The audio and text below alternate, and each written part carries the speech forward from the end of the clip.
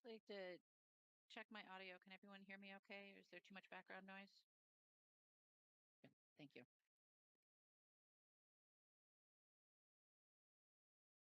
I'm aware that Alder Madison needs to leave by a certain time this evening, as do I. I'm not aware of any absences. Dave, are you? Okay. No, Mayor. Thank you. All right. Well, it looks like we've got everybody. So I will call to order the Finance Committee meeting of Monday, October 14th, 2024, and ask Dave to please call the roll. Council President Figueroa Cole, Here. Alder Verveer, Here. Alder Curry, Here. Alder Madison, Here. Alder Evers, Here. Alder Rummel, Present. Mayor of Quorum. Thank you.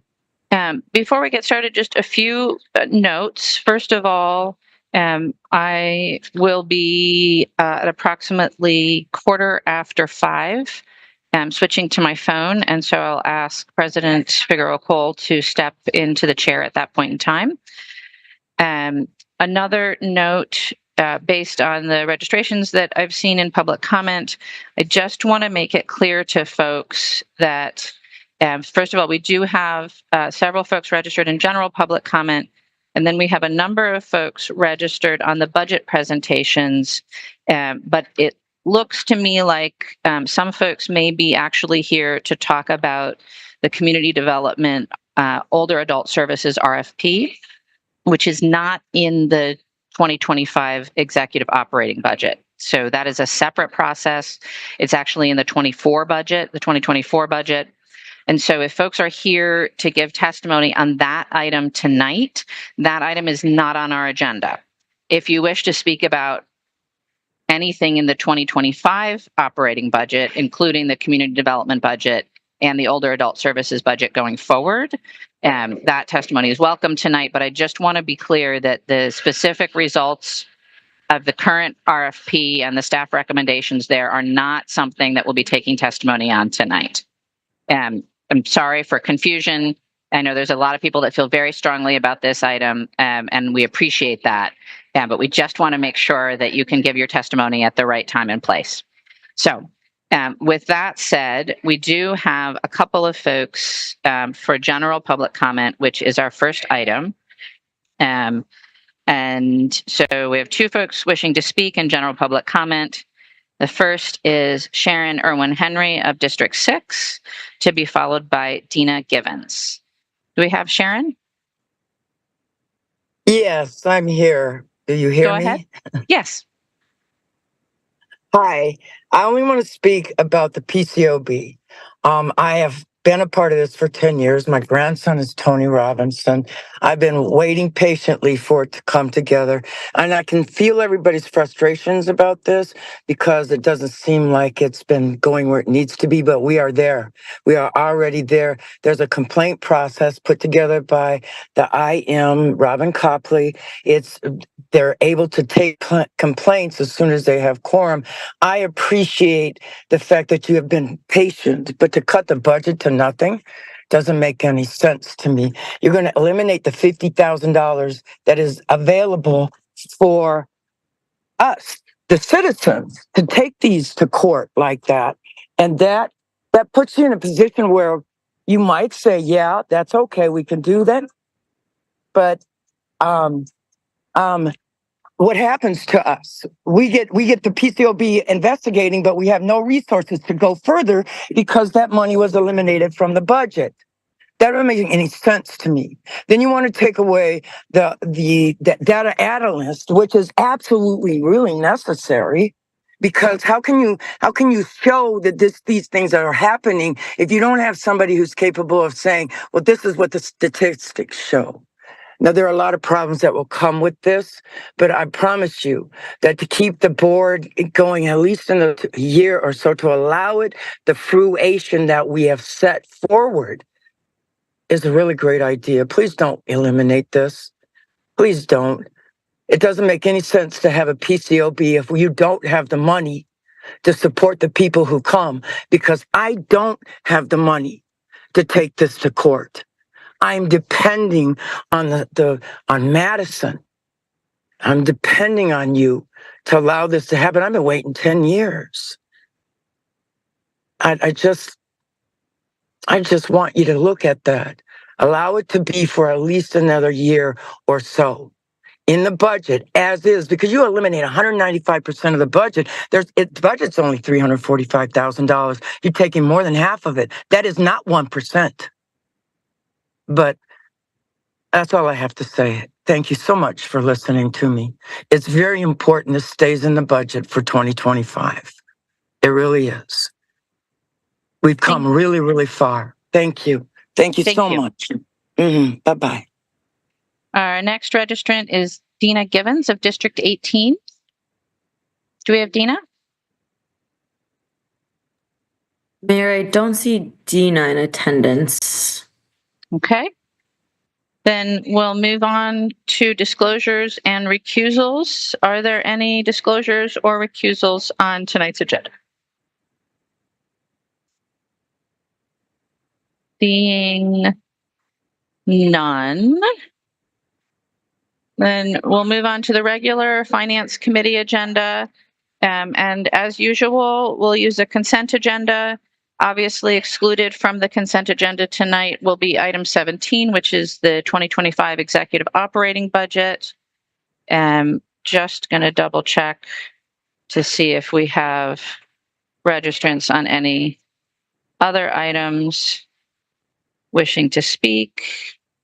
Doesn't look like it. So then, are there other items that members of the body would like to have excluded from the consent agenda at this time?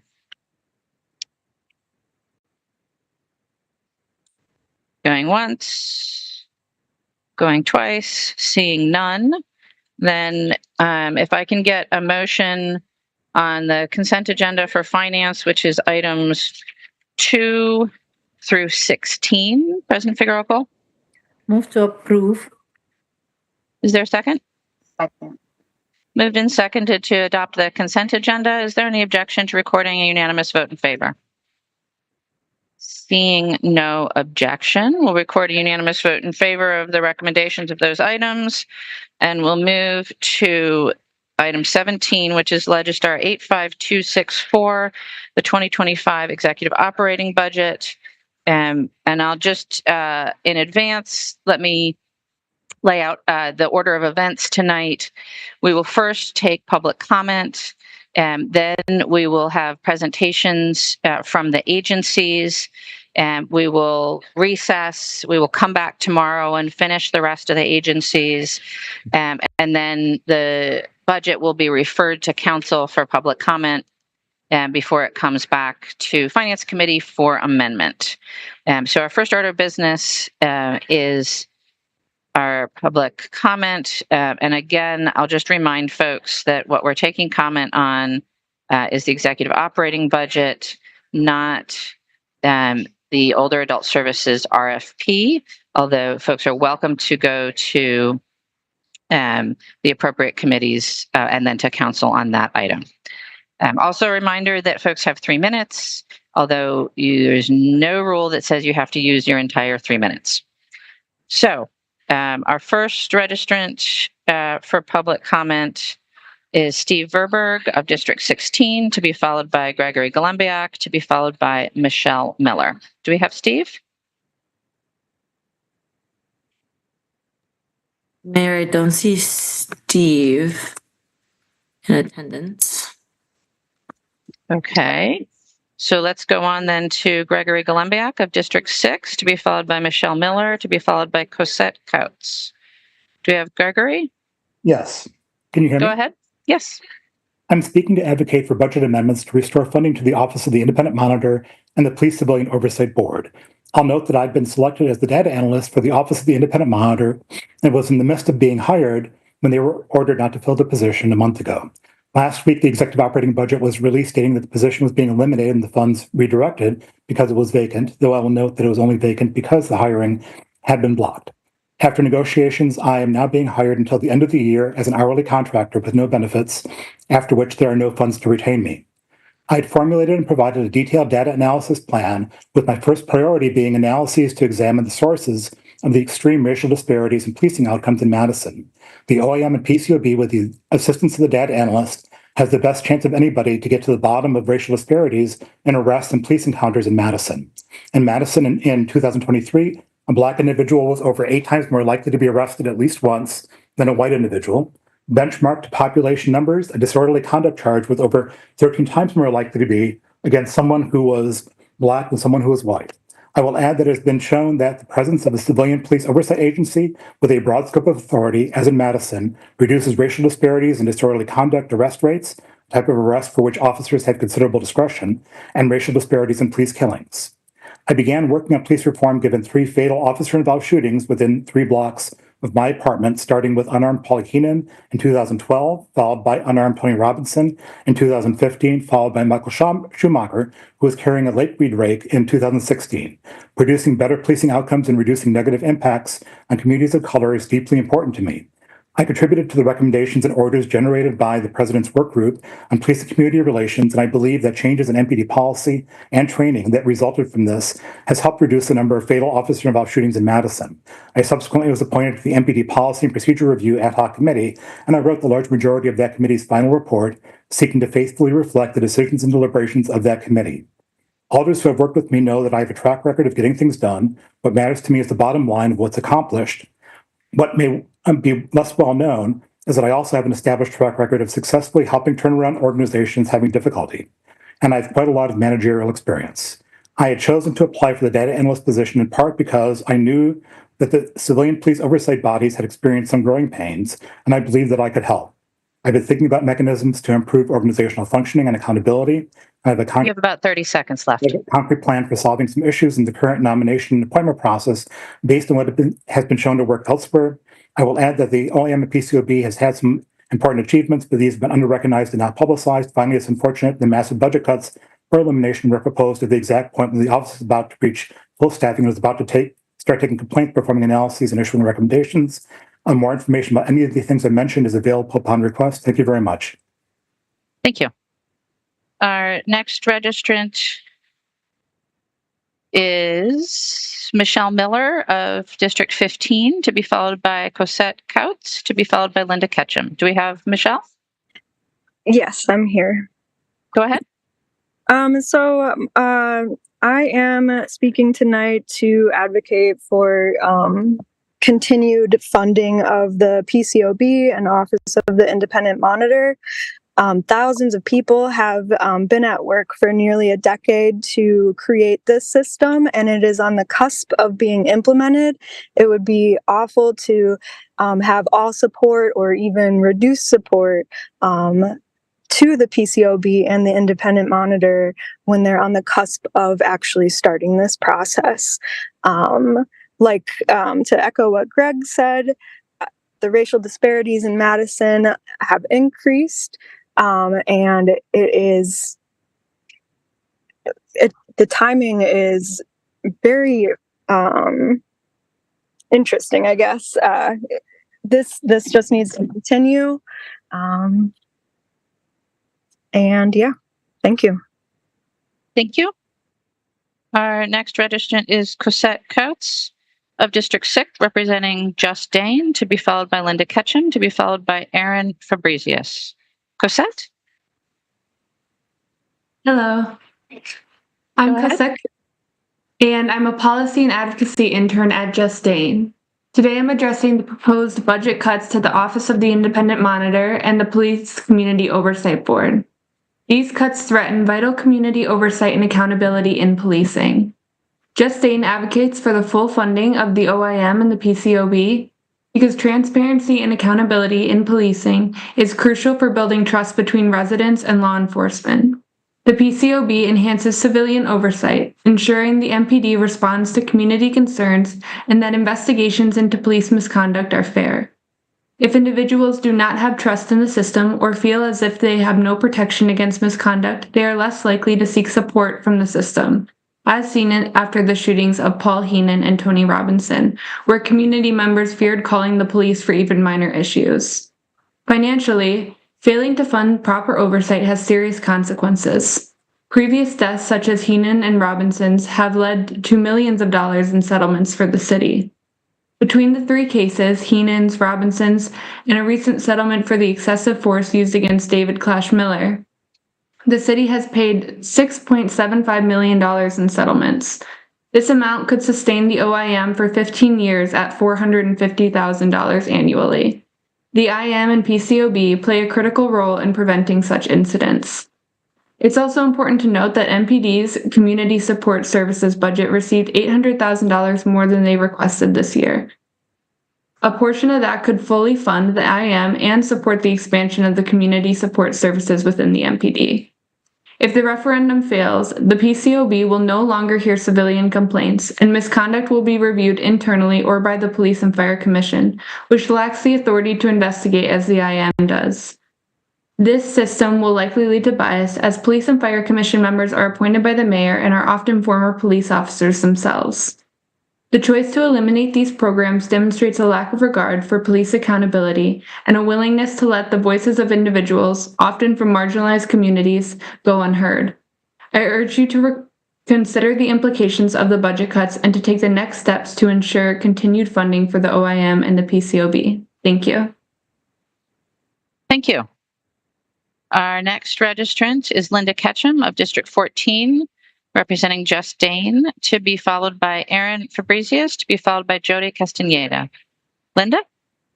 Thank you, Mayor, and thank you for the opportunity to speak this evening. As you said, I'm Linda Ketchum, the Executive Director of Just Dane, and I'm here in that capacity to request amendments to the 2025 Executive Operating Budget. The first amendment is to restore full funding for the Office of the Independent Monitor and the Police Civilian Oversight Board. I served on the MPD Ad Hoc Committee as a representative of the LGBTQ community, but I also brought to that work as a committee member the experiences of thousands of individuals with whom we work at Just Dane, individuals who are disproportionately people of color who distrust and fear the police. Reducing or eliminating the OMI and PCOB is a significant step backward in the effort to increase police accountability, trust, and transparency. We still have significant racial disparities in our community in the areas of policing and arrest. We still have significant distrust and fear of the police. The PCOB and Independent Monitor's Office are poised to fully implement the vision and recommendations included in the OIR report. And without the PCOB and Office of Independent Monitor, MPD will once again lack the transparency and public accountability that created calls for reform of the department in the first place. We cannot afford to go back to the days when we had 1 to 2 fatal police shootings per year, largely of unarmed people of color. We see this as a civil rights issue. We're also requesting an amendment of $20,000 to support the Homeless Services Consortium of Madison-Dane County's Lived Experience Council, or LEC. The LEC is a critical committee comprised of individuals who have firsthand experience with homelessness. The work and insight of the LEC members was invaluable as the city and county developed the new 5-year plan to end homelessness. That plan, Dane Forward, identifies sharing decision-making power with people who have lived experience as one of its key strategies. We believe that it's essential that LEC members be compensated for their time and contributions, as many of the members take unpaid time away from work to participate. The LEC has been receiving support through federal COVID funds, which expired in July of 2023. Due to limited funding this year, many members have not been compensated. At its last meeting, the City County Homeless Issues Committee, on which I served, voted to urge the city and county to allocate $20,000 each to support the members and activities of the LEC. We need the input and contributions of the LEC to effectively address homelessness in our community. If we cut or eliminate the Office of the Independent Monitor and the Police Civilian Oversight Board, You have about 30 seconds left. if we fail to support the work of the LEC, it'll be a powerful statement to our residents about whether we were sincere when we said we want change, we want to do better, we want to make room at the table and increase accountability and safety. Thank you. Thank you. Our next registrant is Aaron Fabricius of District 2, to be followed by Jody Castaneda, to be followed by Bonnie Rothenberg. Aaron? Hi, thank you. I'm one of the New Bridge folks, but I believe I've appropriately threaded the needle for the budget. Thank you for the opportunity to speak before you on the proposed 2025 executive operating budget. My name is Erin Fabrizius, and I am a board member for Newbridge, Madison. And I am here to ask that you increase the older adult services budget in 2025. It is clear that the funding provided in 2024 was insufficient to meet the needs of our community, as Newbridge is facing a 44% funding cut. Newbridge was formed as the result of a merger from the four Madison senior coalitions in 2019. While we are new in name, we have a 50-year track record of successfully providing older adults with the services they need to live independently. We serve 3,500 low-income older adults in Madison, 30% of whom are from BIPOC communities across 15 of Madison's 18 zip codes. Newbridge's budget is being cut by 44% in order to provide 8 new organizations with older adult services funding. I support these new organizations receiving funding, as 1 in 4 Dane County older adults will be 60 plus by 2040.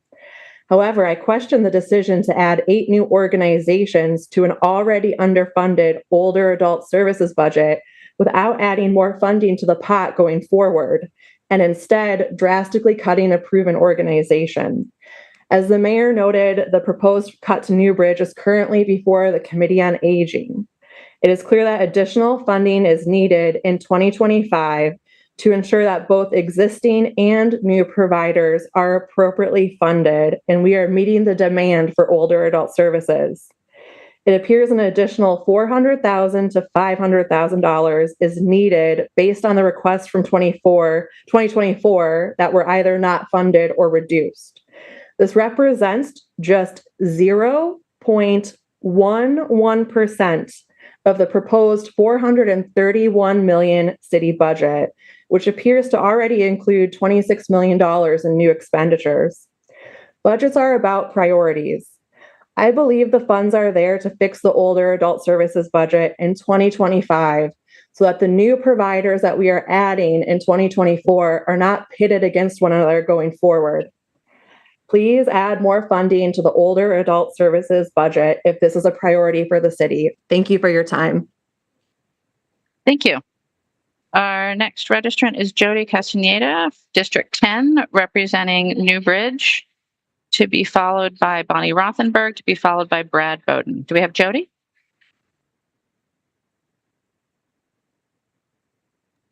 Mayor, I don't see Jody in attendance. Okay. Then Bonnie Rothenberg of District 11, to be followed by Brad Bowden, to be followed by Coy Gardner. Do we have Bonnie?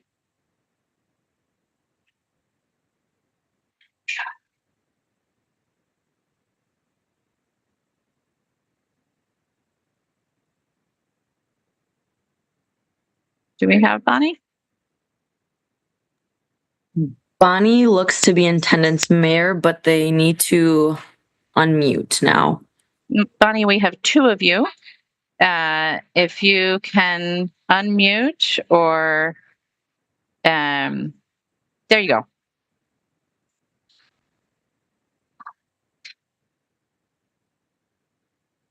If you're speaking, Bonnie, we're not hearing you. It might be a microphone issue.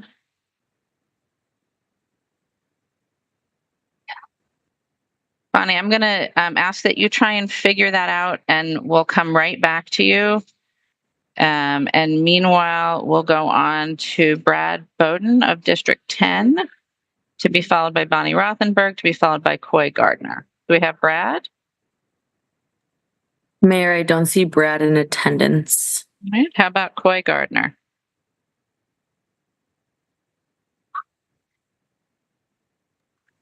Mayor, I'm not seeing Coy either. Okay.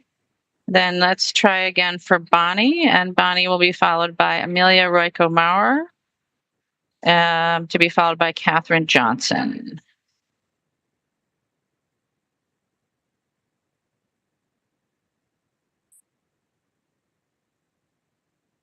You should have a prompt to unmute yourself, Bonnie. And we see you unmuted on one of you on this side. I don't know if you're on two devices, but we're not hearing you if you're speaking. Maybe if you can try the other device.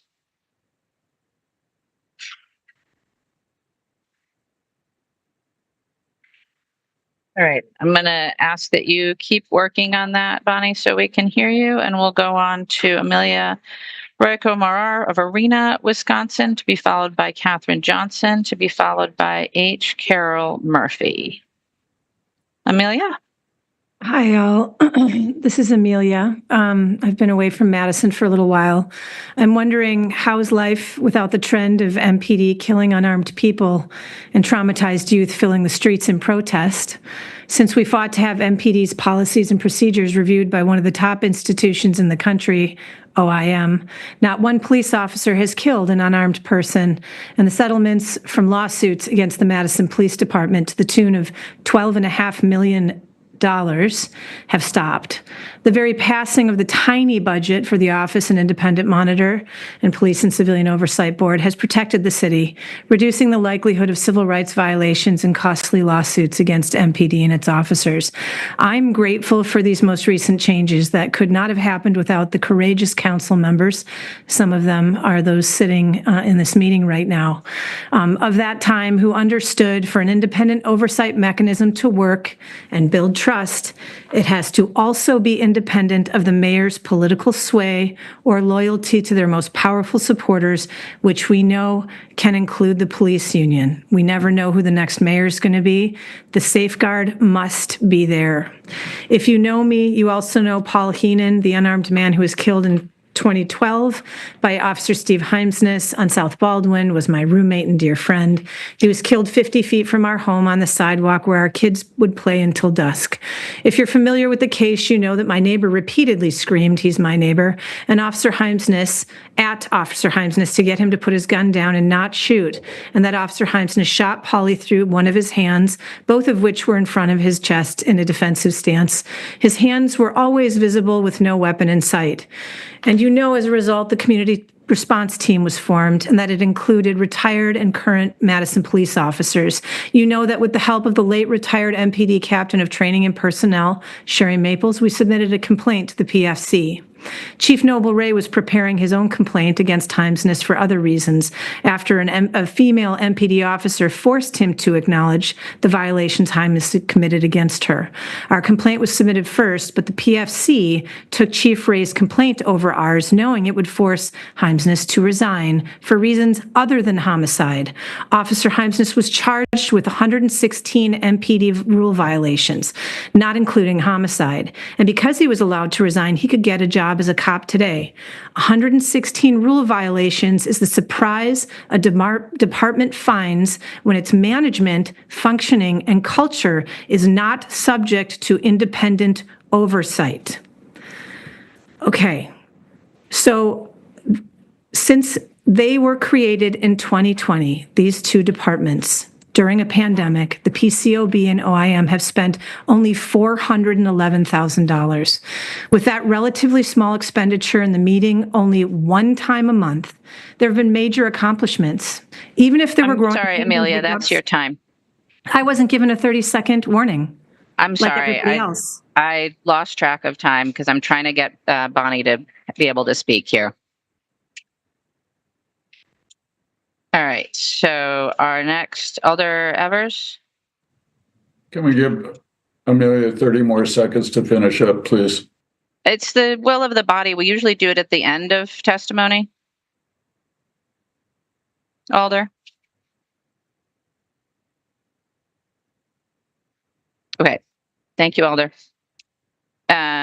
So can we try again for Bonnie, who will be followed by Katherine Johnson, who will be followed by Carol Murphy.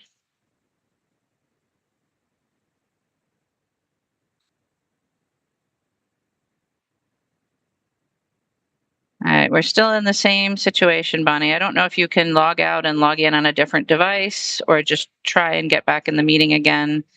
We do see two of you. One of you is unmuted, the other one is not. Might be best to just try again from scratch. and see if we can get you. I promise we will come back to you. All right, thank you. Our next registrant then is Catherine Johnson of District 6, to be followed by H. Carol Murphy, to be followed by Shadira Kilfoy Flores. Catherine? Mayor, I don't see Catherine in attendance. All right. What about Carol Murphy of District 4? Mayor, I don't see Carol either. All right. Shadira Kilfoy Flores of District 6.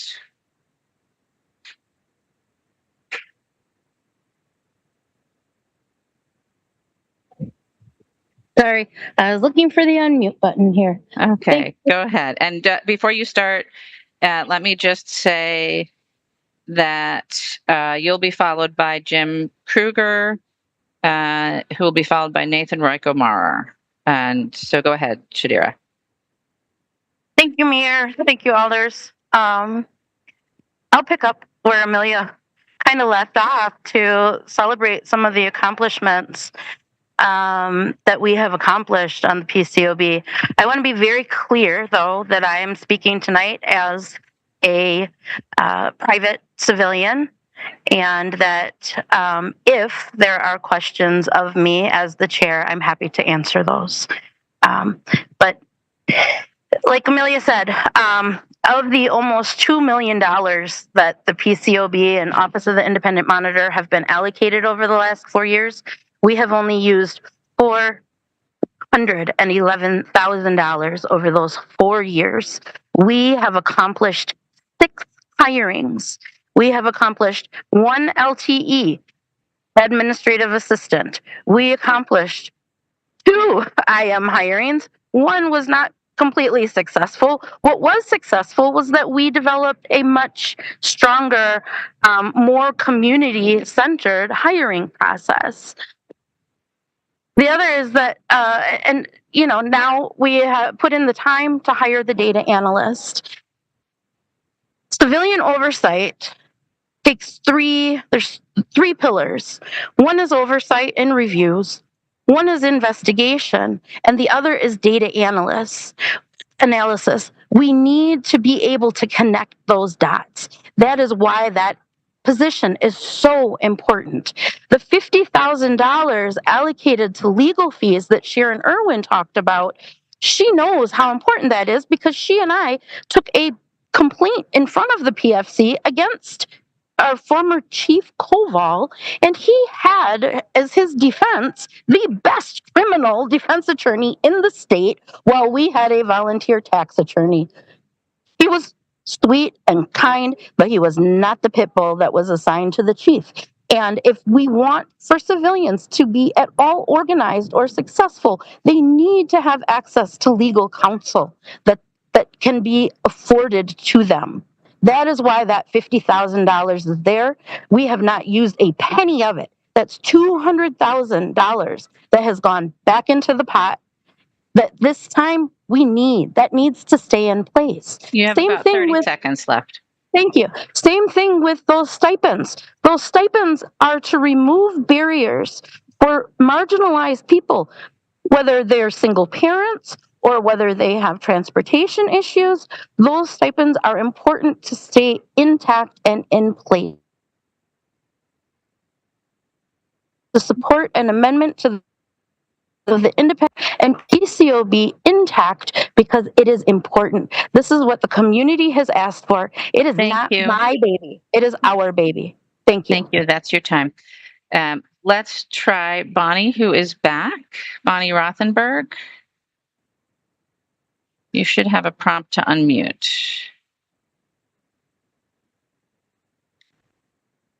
Now?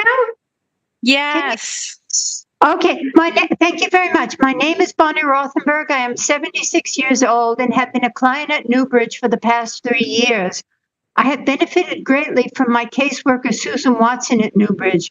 She informed me of various services and grants, helped to fill out applications where needed, and submitted forms for me, as a result of which I received a Section 8 choice voucher, a grant from the Independent Living Support Pilot Program, and help with house chores.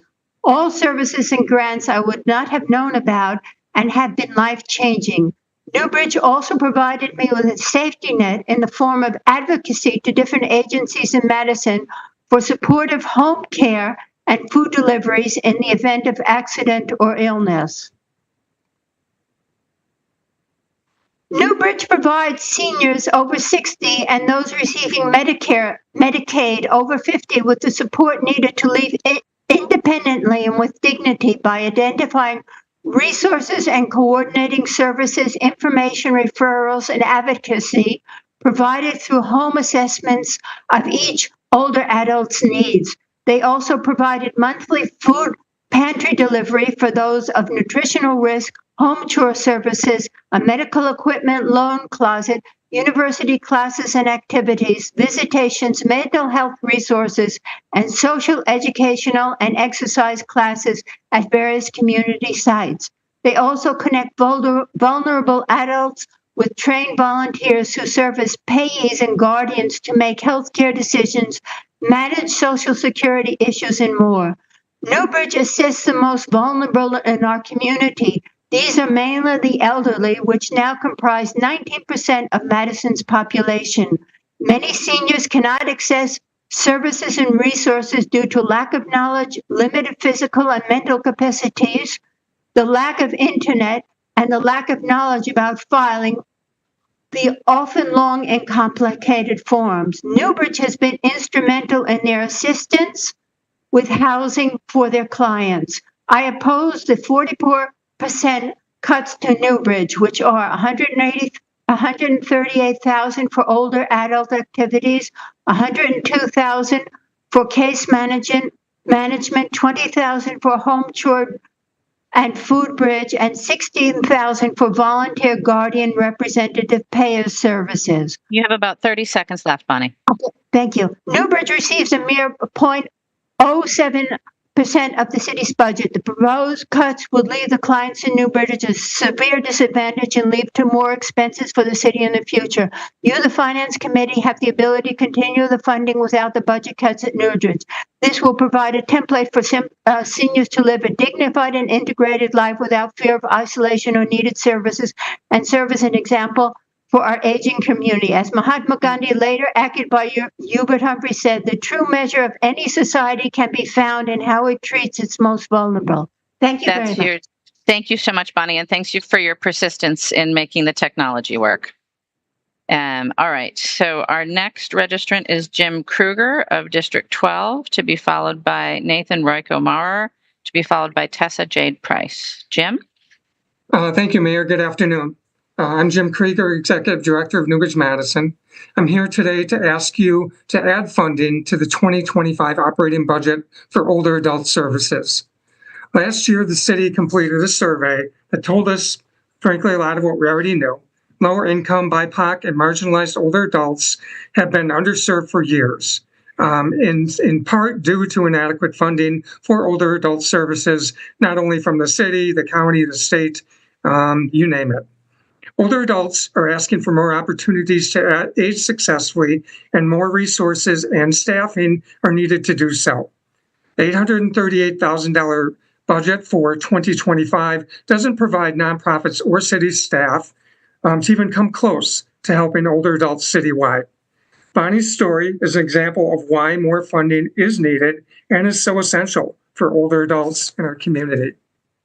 The older adult population, as we probably all know, is growing fast. And quite frankly, we aren't adequately prepared to deal with it.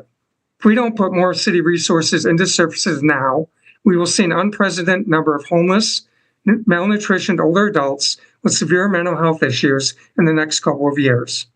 I urge the mayor, finance committee, and city council to find a way to shift some money to immediately address this critical need in the 2025 budget that has been a low priority for way too long. Thank you. Thank you. Our next registrant is Nathan Royko-Maurer of Arena, Wisconsin, to be followed by Tessa Jade Price, to be followed by Maisel Ginsburg. Nathan?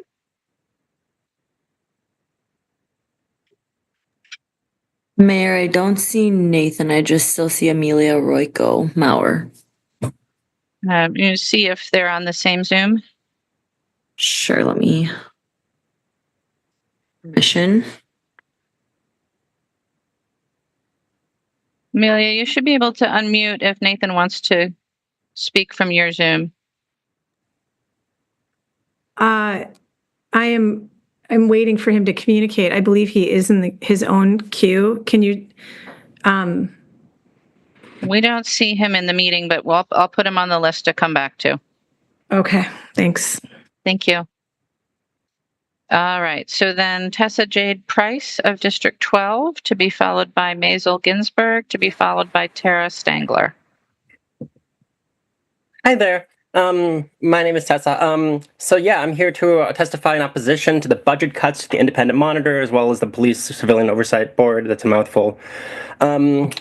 First of all, this is a pattern, I believe, that we see when push comes to shove, vulnerable communities suffer. I think we saw that with the UW Board of Regents cutting DEI recently at the pressure of Republicans in the Wisconsin state legislature. What we see is a pattern of communities without political power, BIPOC people, lower income people, queer people, older people suffering because this is politically convenient in the day of 2024. The police have power, they have money, and they will abuse that power and commit violence without any sort of checks if we pull back all the funding. Diversity and justice is a long-term thing, and rollbacks will set back these vulnerable communities and offer fewer resources to people hurt by the systems that we perpetuate and that we continue to fund with our tax dollars. Madison has a long way to go with diversity, and racial disparities have increased. We need trust in the police by communities because right now it doesn't exist, and you're going to completely destroy that by not offering any sort of recourse for the people policed by them. So yeah, I oppose the cuts on account of the lack of accountability for the police, and I believe this hurts some very vulnerable communities that I care a lot about and that are neighbors as much as anybody else. So thank you. Thank you. I am going to hand the chair over to President Figueroa Cole for the rest of our registrants and rejoin on my phone. Thank you, President Figueroa Cole. Thank you, Mayor. So next on the queue is Tessa Jade Price. Is Tessa in the room? That was Tessa. Oh, I'm sorry. Tessa. Okay, so next on the list is Maisel Ginsburg. Sorry about that.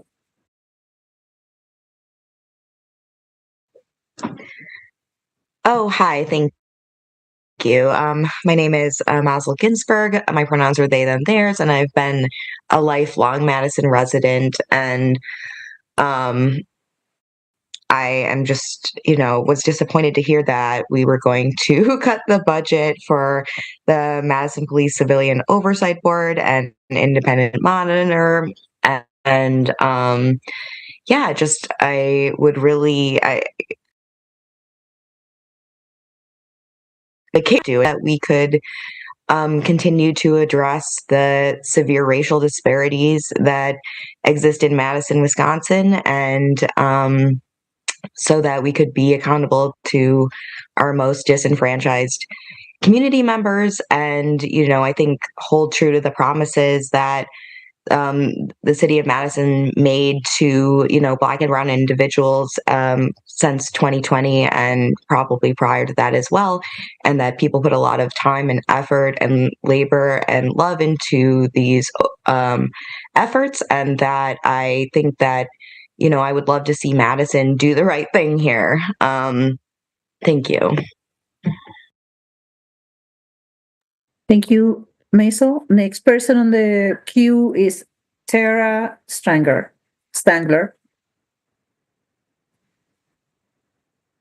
Can folks hear me?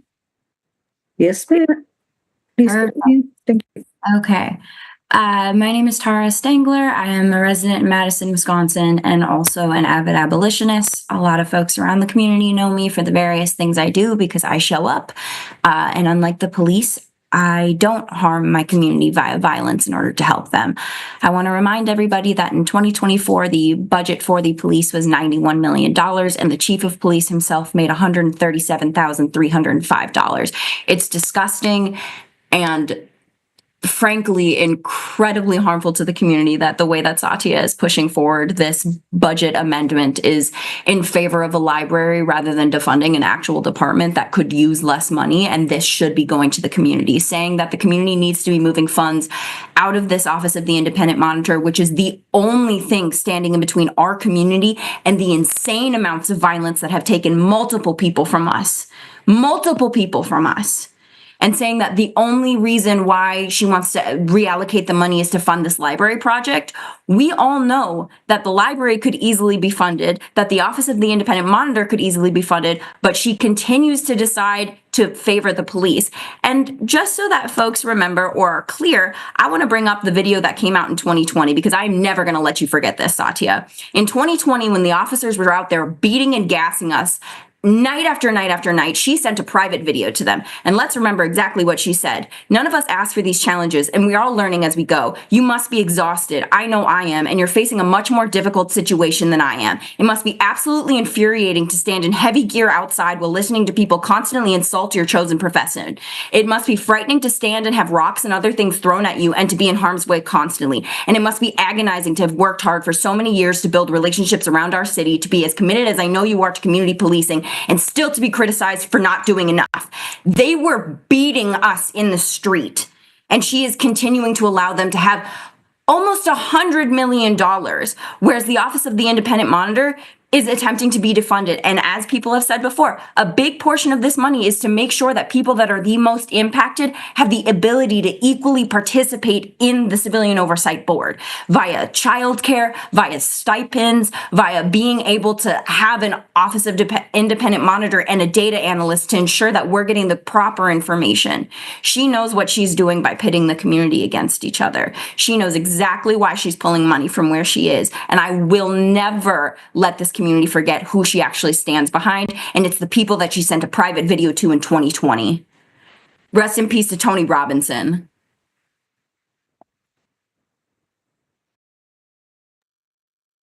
Thank you, Tara. Next on the list is Erica Back, followed by, Erica Back, please.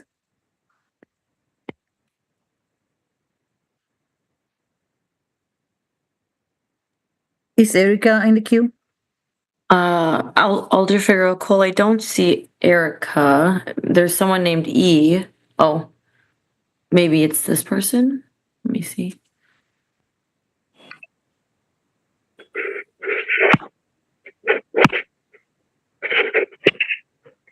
Hi, Vice President and members. Are you able to hear me? Yes. Okay, thank you so much, everyone. I really appreciate the difficult questions that come up every year when you do the budget. I myself have had to move out of Madison, where I was born and raised, and returned after 20 years due to the cost and the lack of disability-related housing.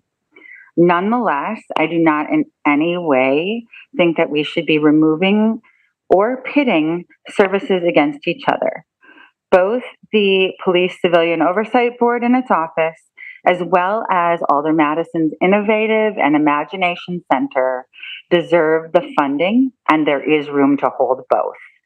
To pit the health and human needs, safety and community, and our next generation's access to learning against one another is frankly beyond reproach. You are pitting creators of color against one another and failing to hold the Madison Police Department accountable.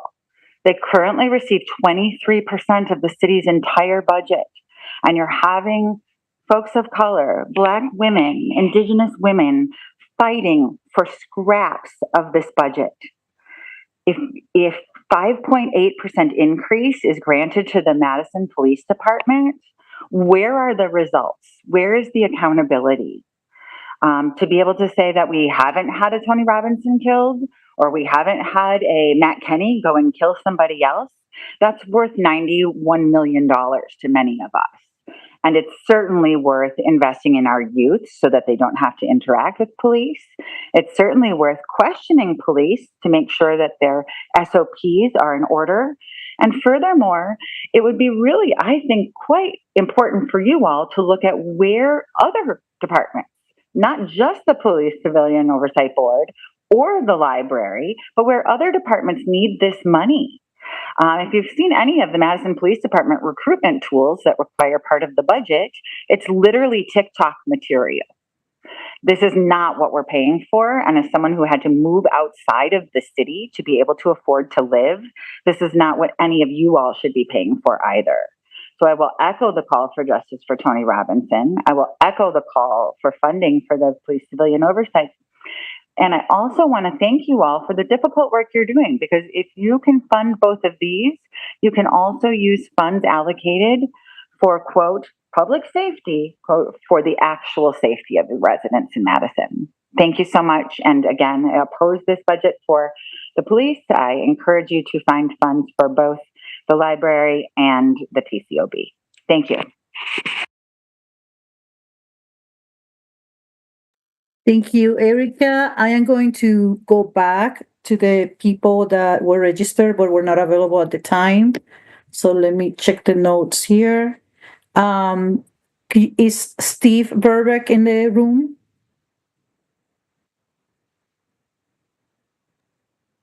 President Figueroa, I don't see Steve in attendance still.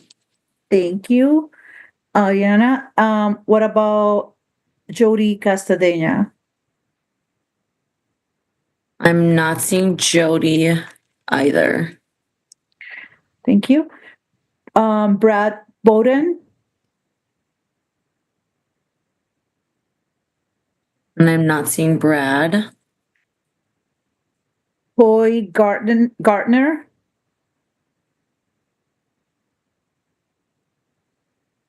Not seeing Boyd either. Catherine Johnson from District 6?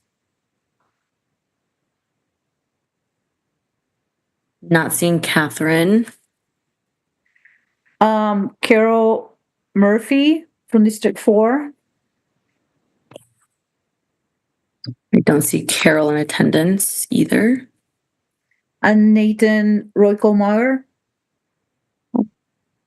There he is. Nate, his hand is raised. Hello, thank you, members of the Finance Committee. Thank you for the opportunity to speak. My name is Nathan Royko-Meyer, longtime resident of Madison, friend and former roommate of Polly Heenan, and member of the Community Response Team, one of the groups that have spent the better part of a decade pursuing the creation of an independent oversight and accountability mechanism for the Madison Police Department, so that the deaths of our friends and neighbors, 3 in a 3-block radius in that same decade, were not for nothing. I urge you to amend the mayor's operating budget to restore full funding for the Office of the Independent Monitor and the Police Civilian Oversight Board. These bodies are essential for our city's future well-being and should be funded like other city departments, not singled out for cuts and tossed like crabs in a barrel to battle for funding with other worthy recipients, like the Imagination Center at Rindall Park, when there are certainly areas of government that could sustain what amounts to relatively modest cuts instead. Madison's PCOB and OIM are among the most advanced civilian police oversight agencies in the nation, praised by Barack Obama and serving as a model for other cities. Since 2015, lawsuits and complaints against the Madison Police Department have cost over $12.5 million, ultimately burdening taxpayers. The OIM and PCOB will help prevent civil rights violations and costly lawsuits. Fatal police shootings in Madison have decreased, especially of unarmed individuals, due to the promise of increased accountability. The creation of the OIM and PCOB in 2020 has led to significant achievements with a modest expenditure of $411,000, including hiring key staff, developing data analysis plans, as have already been mentioned, and establishing complaint handling processes. These agencies bridge the gap between marginalized communities and the police, fostering trust and addressing racial disparities in policing outcomes. Madison still has stubbornly high racial disparities in arrests and charges, which the OIM data analyst aims to understand and mitigate. Where else will these issues be directly addressed with hard data analysis and the possibility of enforceable change to make things better? The OIM and PCOB were key recommendations from a top-to-bottom review of MPD, crucial for implementing broad reforms, and defunding these agencies now, just as they are becoming fully operational, would be a grave mistake. This is a moral issue affecting marginalized community and is a moral decision facing this city. Please stand on the right side of history. Thank you. Thank you, Nate. Refresh the list, and I have Nathan Ferguson from District 4 wishing to speak.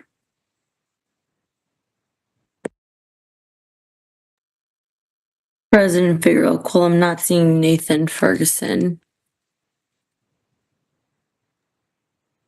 Okay, I think if I'm not mistaken, that is our registered speakers for this item.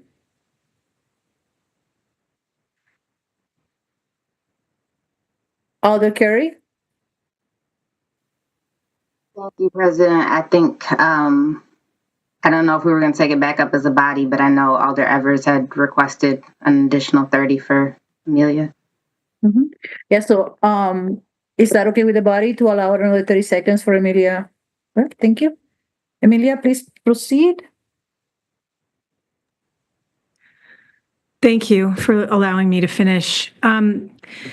This is only phase one of the OIM and PCOB, and without a doubt, there have been hiccups. For example, the city only followed through with giving the OIM an office last Thursday. Additionally, the mayor allowed the former union attorney, Andy Schauer, to be the attorney that oversees the PCOB. If that isn't a conflict of interest, he defended Matt Kenny and Steve Heimsness. Talk about undermining. Anyway, give them the time that they deserve to open shop and hear some complaints. No politicians have delivered on all their campaign promises in the first term. So please, don't unfairly punish this group when they are doing what no other city has done in the state and accomplished a significant number of their promises in the first term. Thank you so much. Thank you, Amelia. Are there any questions for the registrants?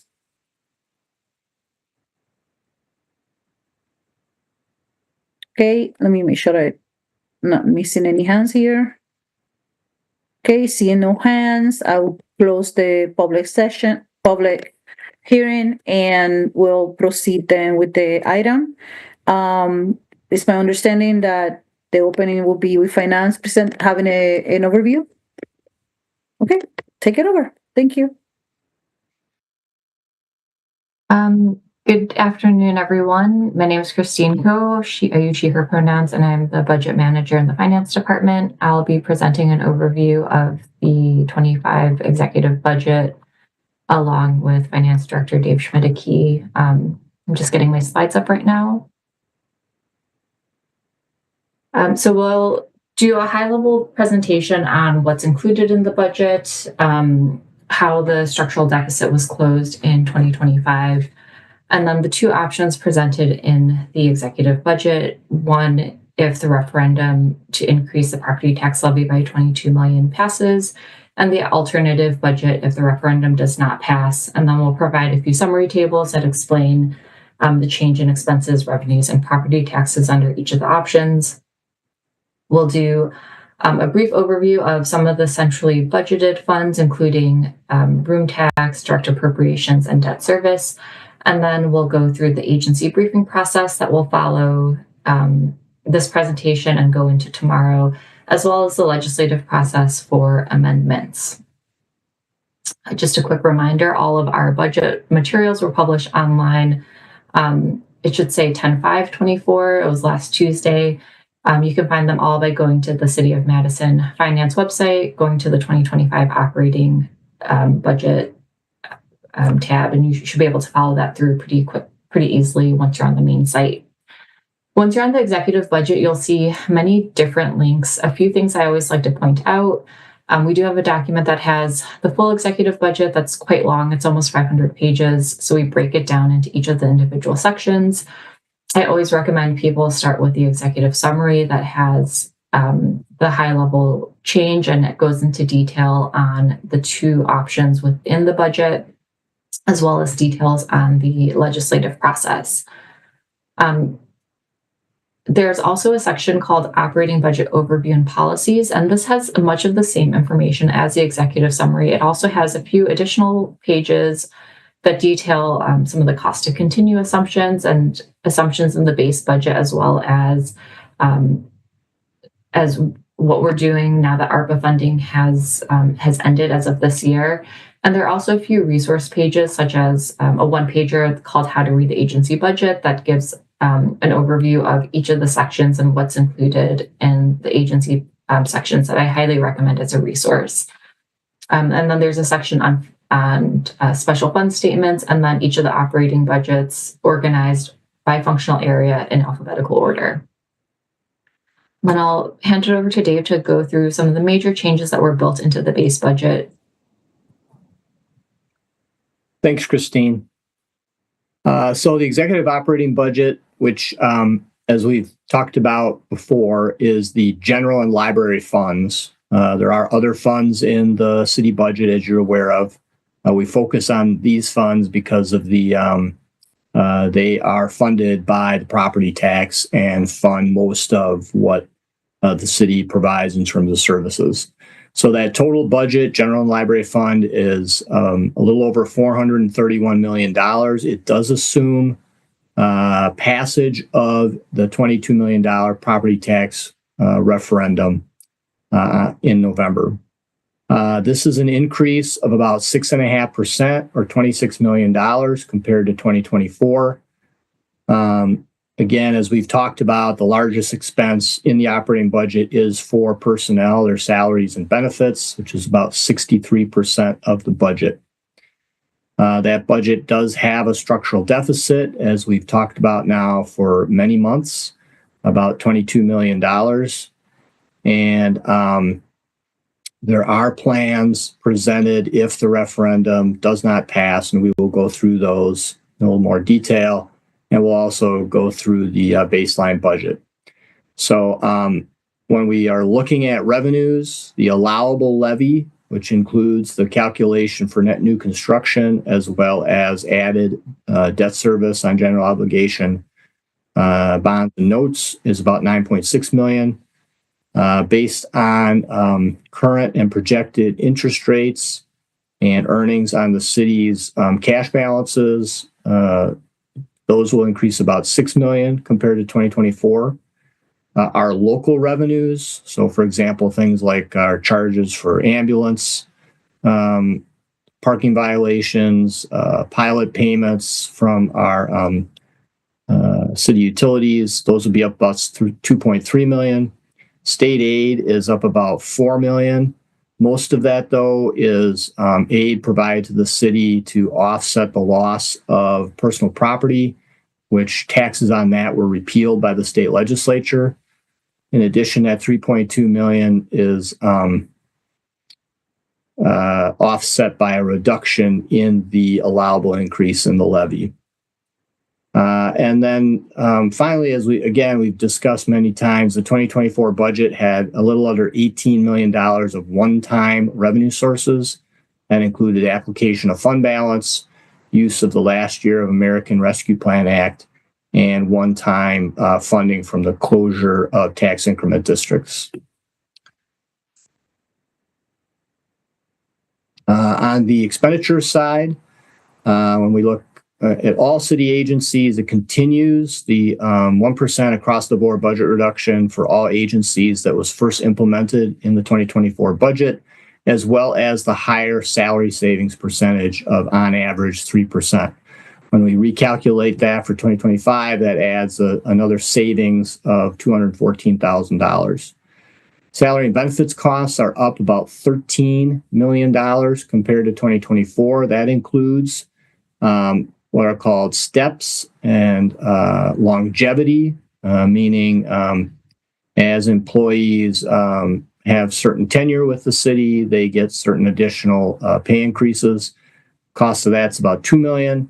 There's also in this budget a 3% cost of living increase for all employees. That cost of that's about $6 million. And then there's health insurance and retirement pension system rate increases, which together total a little under $4 million. Debt service is up about $4 million.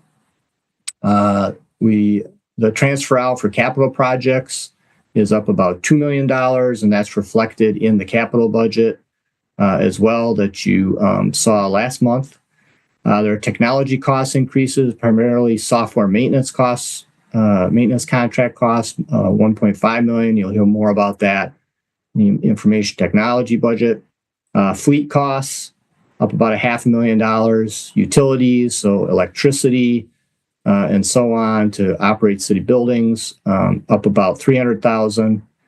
We do a cost allocation process each year, and the cost of central services allocated to non-general fund agencies has gone up, and those billings will go up, which is in effect a revenue to the general fund of a little under $500,000. There's $1.2 million to help fund shelter operation costs, which had been funded by American Rescue Plan Act funding that ends in 2024. Funding's removed from the clerk's office budget to reflect moving to an odd year election cycle. And the subsidy for Metro is increased by $2.7 million for a total of $18.4 million. That does reflect, and you probably recall that in the 2023 budget, the subsidy was reduced by $7 million to the benefit of the general fund, with the commitment that would be repaid, that $7 million would be repaid over a 3-year period. This is the second year of that repayment. And then the city's share of the public health department operating budget is increasing by a little under $500,000 for a total increase of a little under, or a total amount of transfer of about $11 million in 2025. So as Dave mentioned, the main executive budget does assume the passage of the property tax levy referendum. And the main document of the budget, most of those 500 pages and all of the agency-specific budgets assumes the referendum passes. There are some reallocations within that budget, but it's mostly a cost to continue budget. Option 2, what we're calling the alternate executive budget, is the plan for what happens if the referendum does not pass and the $22 million gap has to be closed through other sources. And the main components of that are introducing a new special charge for infrastructure costs to recover $10 million, applying about $6.5 million of fund balance, and having about $5.5 million in budget cuts. So looking at the main executive budget, as I mentioned, this is primarily a cost to continue budget with some allocations and reallocations and adjustments. The first thing to note is that it adds 2 net new positions. One is funded by the general fund and one is non-general funded. So these positions are adding 1 general fund CD technician to support the creation of a finance and compliance unit and the community development division. There's also a reclassification of a position within CDD to act as a manager for the new unit. The budget adds 2 street machine operators to the streets division for trash and recycling pickup. One of these positions would be funded by the general fund and the other through the resource recovery special charge. And then it removes funding and position authority for the data analyst in the Office of the Independent Monitor. So the 3 additions and 1 reduction is the 2 net new positions. In terms of revenue, the executive budget adds $50,000 in revenues from new and increased fees for building inspection activities for things such as sign permit applications. There are some reallocations that are occurring within an agency budget. So within CDD and public health, there's reductions for certain contracted services and reallocations to a higher priority within the agency budget. And then there are interagency reallocations. So that's a reduction in one budget that's increasing another agency's budget. So there's a reallocation, a cut in OIM that's going where the funding is being reallocated to library for the Randall Imagination Center startup costs. And then there are just a number of other adjustments in several agencies. There's a reduction of funding for memberships and direct appropriations, and this includes cutting funding for the League of Wisconsin Municipalities. There's a reduction of funding for conferences, training, and travel in the mayor's office. There's a reduction of funding for hourly staff for operating the Sunday hours at the drop-off sites in the streets division. And there's a charge to CDA for administrative support that's currently funded by the general fund. That's a reduction in the finance department budget. And in addition to the fiscal changes within the budget proposed as a policy change to increase purchasing thresholds for a number of contracts and RFP processes, from generally from $50,000 to $75,000. And we believe that raising these thresholds will reduce the number of formal proposals and create operational efficiencies and save time both in the finance department and in all of the agency staffs for staff and agencies who have to issue these RFPs and follow procurement rules. The second option is the alternate executive budget. So this is what happens if the referendum does not pass on November 5th.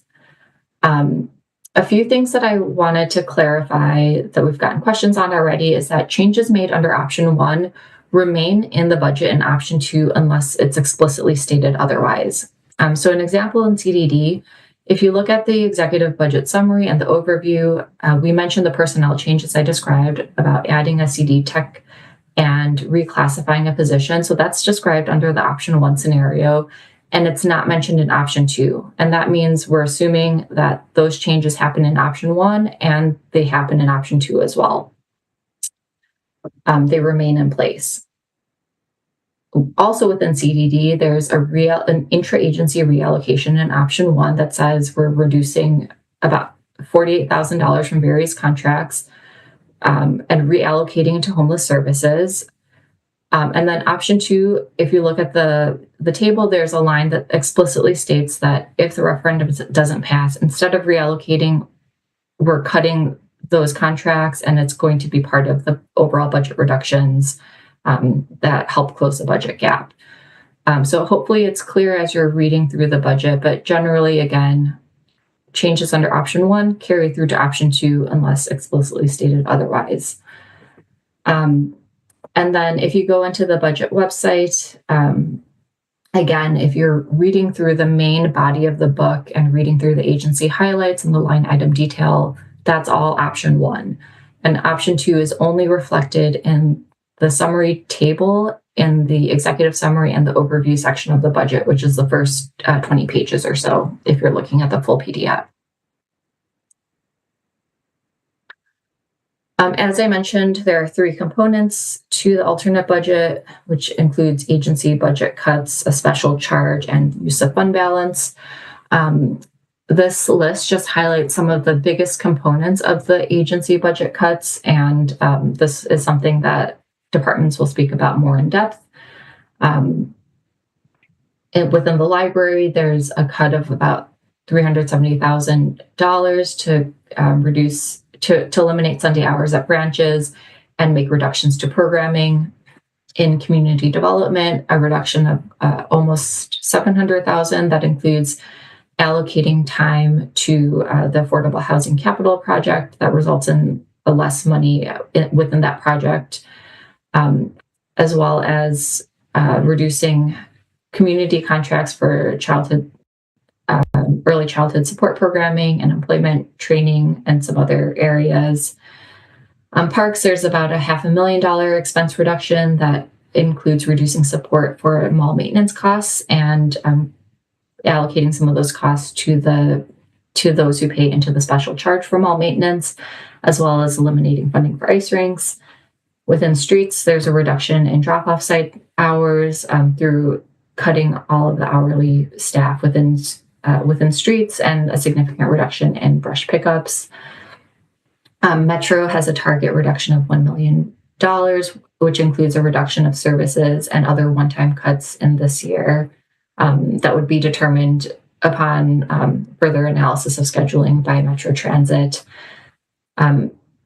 Between mayor and council, there's a reduction of almost $250,000 that significantly reduces non-personnel costs for memberships, interns, trainings, and also reduces a portion of a staff position in the mayor's office. Police and fire also had a reduction collectively of $500,000 that would target civilian staff, vacant positions, as well as non-core services. And some of those reductions would be at the discretion of the police and fire chiefs to determine.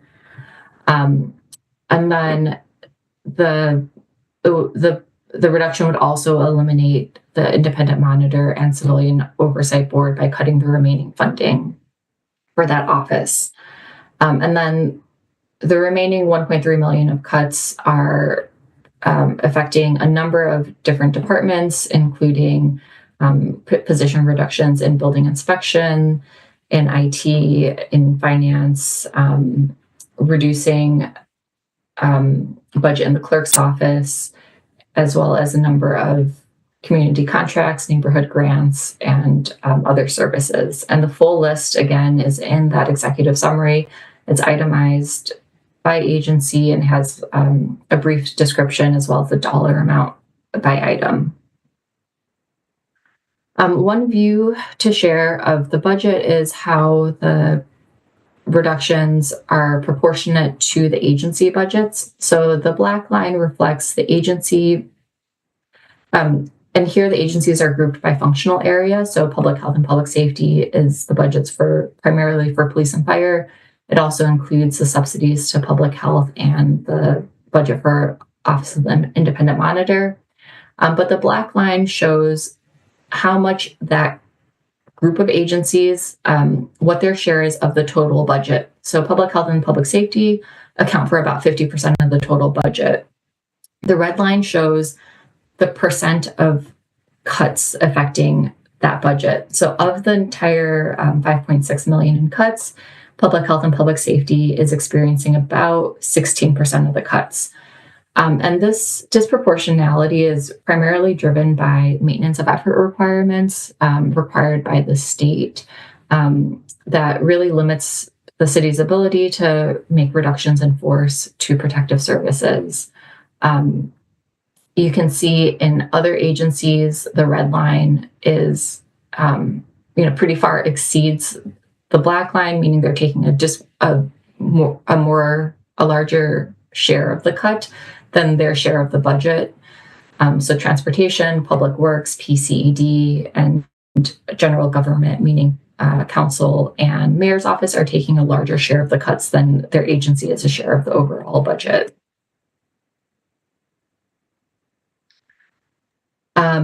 Some other changes, as I mentioned, the remainder of the budget gap would be closed by implementing an infrastructure special charge that would recover $10 million of expenditures related to infrastructure maintenance. And this is work primarily performed by the Traffic Engineering Division, as well as a portion of streets expenses.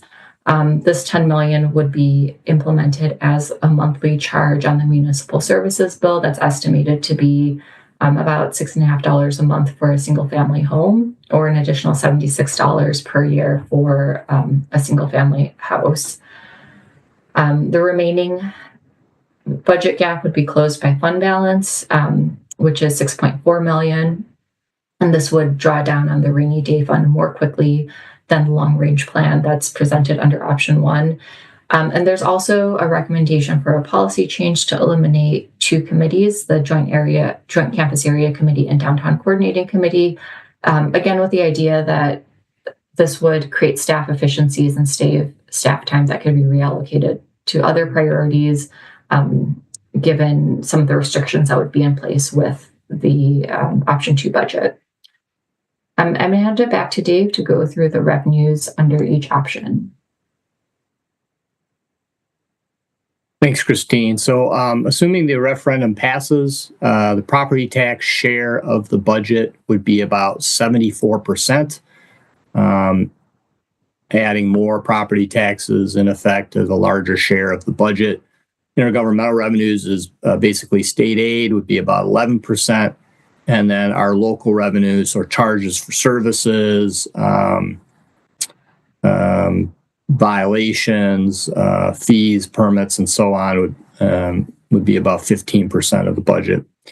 If the referendum does not pass under the alternative or option 2, as we've described it, a little less reliance on property taxes, that would be picked up through the cuts that Christine described, as well as the new infrastructure special charge, and as well as that fund balance, as you see there, which would be about 2% of the budget. State aid would be a slightly larger share of the budget. Local revenues would be about the same. Again, comparing the two options, when we look at the property tax levy, you can see the dollar amounts there, really a $22 million difference between the allowable levy of $296 million, and then if the referendum passes, it'd be $318 million. 3.4% increase in the levy under the allowable levy, 11% increase in the levy if the referendum's approved. When we look at local revenues, that includes fund balance. So you can see there the $6.4 million difference between the executive budget, option 1, and the alternative, option 2, and the use of fund balance. And the share of the budget, state aid, be a little under $50 million under both options. Looking at property taxes, we talked about the increase. The mill rate would go down under the allowable levy amount, assuming the referendum is not adopted. So it would go down about 4.6%. Mill rate would go up about 2.5% if the referendum's adopted. And then you can see the taxes on the average value home under both options, with taxes going up about 2.8% or $83 annually under the allowable levy, and $313 or a little over 10%, assuming adoption of the referendum.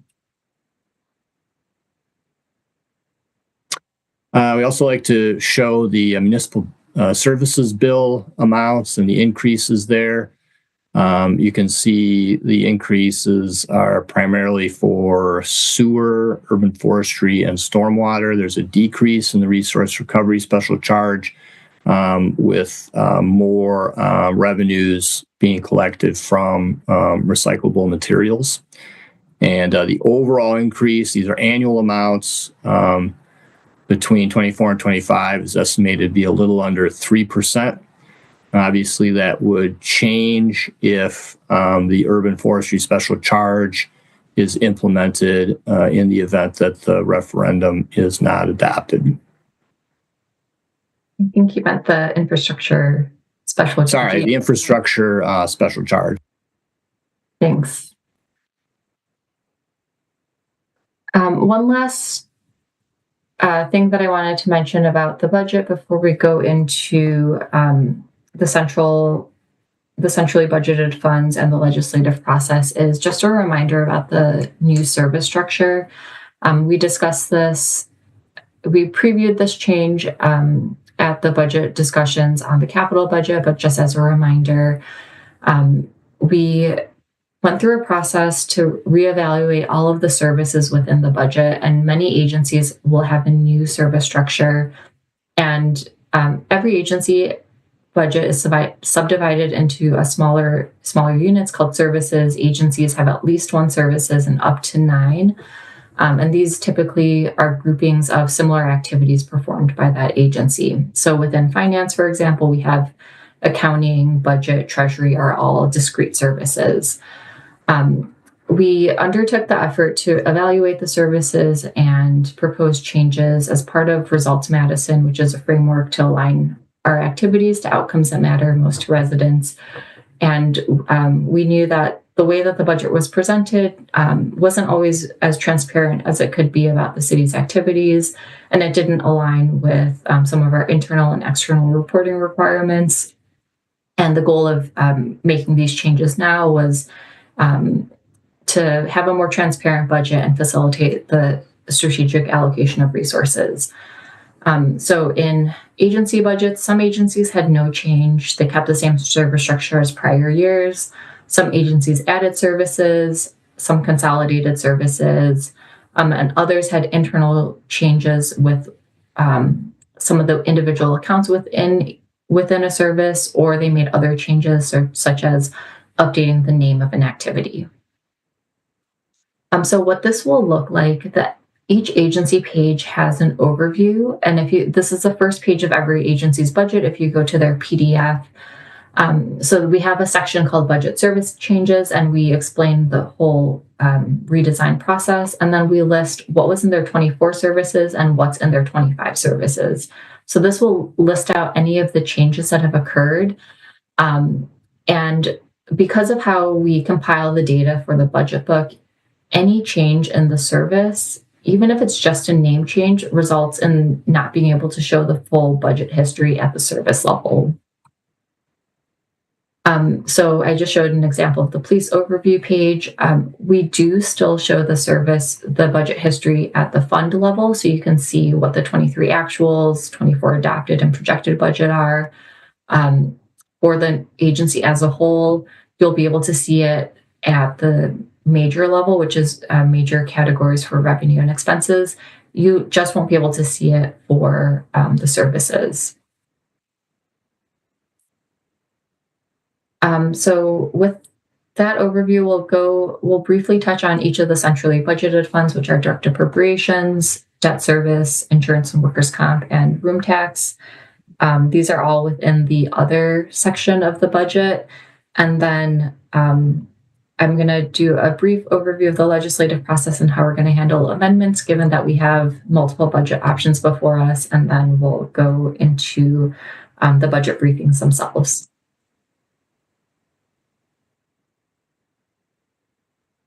Thanks, Christine.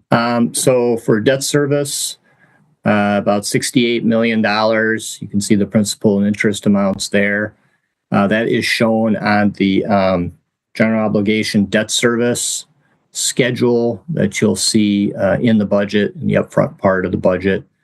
And listed on that page is all of the funding sources that pay debt service, including the reoffering premium, and which is about $10.6 million, which, as you recall, was the amount received from the debt sale back in August. And those amounts have to be used to pay debt service, which then reduces the amount of overall debt service and the net amount paid by the general fund. The direct appropriation to capital projects is somewhat connected to that amount.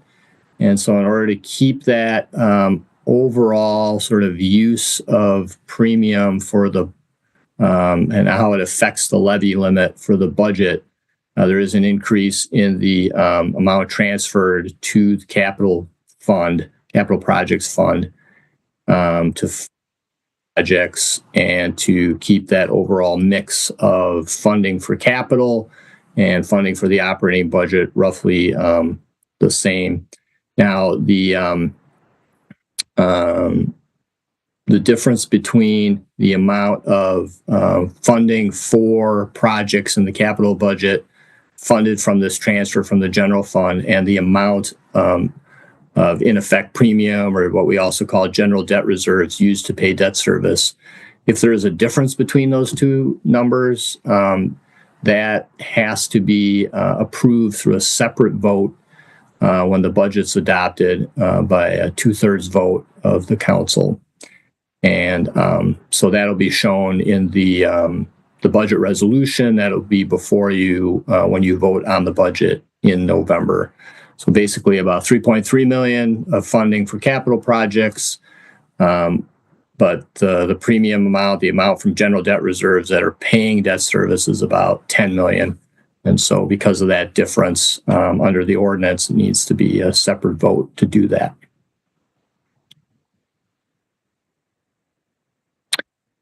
We also have direct appropriations. So these are, again, a schedule. It's an actual, you'll see it listed in the agencies. And this is where we centrally budget certain things. For example, memberships, citywide studies, and things like that. So under the purchase services area, there is reductions in funding for memberships. You can see them listed there, including the League of Wisconsin Municipalities, the Wheeler Report, and so on. It's a savings of about $73,000. You may recall there was funding for a compensation study that's currently underway. It's in the 2024 budget, and which should be completed yet this year. So that one-time money is taken out of the budget. The city provides 20% of the operating cost of the zoo to Dane County. And that increase in cost is shared between the general fund and the room tax fund. So the general fund shares about $52,000. And then there's some increase for new rates for the federal and state liaisons. The contingent reserve is increased to keep pace with the increase in expenditures, with that policy goal of 0.5% set aside for the contingent reserve, 0.5% of total expenditures. Debt service payments are up, as I said, about $4.3 million. We also fund debt service for affordable housing from the general fund. Slight change there. I talked about the capital projects, the direct appropriation for that, as well as public health, the subsidy increase, and the subsidy increase for Metro. So all of which is shown in this direct appropriations area, as well as under those distinct budgets for public health and Metro. We also budget for insurance and workers' comp through rates that are charged to each of the agencies. And on the insurance fund, based on anticipated claims, that rate is going up $700,000. And then we were seeing increases in premiums for liability and property insurance. And then we do increase the net asset goal, and that's tied to an increase in deductibles that the city has to pay on its insurance, liability insurance. Workers' comp is well funded, so those rates are going down about $500,000, so we're somewhat offsetting the increase for the insurance rates. There is some slight increase to fund balance in both of those funds.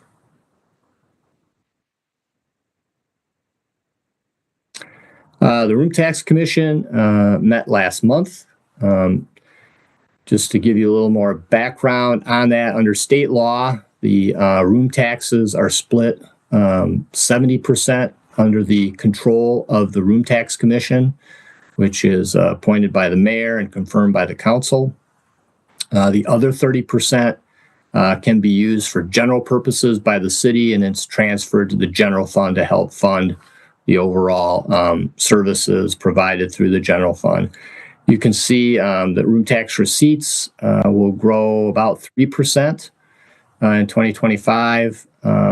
The Destination Madison, or the Convention and Visitors Bureau, they have a contract with the city where they receive 28% of the prior year actual room tax collections, and so generates the amount that you see there. There's a small amount for tourism marketing activities, so art, music, events such as Dane dances and so on are funded from that. Large share of the room tax goes to fund Monona Terrace operating costs, as well as a portion of their capital costs in terms of cash, and then repays debt issued to fund Monona Terrace capital projects as well. There's funding for the city's contribution under the agreement with Overture Center. There's also the zoo funding I mentioned. The room tax also supports about half the cost of operating Olbrich Gardens, and provides an amount to the Alliant Energy Center, which is a legacy of the former Town of Madison agreement with the Alliant Center. And then the 30% for the general fund is about $6.5 million.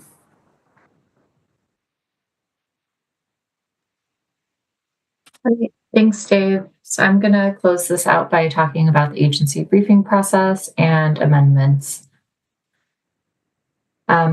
So for agency briefings, a copy of the slides have been attached to the Legistar file for this item. Each agency has a very simple presentation that's just 2 slides that has a copy of some of the key tables from their budget book.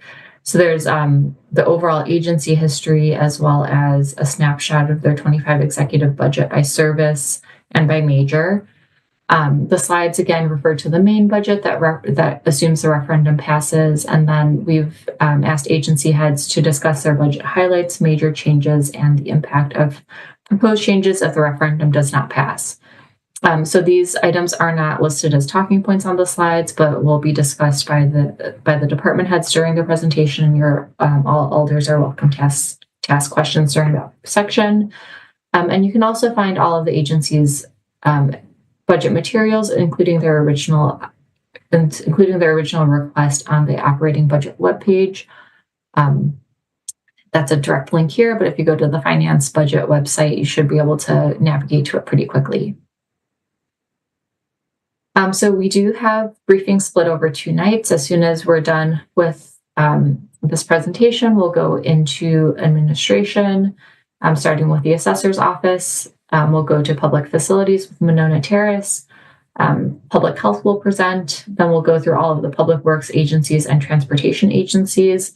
And then we'll resume again tomorrow at 4:30 with general government, with municipal court. Historically, the Common Council and Mayor's Office have not presented separately, and we've covered them in the agency overview as part of the section on agency budgets and central budget funds. But we are having each present this time around because there are some reductions related to their agencies that are open for discussion. We'll have the remaining administration agencies, PCED, library, and then the remaining public health, public safety agencies. This is a reminder about the overall budget timeline. So a few things that I want to point out. Right now, we're here in step 2 for operating, which is the briefings that are today and tomorrow. And then starting on Wednesday, alders can reach out to discuss amendment ideas. You'll have until Wednesday the 25th. You'll have until the 25th to finalize amendments. We're asking that you reach out to us with your ideas by Wednesday at noon. You don't have to have a fully formed amendment at that point in time, but we do need to know your intention to submit an amendment by Wednesday at noon. And we publish amendments by Friday at noon, or a little bit after, but before end of day.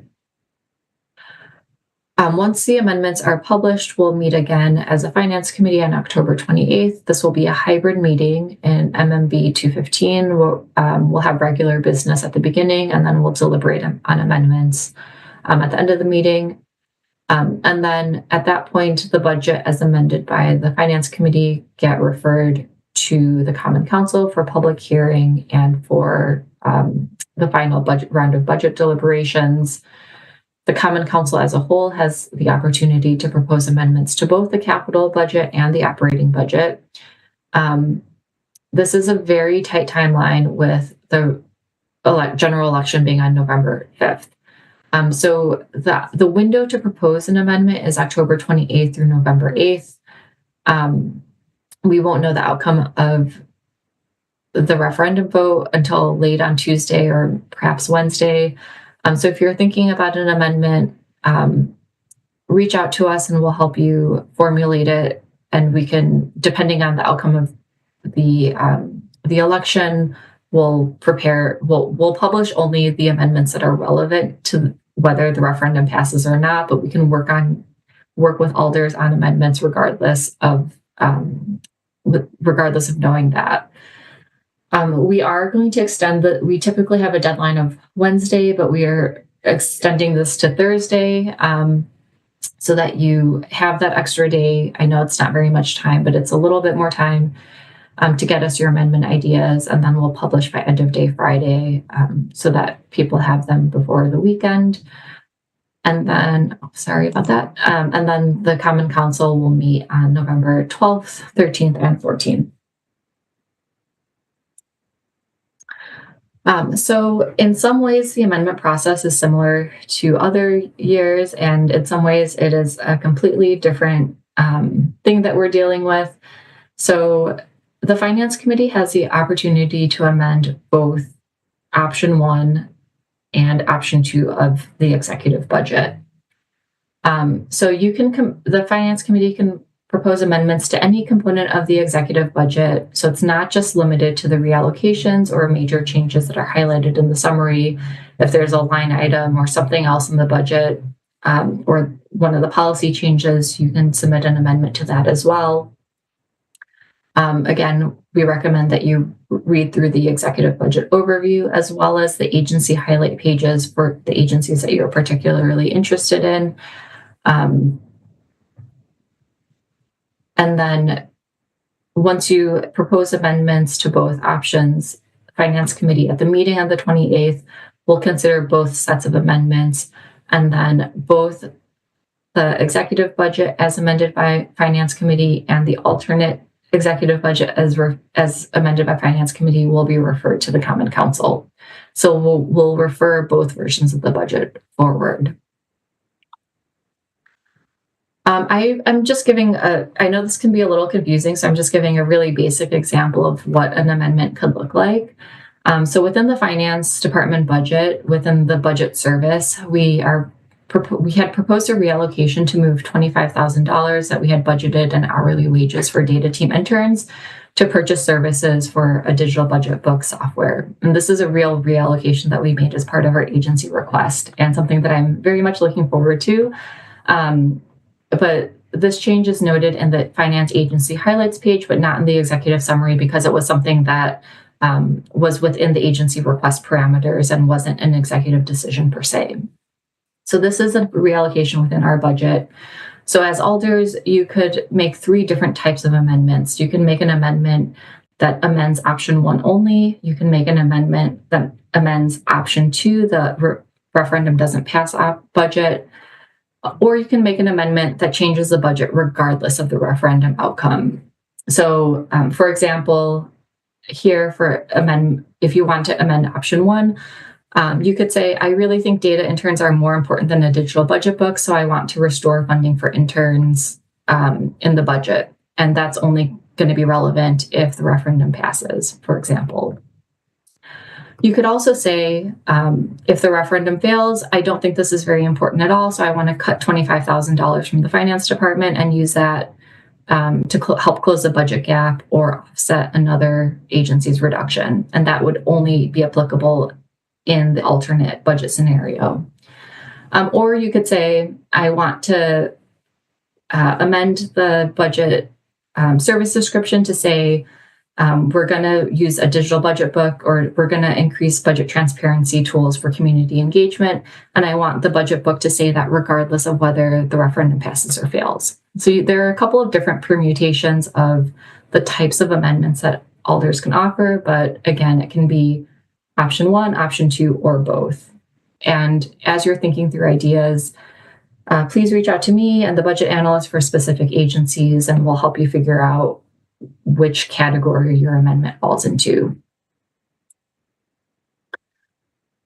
So after we get through that process as a finance committee, both budgets again get referred to the full council for deliberations. The council's only going to consider one budget, and that depends on whether the referendum passes or fails on November 5th. The Common Council will be able to propose additional amendments to the budget as amended by Finance Committee. Again, due to the short turnaround time, we encourage you to reach out and think about what you want to propose in either scenario, so we can have as possible and be ready to move them forward, given that we only have 2 or 3 days after the election. One reminder is that Common Council does not deliberate on amendments adopted by Finance. So if you want to change the outcome of a Finance Committee amendment, you would have to propose another amendment at Common Council to make any changes. But Common Council looks at the budget as amended. And this is my last slide. So thank you for bearing with us as we go through these this overview. But a few key reminder is that the budget has to be balanced, meaning revenues equal expenses, or at least that expenses can't exceed revenues. So Common Council is required to adopt a balanced budget. And generally, if an amendment increases expenses, for example, if you want to increase funding for something or restore a budget cut that's proposed by the mayor, that increased expense should be offset by reducing another expenditure or finding a way to increase a revenue somewhere else.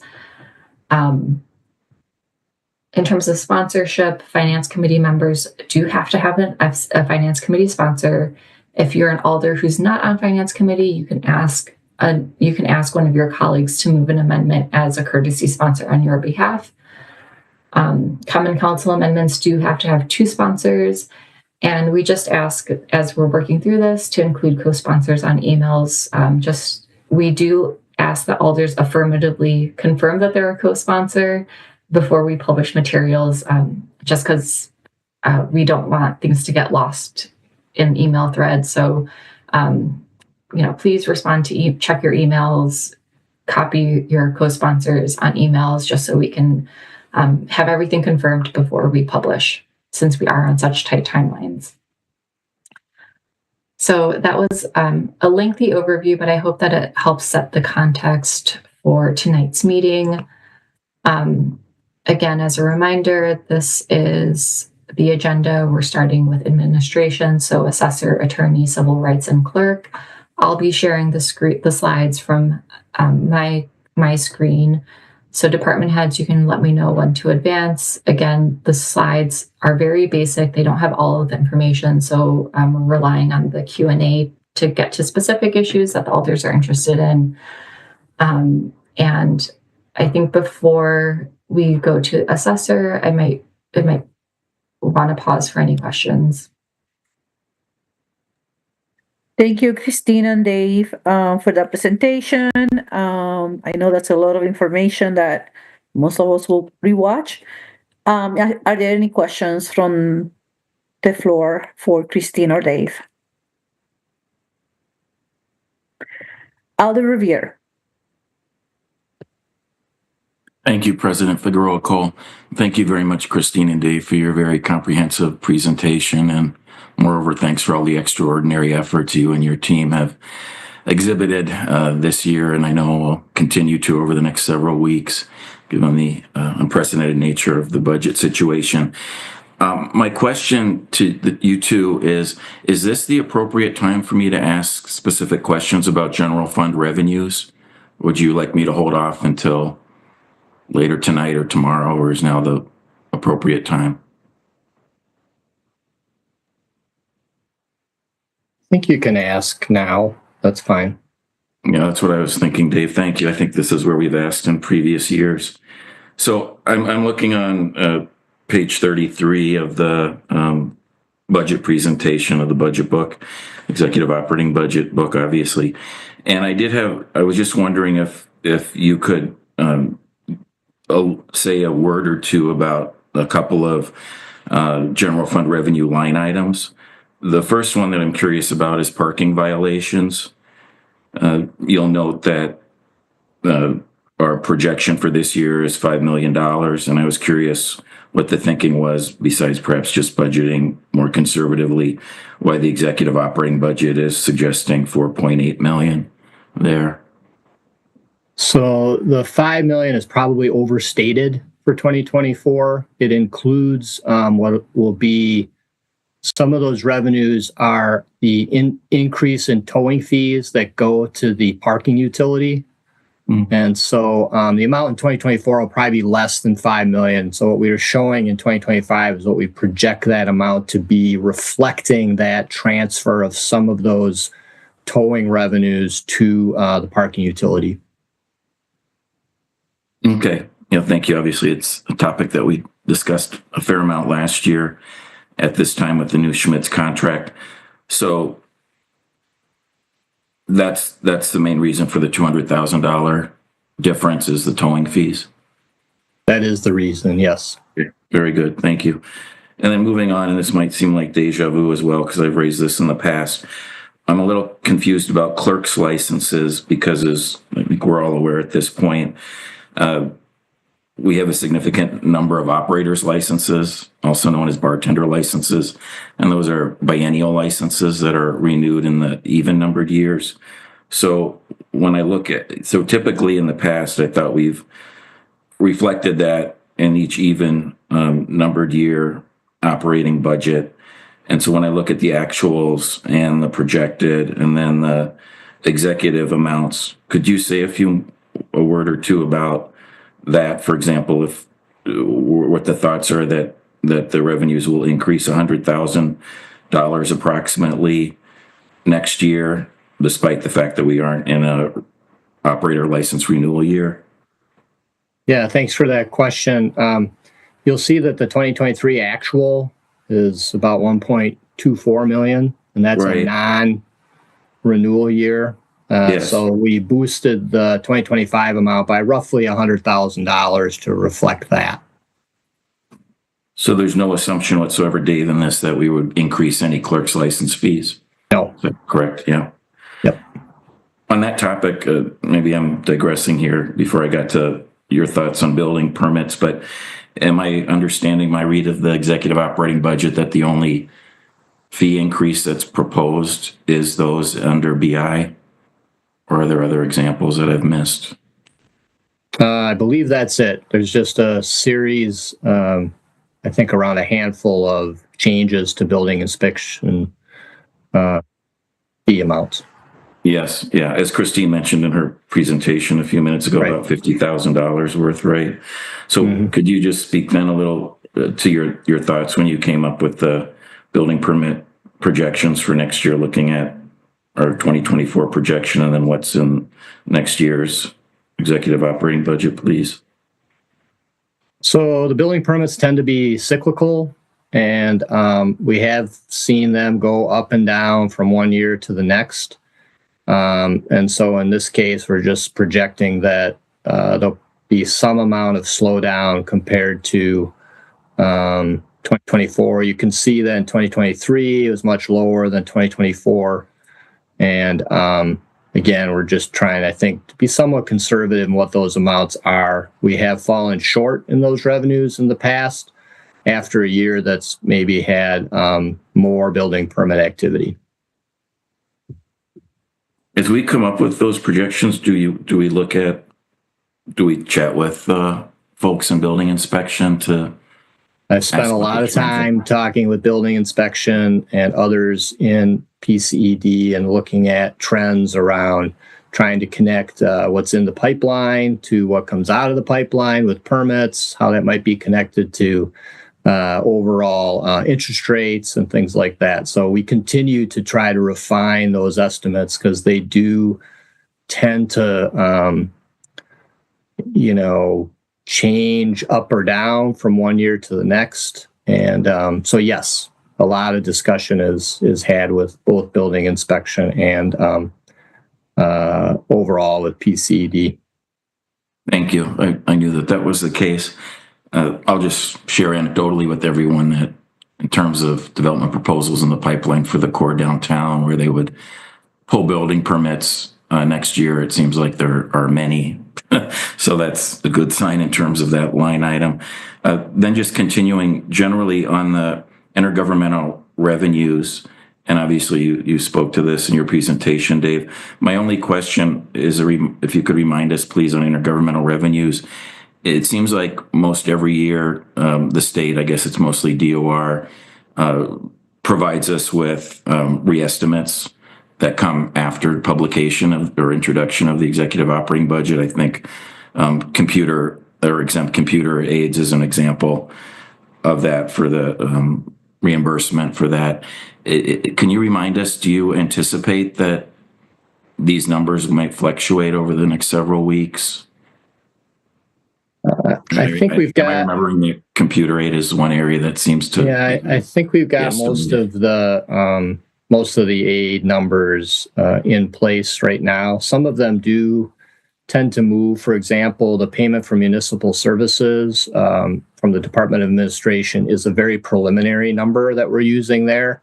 That won't be finalized until after the budget's adopted. And so we do tend to try to be conservative overall with these numbers. But most of these are based on estimates that we've received from either the Department of Revenue or Department of Transportation. Thank you. So it's really PMS is the only one that you think will likely fluctuate or be reestimated? Yes. Yeah. Okay. All right. Thank you. And then just a couple more moving on. The next one, is ambulance conveyance fees. If you could share the increase of $1 million from your projection for this year into next year. Thanks for that question. That's a great question. So the state has been working on a Medicaid plan amendment for a couple of years now based on legislation that was adopted by the state legislature to, in effect, get federal matching dollars at the state level for ambulance provider costs. And that then would be distributed to those places that provide ambulance services. And of course, the City of Madison is one of those. So it's a very rough estimate of what we think we could get from that Medicaid plan amendment. Now, that has not yet been approved by the federal government, the Center for Medicaid and Medicare Services. And that's been a lengthy process. We continue to monitor it, but we did feel we could reflect some amount of increase in ambulance revenues from that program, which is supposed to go into effect in 2025. Thanks for that great news. Remain optimistic there. It's a fair amount of money, obviously. Thanks for that explanation. And then last, and perhaps not least here, but actually the very bottom of page 34, the rental of city property, obviously not a lot of money. I must be missing something that's quite obvious why that number decreased so substantially there.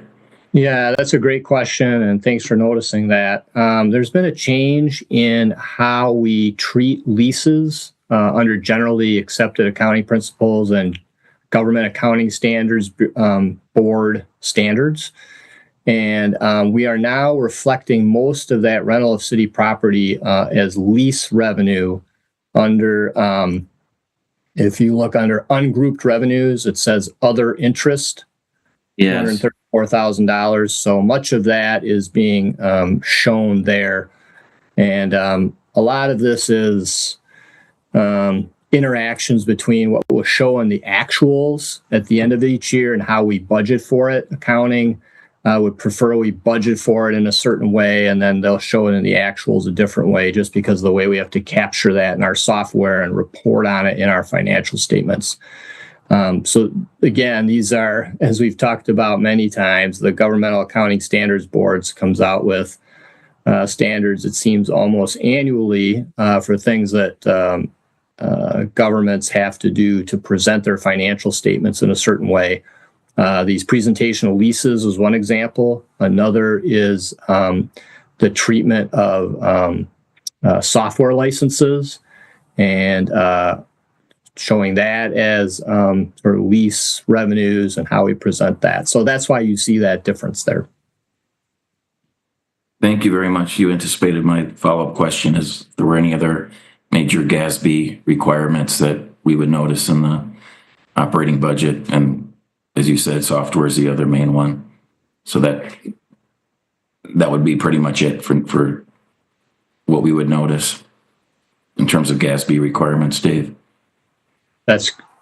That's correct. Now, some of that you may see in future budgets with how we treat software, where we may have to budget more of that in the operating budget because of that change in software leases has led the IRS to basically say that interest-free, the tax-exempt debt that we issue cannot be used for those types of costs. So those are some things we're going to have to work through over the next months and years and so on in terms of how we align with that and structure our budgets as well as our financial statements around that. Very interesting. Thanks very much, Dave. Appreciate all your responses. Thank you, Madam President. Thank you, Alder Rivera. Alder Harrington McKinney. Thank you, Madam Chair. This is a question for Christine. I know, Christine, when you were going through your presentation, you said something about policy changes and the change to the increase of purchasing thresholds. And so could you just say, and I think I missed part of that, could you go back and finish that description of why that changed? Thanks. If I could jump in, Alder Harrington McKinney, we'll cover that in the finance presentation tomorrow. So if you want to hang on for that. Otherwise, just very quickly, we would change the thresholds. They're currently $50,000 now, which is a requirement to go to RFP, to $75,000. That would require an ordinance change that the council would have to vote on separately. Okay, I can wait until the description on tomorrow. Thank you.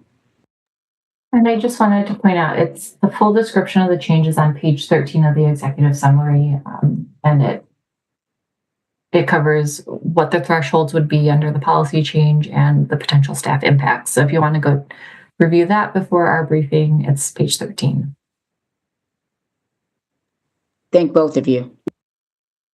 Thank you, Alder Harrington McKinney. Any other questions for staff? Alder Romer. Thank you, Chair. Can you help me figure out how to find information about vacant, unfilled positions, if they still exist and where they are? When I looked at, I haven't looked at every single agencies, but it's not really clear to me if those exist. I know the positions exist, but whether they're filled or not is not clear.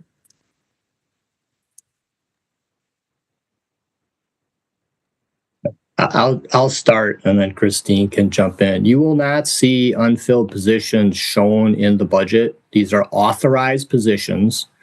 Whether they're filled or unfilled changes throughout the year.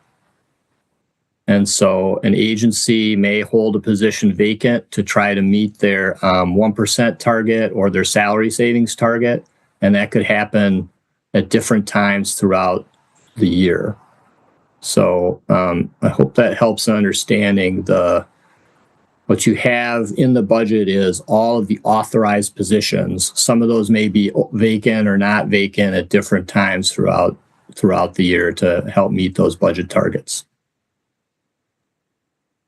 I was just going to add that we do have a monthly position tracker where we monitor the number of vacancies by department, and we do have the number of, because the specific positions fluctuate, but we could, if you're interested, send you a list of the total numbers by month, by agency, if that would be helpful for you. I would appreciate that. Thank you. That's it. Thanks. Thank you, Alder. Any other questions for staff?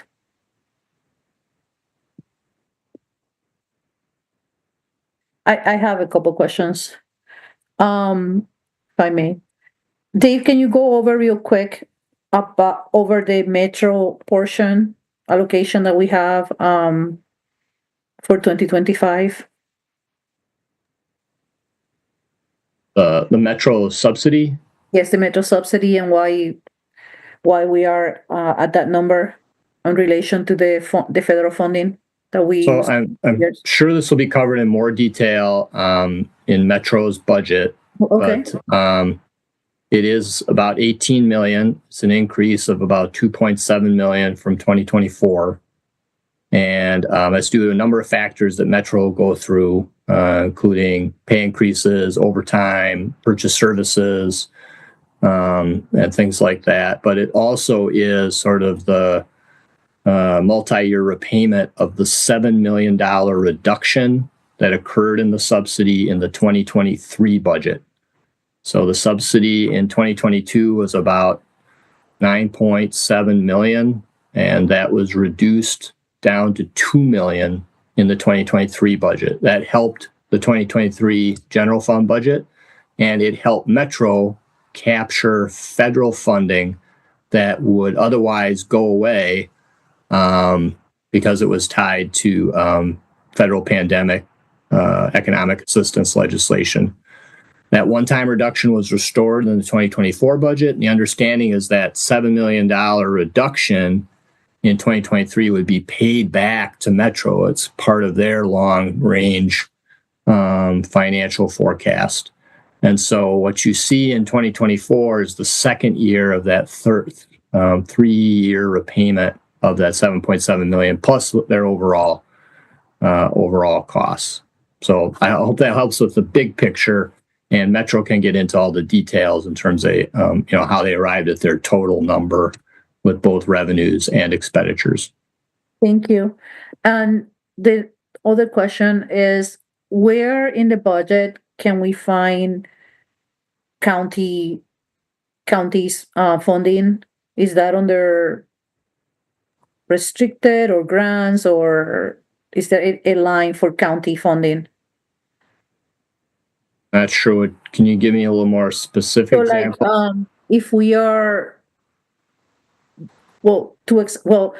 any funding that the matching funds that the county may have with us for any agency, are they People County, or are they under the state lines, or under the if it's funding we're receiving from the county, it would probably be shown as grant revenue, or might be shown as county funding. A lot of that will probably be in the community development division. But otherwise, you might see it in the capital budget with certain types of capital projects. If it's funding that the county is keeping and we're providing some sort of match to it, that will not show up in the city's budget. I see. So if they didn't make it transfer to us, it will be paid from their side. That makes sense. And if any money that may have come over, it potentially can be under grants. Grants. Sometimes it might be shown as other funding, but yeah. That makes sense. That actually. All right. Well, those are the questions I have so far. Any other questions for staff before we move into presentation? Well, Alder. Thank you. I thought of another question. Thank you, Chair.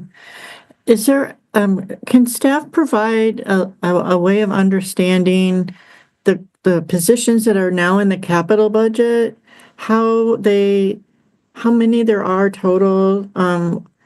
And I know it's small in the scale of debt service, but how much are we paying interest on those salaries since it's being paid for by debt service? Just for my own knowledge, thanks. Yep, we can provide that to you. Already, with no other hands raised, let's move on to the presentations. Assessor's office, I think you go first. Thank you. Yes. Hello, I am Michelle Drea, the city assessor. The city assessor's office is a general fund agency with a budget of $3,772,896 for provision of property assessment services.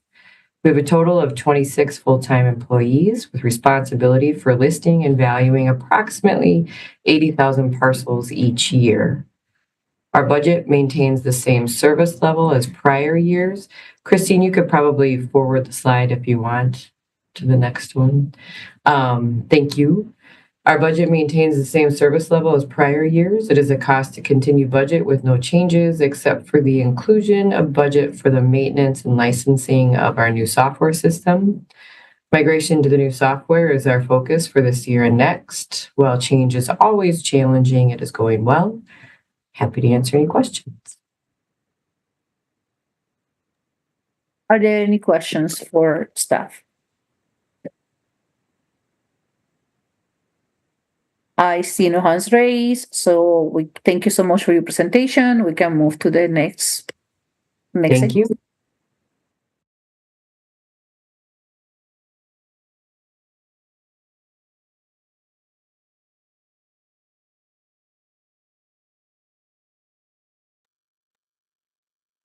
And next up, we have Attorney Haas with OCA. Good evening. This is Mike Haas, the city attorney. Our budget is pretty straightforward. As you can see, it is roughly $3.19 million.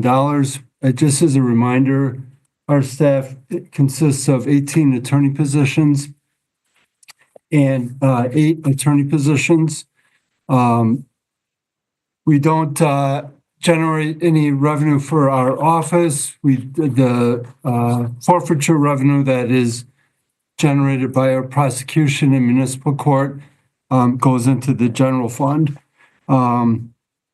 We do have 2 attorney positions that are partially funded by TIF funds and capital funds and CDA funds coming from other agencies. And we do appreciate that the council and the mayor supported adding 2 positions to our office, 2 attorney positions in the last 2 years. That being to assist Metro, especially with BRT and a lot of federal funds and grant requirements coming in. And just recently we hired Claire McLachlan, an attorney who is being added to our team to handle real estate and economic development projects, which has become increasingly busy and important with all of the initiatives that the council has entered into in recent years. Christine, if you want to go to the next slide, we have basically the box on the right side, I think, is the best breakdown of our service areas. Obviously, just providing general counsel and representation to both city agencies, the council, and to city staff and to city boards, commissions, and committees. Then we have legislative services, which is really drafting ordinances and working on legislation with the council and agencies, and then ordinance prosecution. So the slide also shows, obviously, our budget is largely salaries and benefits, and we have relatively minor other budget lines for supplies and services that support our work. So I will stop there and see if there are any questions. Any questions for Attorney Haas? Alder Revere? Thank you, President. Hi, Mike. It's kind of unfair to ask you this question, I'll admit, because you're the first of a couple of department heads that I wanted to ask this of, and the others are tomorrow. But they're both, I see, online, so it's a fair warning for them to discuss this tomorrow. And that's, I was wondering if you had any sort of update you could share with us regarding how collections have been coming since the city's internal audit of our municipal court. As you know, there was about $11.75 million in unpaid forfeitures. And we don't want to get into too much detail here, but I know one of the strategies, obviously, that we discussed in this committee earlier this year was your office working to try to help with more robust collection efforts. And I wonder if we've had any successes in that area, if we've made much progress in terms of what your attorneys can do to help us in that effort. Thanks for the question, Alder. That's a great point. I don't have an update on whether there's been a significant difference. I will say, and I do owe, the mayor asked me to send a short memo to the council about this. There was discussion after that audit about changing some of the collection procedures. And so we've been working with the municipal court. We did come up with a policy where we are all on the same page about what types of accounts we would continue to send state collections and what types of accounts we would seek a lien on the property, where we thought it would make sense to, and where the violations were related to the property itself, building code violations and things like that. So we have implemented that policy. I'm not sure if there's been time for it to have much impact yet. As we discussed previously, there are all kinds of reasons why that number is so high. Some of it being because the forfeitures accrue on a daily basis. There are default judgments because people don't show up for court, and then they contest it at the time that we are trying to collect. Sometimes they're judgment proof. There's just no money to collect. So I will follow up with an email, hopefully, or a memo, hopefully this week to the council to outline how we have adjusted that policy. And I can try to provide an update about whether it has made any difference in the months that it has been implemented. Thanks very much. I look forward to reading that memo. And again, it's kind of awkward since, Judge Koval and Director Schmidtke are up tomorrow, and I plan to ask them their perspective on all this when they're before us with their respective agencies. In terms of the efforts of your office, and it sounds like you're helping to coordinate things, so that's great. Just out of curiosity, Mike, have we been able to do more in circuit court to try to compel payments that you know of, or will that topic be covered in your memo? Yeah, I'm not aware that, I don't think we have initiated court actions. Well, I shouldn't say that. I really don't know the answer to that question because that's been the work in seeking a lien is being done really between the municipal court staff and our administrative staff. And I just haven't asked Derek recently how many of those judgments we have sought a lien for. So I shouldn't guess. I can try to get that information. Thank you. Yeah, if you could cover that in the memo too, that would be great. Thanks very much, Mike. Thank you, Madam President. Thank you. Any other questions for Haas? He loves questions. He mentioned that the other day. He really wants this budget to be Thank you, Madam organized. Thank you. Okay, good. No other questions for Haas. Thank you, Attorney Haas. And we move on to the Civil Rights Office. I'm not sure who's presenting. Oh, hi, Nor. Yep. Hello. Good evening, everyone. Nice to be with you. So I'm Norm Davis. I'm the Civil Rights Director, and the Department of Civil Rights is a general fund agency with a total budget of about $2.7 million across 3 different services. We have a total of 20 full-time positions and 3 part-time positions, resulting in 21.8 FTEs. We provide civil rights access, education, and accountability through affirmative action, equal opportunity, equity and social justice, and special programs. Christine, if you want to advance the slide. A couple of things to note. We do have a couple of special funds. One is for our Equal Employment Opportunities Commission grant. Our agency is reimbursed by the US EEOC for cases that are covered in both of our jurisdictions. And then we also have a segregated fund for the Associates in Commercial Real Estate program that was funded through some liquidated damages from development projects. And that fund we use to support and sponsor the ACRE program for Madison residents. We did have some not major, but modest reallocations within the budget. We continue to have a high demand for language access services. So we've reduced the budget in some places and increased the LAP line item. And the only other thing that I'll say is that related to the no referendum scenario, we did propose the elimination of a position in our agency proposal.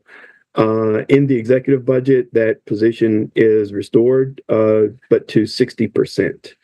And so we would have reduced impact on a reduced human impact in the referendum scenario. And I think because we've had a very, very successful mediation and conciliation program, I think we should see little to no impact to service to community members, if that is the eventual scenario that we're faced with. So I'll pause there and happy to answer any questions. Any questions for Director Davis? Alder Revere? Thank you, President Figueroa Cole. Hi, Norm. Thank you for raising the proposed reduction if the referendum fails. I was curious if you know off the top of your head what the trends are for how many cases the hearing officer has heard over the last few years. Are they decreasing, stable, or can you give us a ballpark number how many that he has heard? Obviously, very long tenured employee, longer than me.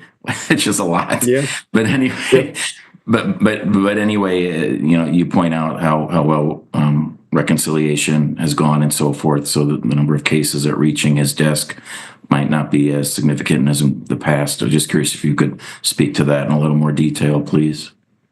Yeah, the number of cases has decreased drastically. We had 1 hearing last year, I think 0 the year before that, and 3 the year prior.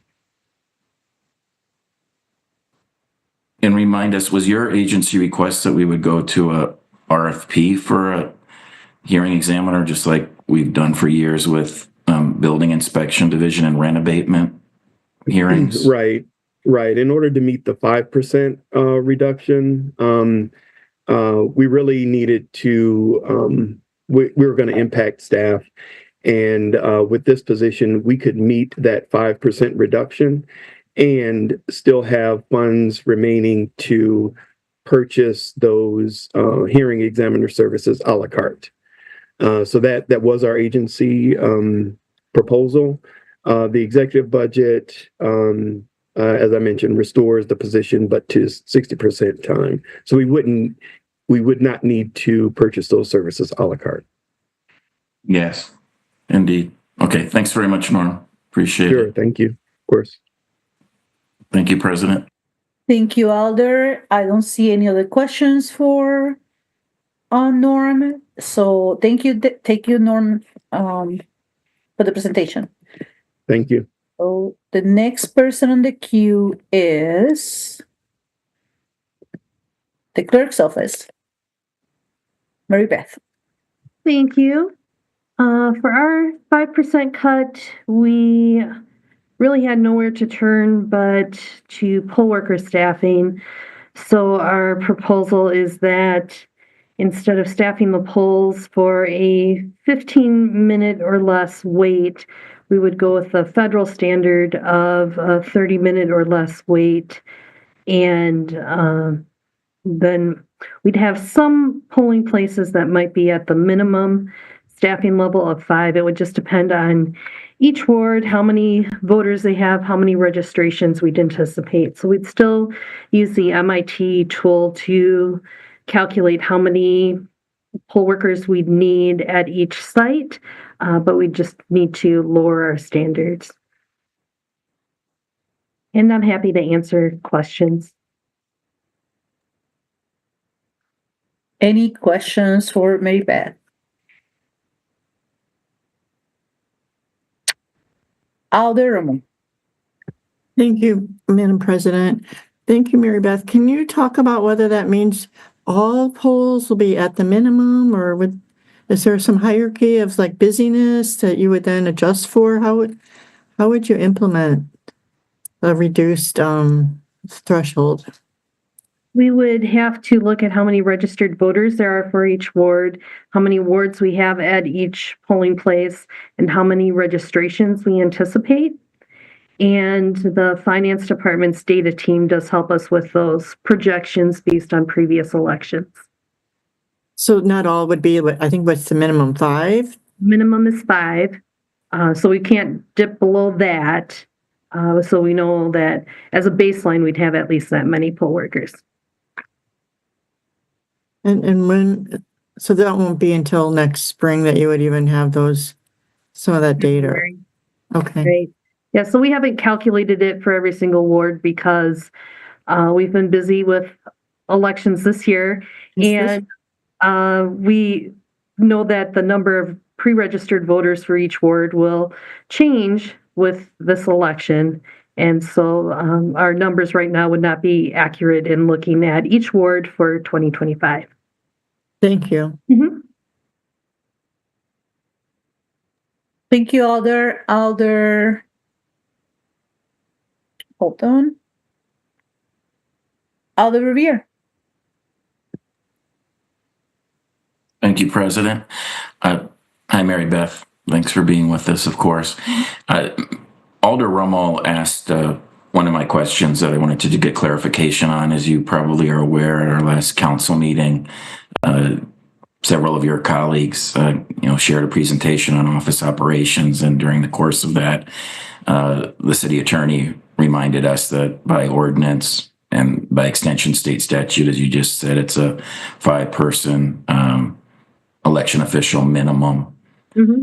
And so I appreciate you clarifying. I don't want people to have the false impression that some of our largest wards would only have 5 election officials. That would obviously be clearly chaotic and undemocratic.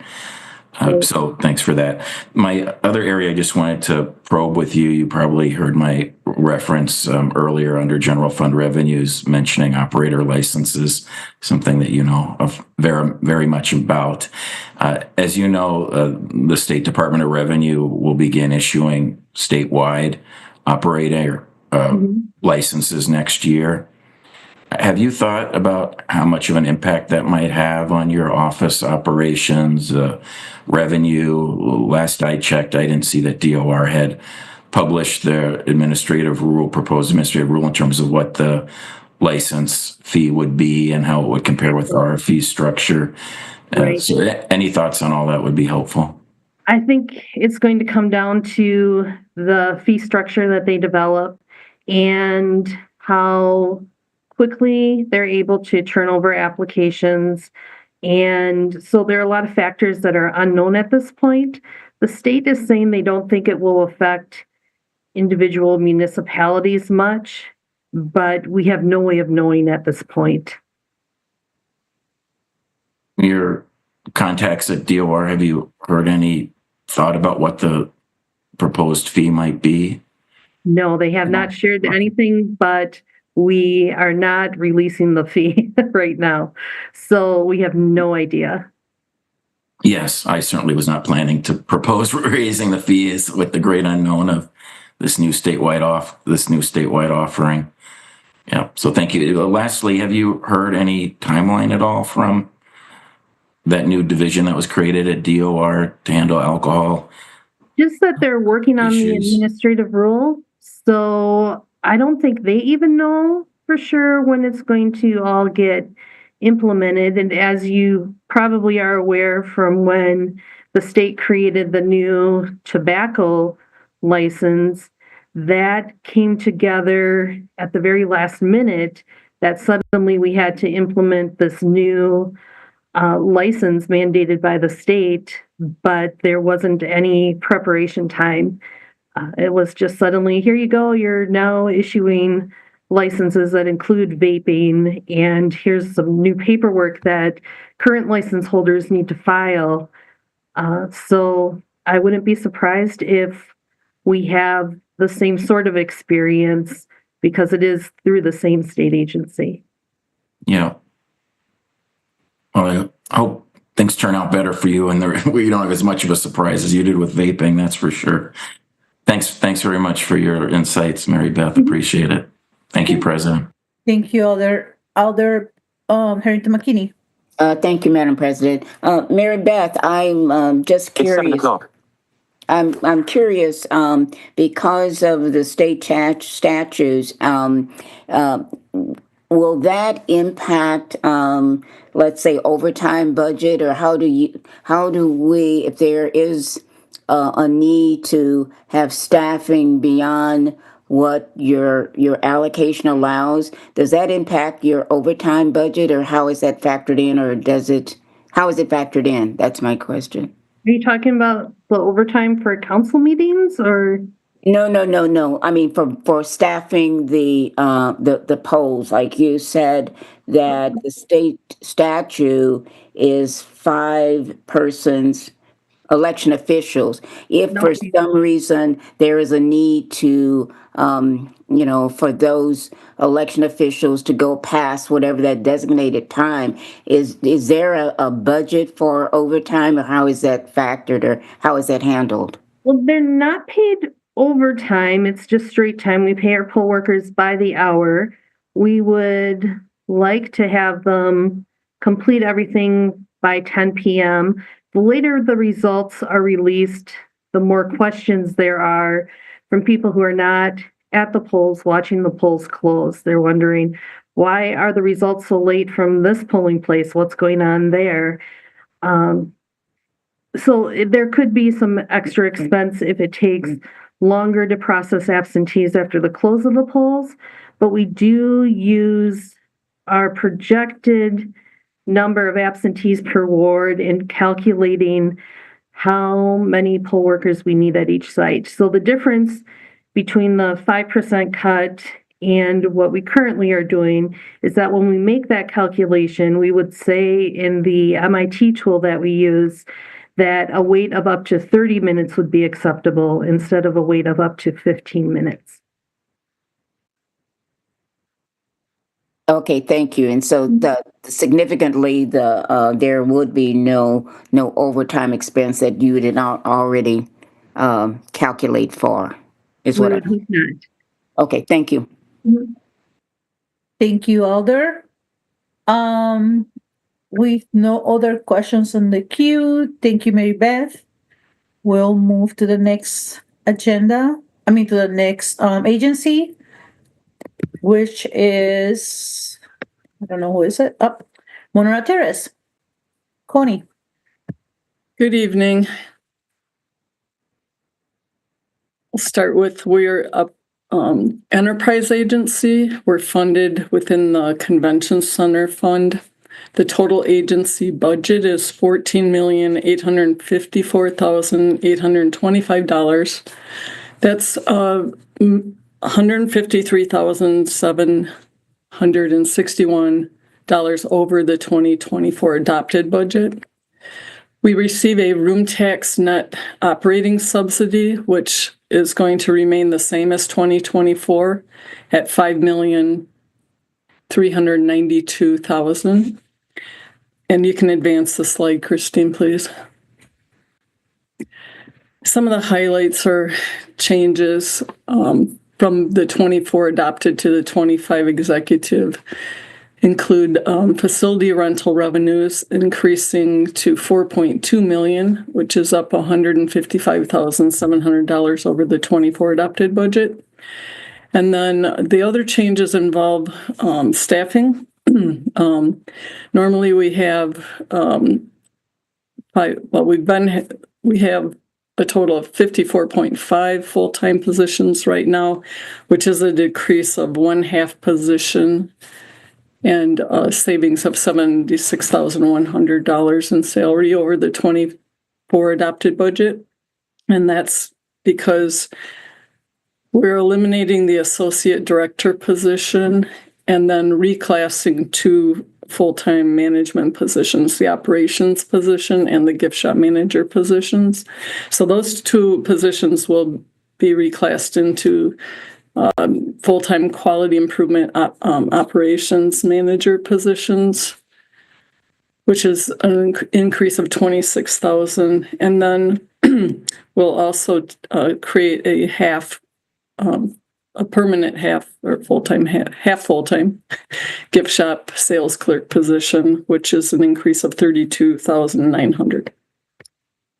And I'm available to take any questions.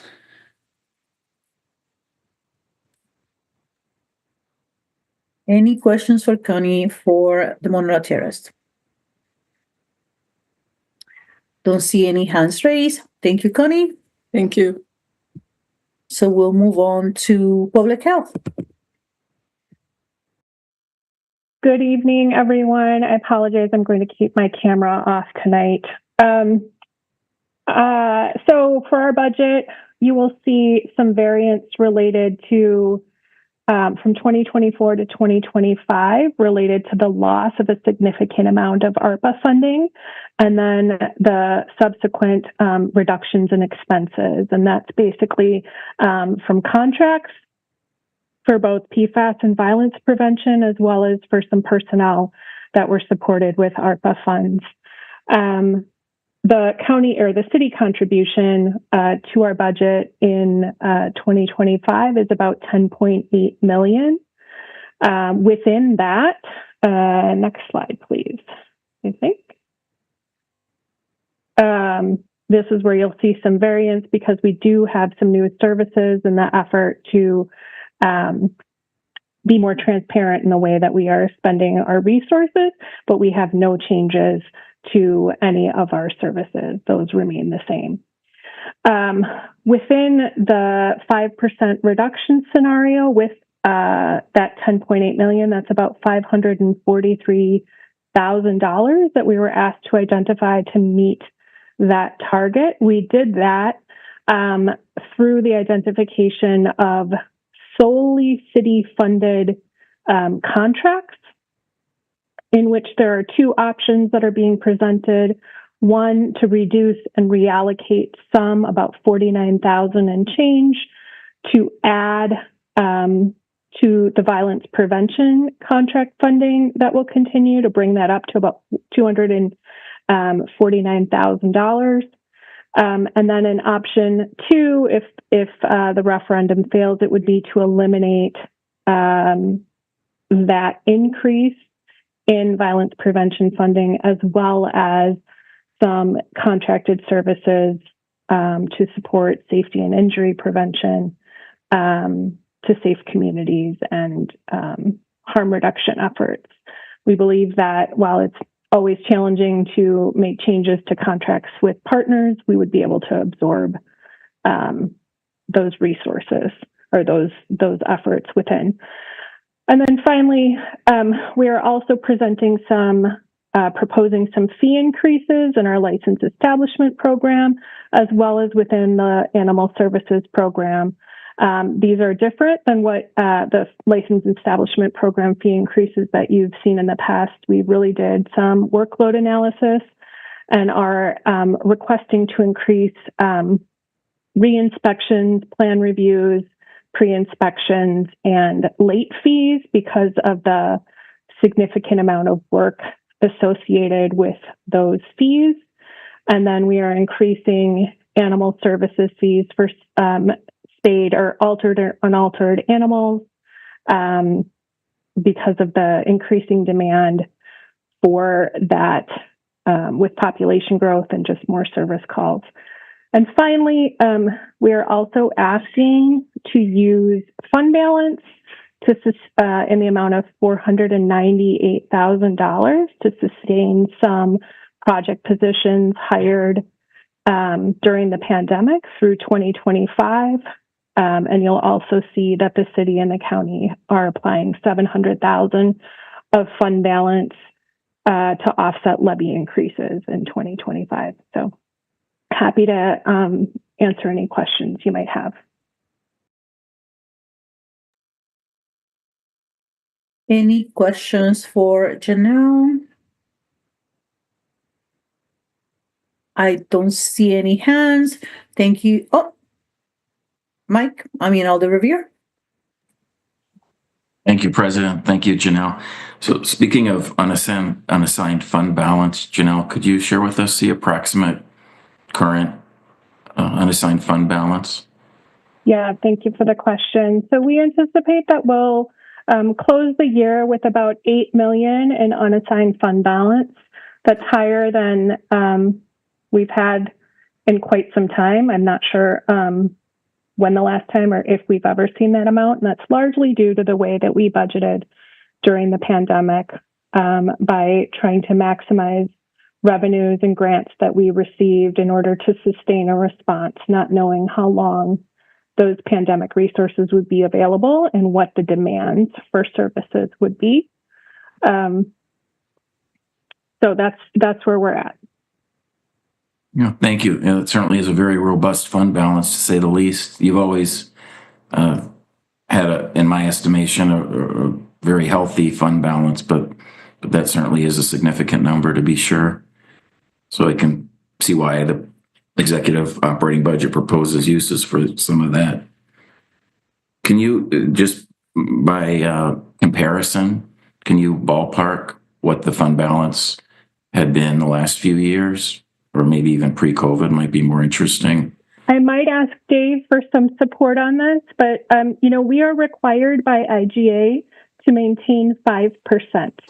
Yes. And so that's usually around 1.5 million or so, 1 to 1.5 million.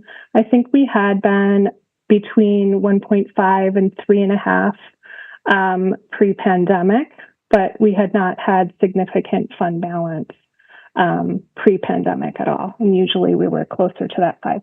And Dave, I don't have any of those trends. Perhaps you do, or Christine. That sounds about right. I will say, just to expand on that a little bit, and Janelle, I think you can probably expand on it. It's Public Health plans to use a lot of that fund balance over the next several years as part of supporting positions that were created during the pandemic and to build out some of their capacity, if I remember correctly. So, not to get sort of too locked into that $8 million number, some of that is in effect already kind of committed in future years for some of the plans that Public Health has with the positions that they're funding right now. Yeah, I'm happy to talk more about that. Thank you, Dave. So we are requesting that 498 to sustain about 4.5 FTE, which is also braided with some other funding, but that's 6 positions, 6.0 positions. We would like to continue to request about that much, perhaps a little bit more in the future to sustain those same positions. And these are kind of in areas that are very under-resourced across the department, in our communicable disease program, in our administrative services areas, and those are the places that those positions are found.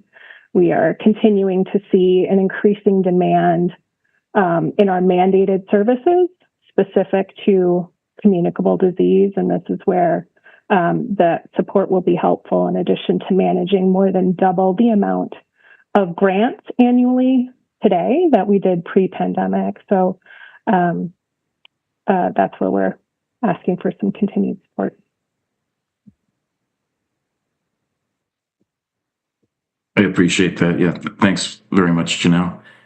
And so when you and Dave both referenced future years as well, is it about along the lines of what's proposed for 25, or are there more, I'll say, ambitious plans for fund balance in out years? Would you estimate? We have presented a similar approach in future years. I think we may ask for a slight variation, but not an aggressive use, because we want to be able to extend that capacity as long as possible without having to make a request for levy support. Thank you. I appreciate all your responses tonight. Thank you, President. Thank you, Alder. Thank you, Janelle. With no other questions in the queue, we will move to the engineering bucket. There's multiple presenters, and we will hold questions at the end for that. So we have engineering, which includes landfill, sewer, and stormwater. All right. Thank you, President. Jake, go first. Go on. All right. Actually, you'll probably be seeing me tonight, but Steve Dana Rivers is also here, our financial manager. So in the engineering budget, as President Figueroa Cole mentioned, we do also have a number of utilities and services here. So I have the pleasure of presenting 4 operating budgets to you tonight. Within engineering, we have just under 190 full-time employees. And those are spread across all those different kind of portions of the engineering division. Starting in our general fund portion, we have roughly a budget of about $6 million. And if you could go to the next slide, this has a little bit more of the interesting information. Within this portion, the general fund portion of the engineering division, we have 4 services now. There was a change in our service with Results Madison this year. We broke out the private development component, which was previously within the engineering and administration service. And this private development service is primarily funded through revenues that show up under the general fund revenues for engineering services. So this is more or less a general fund neutral service, but we were doing a significant amount of work. I think roughly somewhere between 40 and 50 active projects that we're working on. And within that service, we do like the private development agreement administration, as well as design work and inspection for the public infrastructure associated with those developments. And I think we'll move to the next service, if that's okay. Or the next budget. I don't know if we want to pause for questions on each one.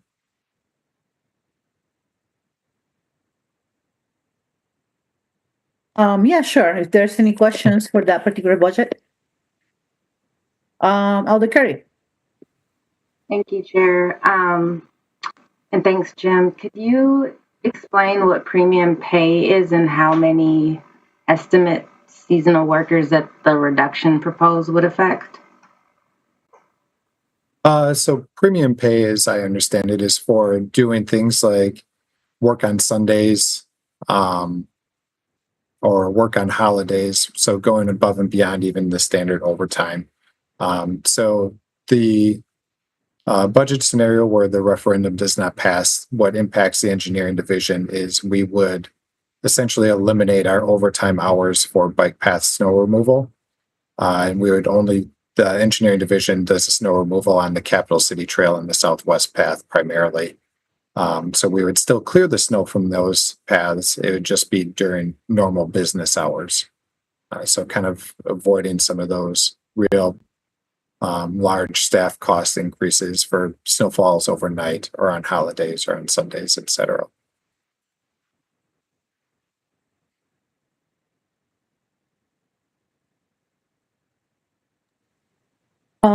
I don't see any other questions, so I guess we can proceed to the next. Oh, I'm sorry, Alder Verveer. Thank you, President. Thank you, Jim.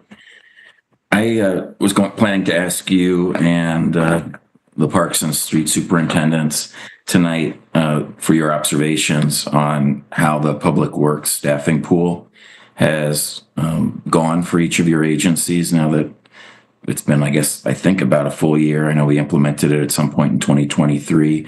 Do you have any observations from the engineering division perspective to share? I do. It'll probably be more meaningful coming from my colleagues in the Streets and Parks division, since the staff are primarily working in those two divisions. So from engineering's perspective, it's been great. We're still learning because some of the work that we're doing can have an impact on those folks too, and how they're scheduling their crews and doing things like the median landscaping work. But as we've been working through some policy updates and things, I think we've been collaborating well, and I think that's worked out really well from the engineering division's perspective anyway. Great. Thank you for that. Thank you, Alder. Okay, so no other hands raised. We can go ahead with the next agency. Landfill, thank you. Right. So you'll see a common theme on all of these that we're listing the full division personnel list. Landfills is our smallest budget. This is kind of responsible for the management, maintenance, and all the testing that goes with the city's 5 closed landfills across the city. So our budget here is essentially just a cost continue. And this is funded out of the landfill special charge. It shows up on the municipal services bill. And with this proposed budget, we are maintaining the same fee that I think has stayed consistent since maybe 2020 or 2021 at 50 cents per month. So I think there's not a whole lot more interesting things here. It's pretty straightforward to maintain and test and manage the landfills. Any questions about the landfills budget? I see no hands raised, so we can move on to the next agency. Right. So this is the sanitary sewer utility. This is primarily responsible for, all of the design, construction, maintenance of the city's sanitary sewer collection system. And then we distribute that to the Madison Municipal Treatment Plant. And then out of the treatment, the sewer utility ends up paying the treatment charges. So the rates that we're collecting from our ratepayers cover both the city asset, kind of construction, design, maintenance costs, as well as the treatment charges that get sent to us from the Madison Metropolitan Sewerage District. You could advance to the next slide. So the total operating budget for the sanitary sewer utility is about 63 million. But I think you'll see a huge number in here of about 40 million.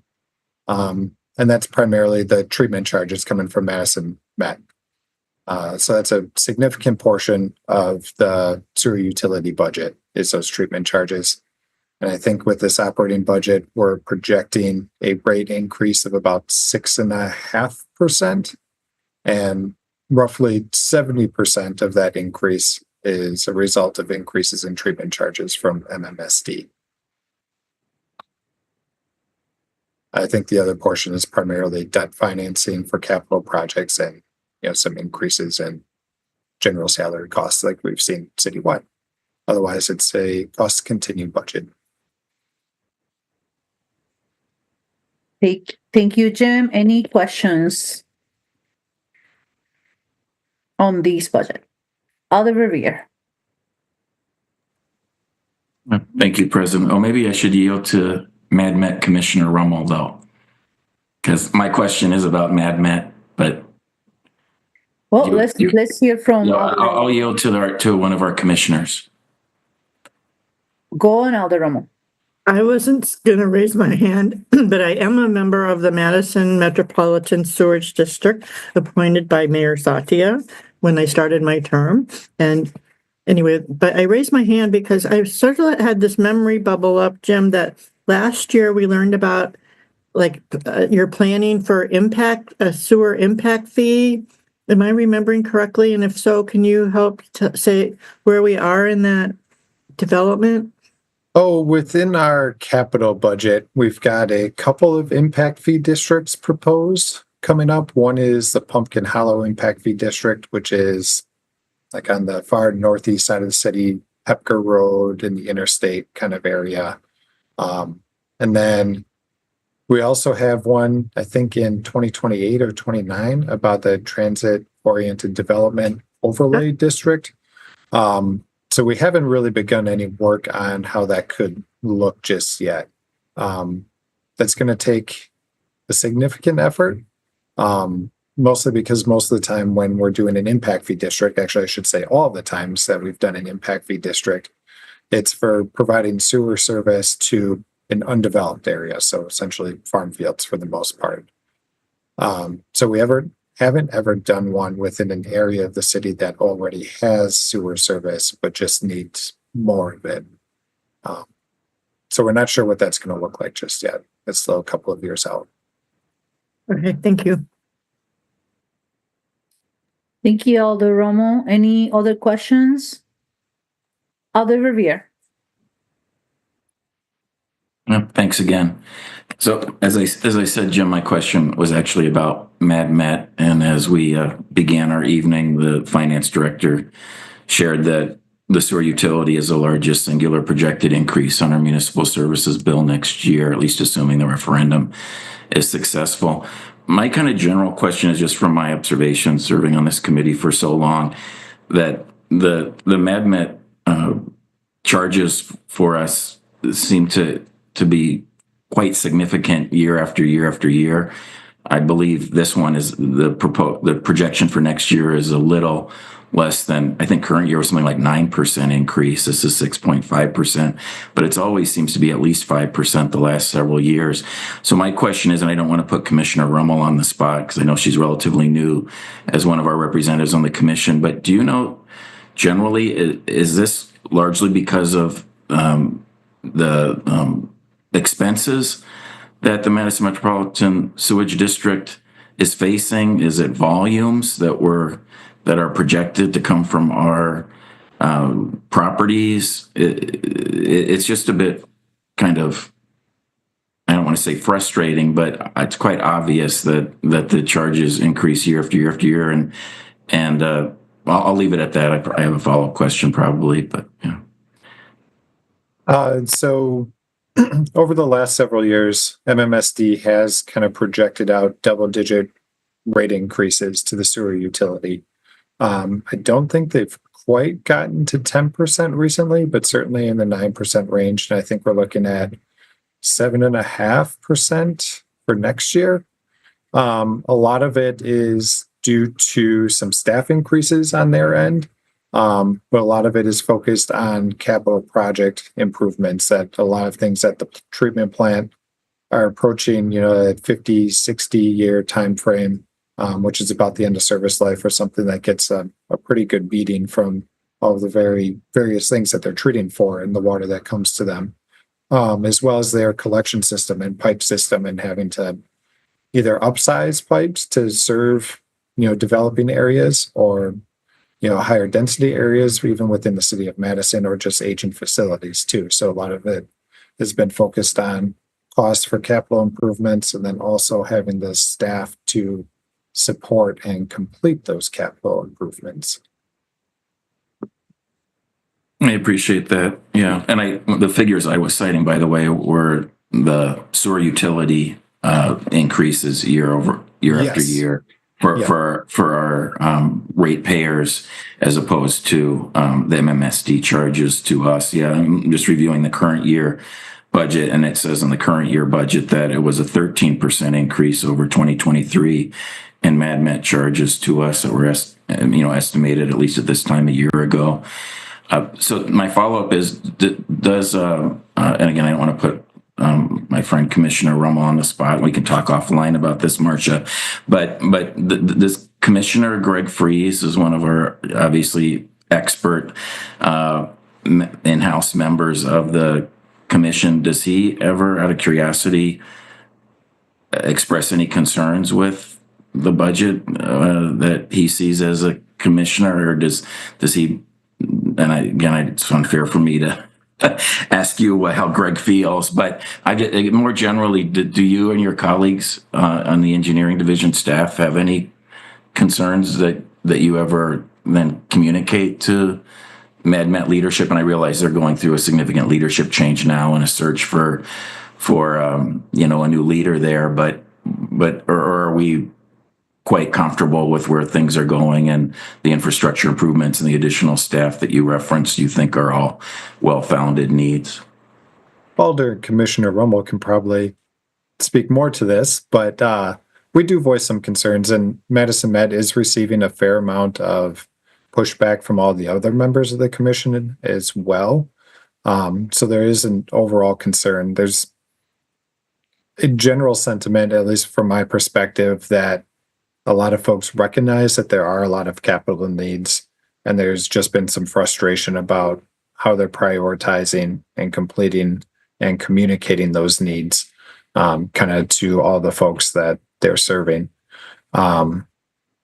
So it is definitely a concern. It is something that we're voicing some concern on, at least in particular areas that we think they could be doing some things differently. But being engineers and kind of having an understanding of infrastructure deficits and things too, we're trying to balance all of those needs. Oh, one other thing that I forgot to mention was some of the increases, and this is maybe a bit above my head as an engineer, not a finance guy. They were switching some of how they were paying for their capital costs from all debt service to more cash. So they had to, at least a couple of years back, start building up those cash reserves to help fund some of those projects too. Thank you for sharing all that. And again, I appreciate him somewhat putting you on the spot, but Nope, that's quite all right. That's why I'm here. You're not one of the commissioners, but obviously I know that you're in the know and you're very knowledgeable about all of this in your role as our city engineer. So, and I can talk offline with Alder Rommel again. I don't want to put her on the spot and have her respond to my questions in this forum. So I appreciate all that, Jim. Thanks very much. And enjoy the engineering all-staff meeting tomorrow. I'm sure it'll be a lot of fun. Thank you. Thank you, Alder. Thank you, President. With no other questions on the queue, thank you, Jem, for the presentation. You're welcome. I think I have one more budget to do still. The stormwater. There you go. Yeah. And here's our stormwater utility budget. So this budget has an operating budget of about $22.5 million.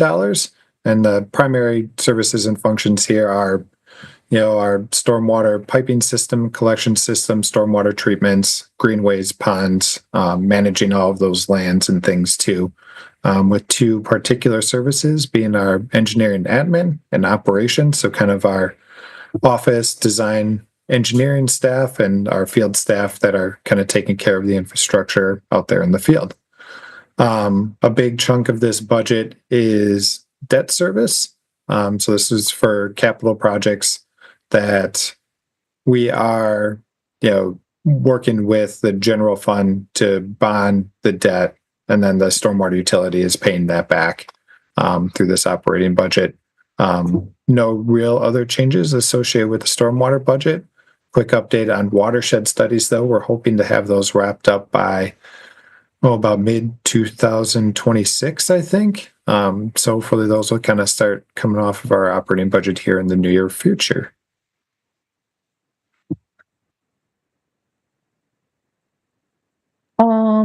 Any questions about the stormwater budget? Okay, seeing, Alder Tischler. Oh, hey, Jim. Real quick question. Am I understanding that one of the proposed cuts is going to be a position in landscape architecture? Is it the storm? Is it? I don't believe that's with the stormwater utility. Okay, but is it okay? But it's for a different unit in your. It's not within the engineering division. Then forgive me for interfering here. I just wanted to. I believe it's in parks. Okay. Well, a lot of overlap in the types of work. Well, then now Eric knows what question I'm going to ask him. Then okay, thanks. Yep. Thank you. That's a Alder. nice, easy one for me. Thank you, Alder. Don't see any other hands raised. Jim, thank you for the presentations. Thank you all. Then we are moving to fleet, if I'm not mistaken. Yes. Yep. Good evening, everyone. My name is Rachel Darkin. I'm with the Fleet Division. I apologize in advance. It is bedtime, and my 4-year-old is sitting next to me, so hopefully he does not interrupt. So the Fleet Division operating budget totals to a little over $22 million, and it's divided across 4 services. We are a fleet fund agency, which means approximately 80% of our costs are covered by the general fund through interdepartmental charges. Our budget includes 38 full-time employees. And the biggest change you see in our budget between 2024 and 2025 is that we are splitting up from 1 service into 4. And those services are administration, equipment planning and procurement, fueling, and maintenance and repair. About 80% of our interdepartmental charges are going into maintenance and repair, and 20% will go into the fueling service. I'm so sorry. To reflect trends in our actual charges. Our budget decreased for fuel a little bit and increased for equipment parts and repair services to reflect current fuel projections and actual trends from the last few years. Colin, please stop. I'm really sorry, everyone. Otherwise, our base budget is essentially the same, aside from 2 positions whose comp group and range are being reclassified slightly higher. In the event the referendum does not pass, Fleet would be cutting 2 currently vacant positions. These positions have been held vacant for cost savings, so this reduction would not have dire implications, but as the city grows, the workload will also increase to keep equipment running, and these reductions will be felt in future years. Other reductions we have put forth in that scenario are to not fix the cosmetic body damage that occurs, removing most of the off-road equipment from the GPS program, and extending the PM cycle, preventive maintenance cycle for trailers. And with that, I will take any questions. Thank you, Rachel, and no need to apologize. So she's live. Any questions for Rachel?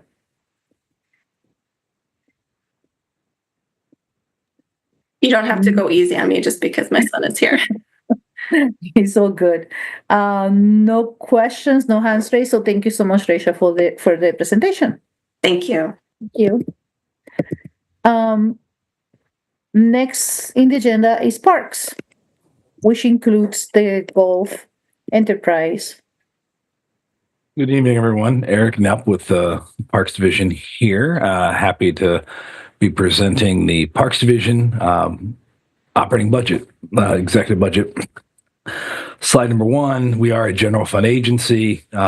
We do have a significant component as shown on the screen, 70+% of our general fund agency. Our funding is to personnel of 145 FTEs. We have over 280 parks, 6,000 acres of lands, and quite a few things going on out there. I do want to highlight we also utilize restricted funds and use charges and revenue generation as a part of our overarching budget. Some of that appears here. Some would appear in the general fund general revenues as well. Next slide, please. So major budget by major service, not a ton of changes here. One of them is the results Madison adjustments. In this case, we're presenting, instead of 5 services in the last year's printed budget, it's 4. This is really just shifting the Warner Park Community Recreation Center into the Community Connection and Recreation Service. It's there functionally and structurally. It's just now presented in the budget in the same way that we actually operate. The cost to continue adjustments include some of the funding for recent changes like Lakefront Porch and Senior Center Courtyard, very small changes, and some staffing changes that were net neutral to the levy, including a park worker transitioning from permanent part-time to full-time with corresponding hourly reduction. Also in this base budget, I want to highlight, as we get to later conversations, this does have, from our request and even last year, a change in the mall special charge here. In this primary budget, that is just essentially an accounting consideration where the budget as shown, 50% is budgeted in the executive budget as city funding, 50% property owner funding. And that's just that's a change from what we submitted in the request, but basically was an error on my part. Next slide, please.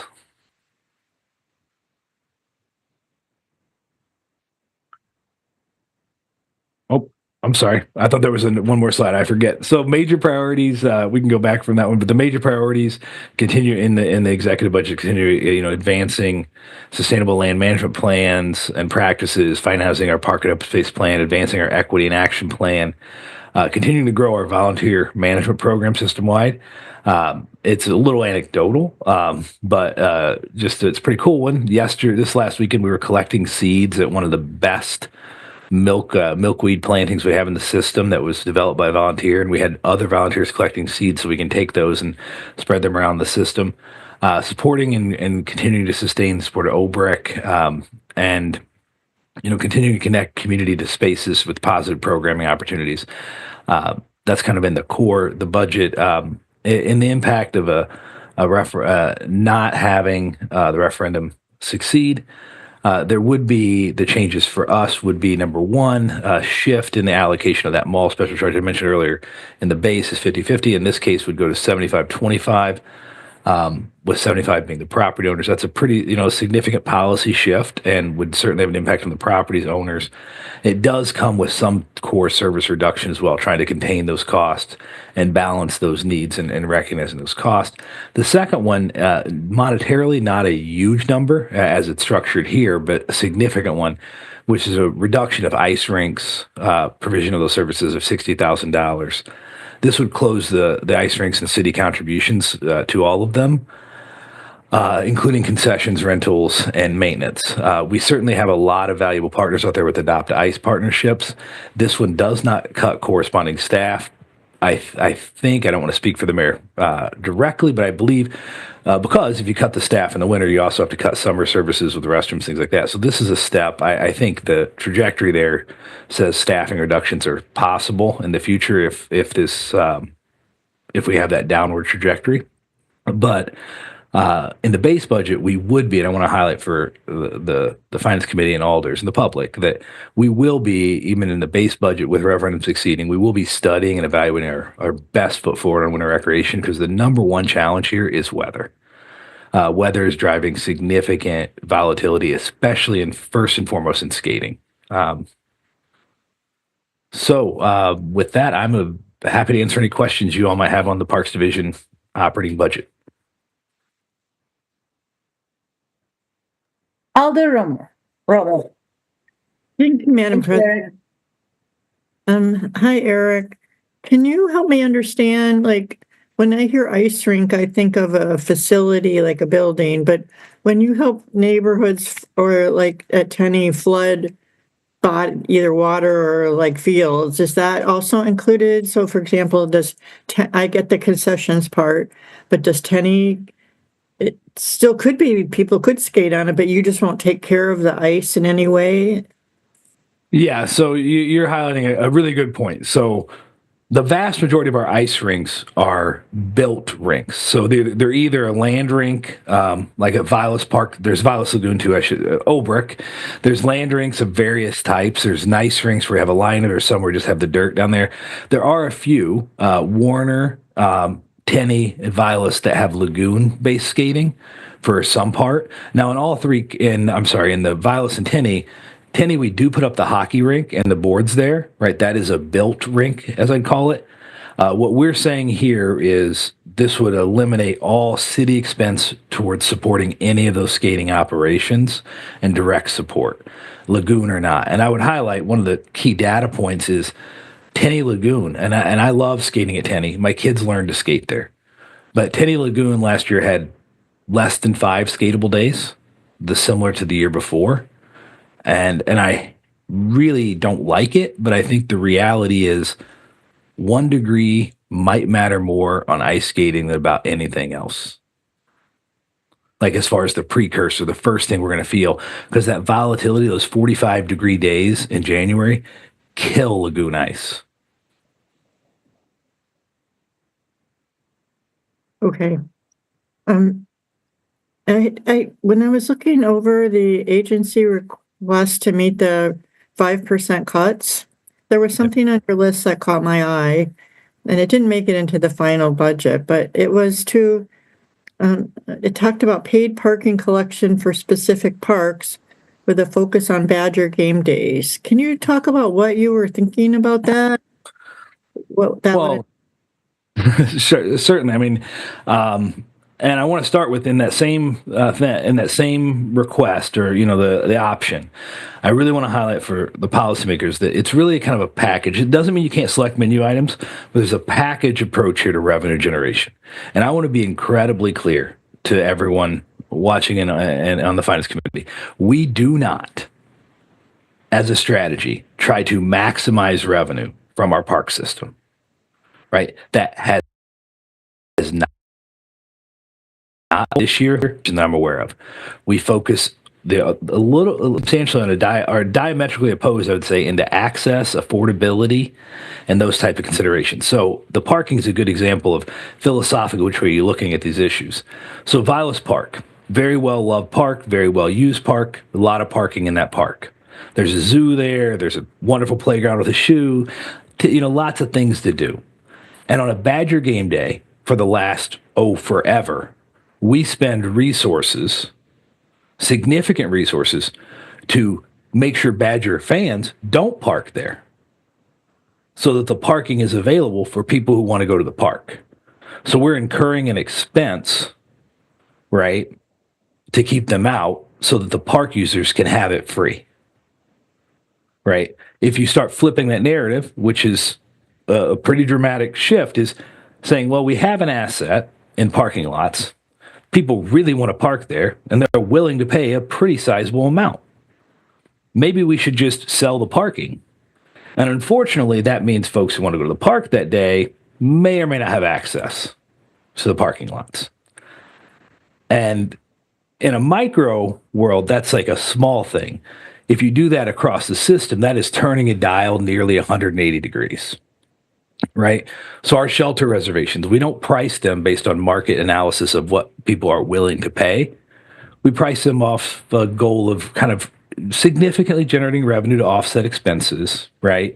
But trying to maintain affordability across the board. My best example there is I can guarantee you we could charge significantly more for Olin Pavilion than we do. We've raised those prices, by the way, in my tenure about 450%, and we could still charge more. Right. But it's really philosophical, and that's where we talk about cost recovery, similar to programs. And this is the last one I'll say, like Ride the Drive, significant cost, no real revenue. Right. You could generate different type of events that may be revenue generation. Youth sports tournaments, 5K run walks, other things that frankly other people do in our parks that we don't really benefit from. We could look at those things. And I know I'm kind of rambling around it, but it's a big issue. But in that one microcosm, I thought the parking showed at least the logic of why it's a decision point, and quite frankly, a policy choice of how do we want to manage our system.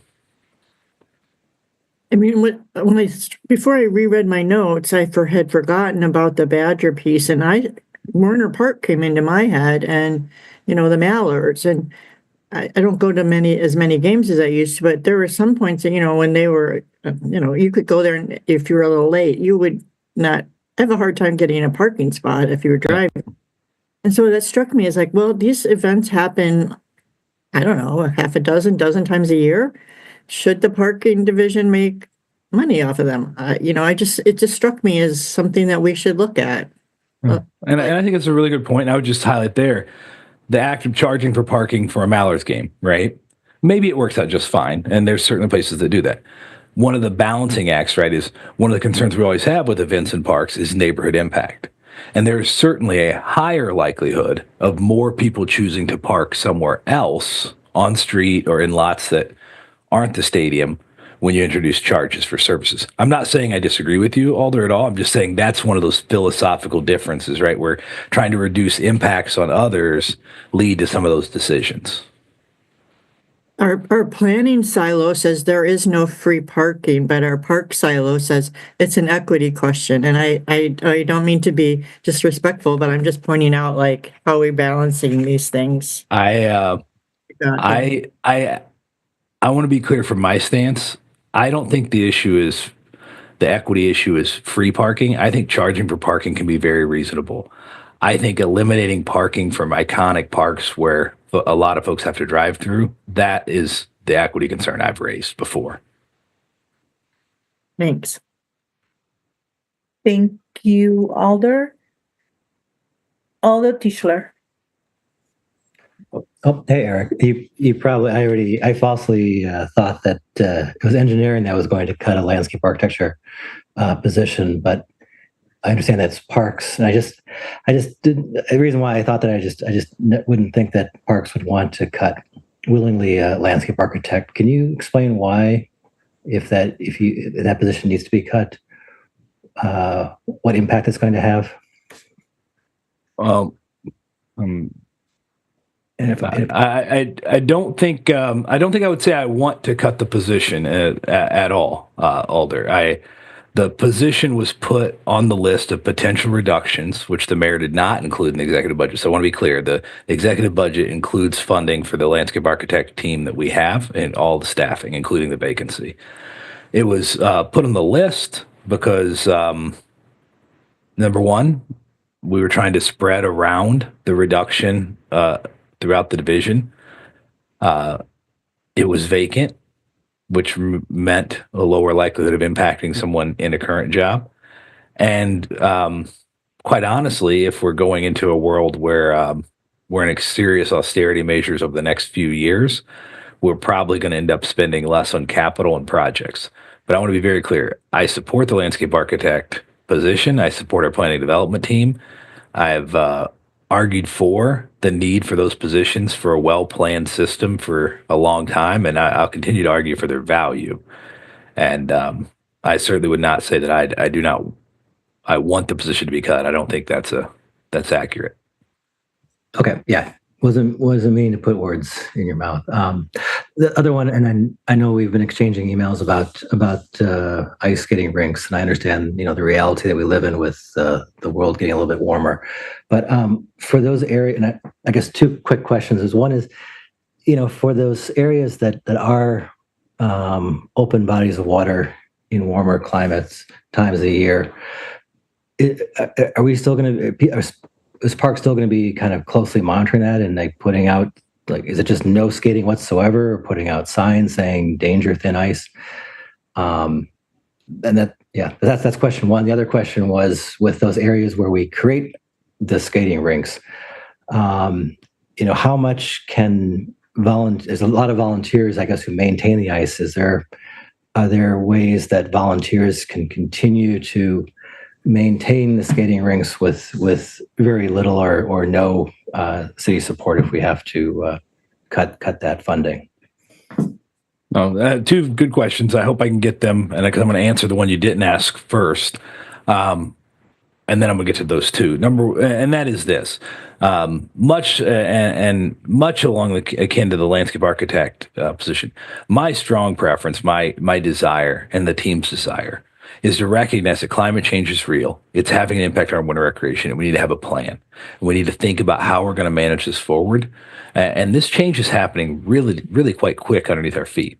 I'd rather have the opportunity where, to the extent that a referendum passes, and we have the funding to continue services as we have in the past years and make those attempts, while really kind of pulling apart the data analytics side of that, look at the projections of climate, looking at other options. And I think we've looked at a lot, but really trying to figure out, can we regionalize and continue to provide and partner, as you said, Alder, with folks who really care about ice and are passionate about it, to provide it as much ice as we can for the longer term, as efficiently as we can. I don't think the way we provided ice for the last 30 years is the next 30, but I'd like that opportunity. Now, in the event the referendum fails and this cut is before the body, I think, number one, the question, I'm going to answer the second question first, which is, can volunteers still help? We have to evaluate what this means. One of the things with this reduction is it doesn't reduce staffing in this budget. It does reduce the utilities and corresponding concessions and equipment supplies. So those are real costs. We'd have to, and we're working, Alders, you've indicated, we're working on kind of the detail of by rink type of cost, but the underlying concern we have, I'm confident we will save $60,000 if we don't do any of the rinks or support any of them. It's a little bit of a scale issue of saying, how much does it cost to do one? Because the first one costs more than the second, right? And that kind of thing. And I'm trying to get back to the first question you asked, which was related to, I forget, I apologize. Oh, I was talking about danger thin ice. Oh, yeah. And so on that issue, so that's actually a oppression issue, as many know, and it's a serious issue in our community. We only post anything about ice on locations, at locations where we maintain ice rinks. So in a transitory period, this could be a little interesting. I think what we would probably do under the advice of a risk manager, I suspect would be do something like where we post very large and conspicuous signs like, this is no longer an ice rink. Ice is not monitored for safety or thickness, right? and then eventually the signs will go away. Much like much of our system in cities, open ice. Like we don't monitor the ice of Monona, Winger, or Mendota at all. People are out there a lot. Monona Bay, the ice fishermen are out there at levels that I don't quite understand, as you've all probably witnessed. But that transition will be a challenge for sure, Alder, for sure. Okay, great. Well, thank you. Thank you, Alder Tischler. Alder Harrington McKinney. Thank you, Madam President. I wasn't going to ask questions about the ice skating, but since our two alders brought it up, Eric, you said that you named three ice rinks that were bordered ones, Warner, Tenney, and Vilas. And so my question is this. If those are the ice rinks that are identified, significantly, its impact on the budget, is it one of those major priorities, or it's something that you were just adding to accommodate the cost of continue or the budget reduction? Okay. Well, first I want to clarify. I was trying to give an example earlier, and I probably messed it up. So more than 3 rinks are impacted by this decision. So we currently have some relationship, and I want to be clear. We very much appreciate our partners who help adopt with the Adopt ICE program. Right? There are a lot of folks out there who care a lot about ice and who do a lot of hard work to, especially keeping it up and running, like early morning flooding, light snow removal, and such.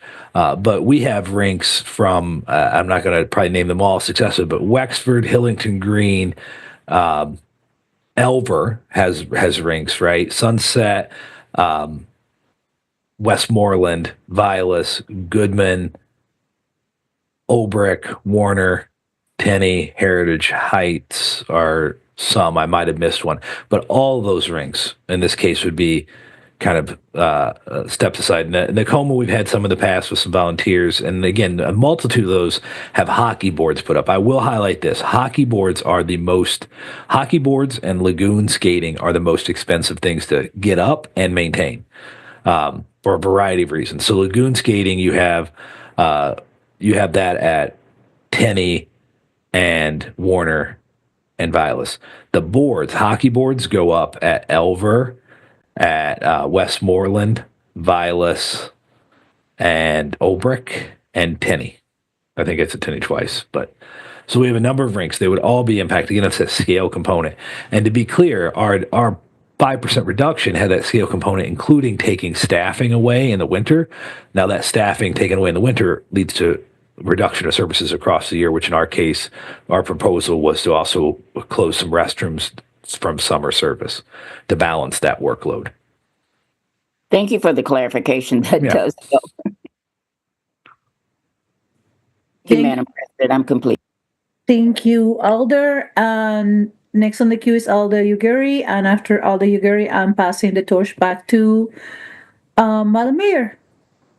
She's back in the room. Thank you. Thank you, President. Hello, Eric.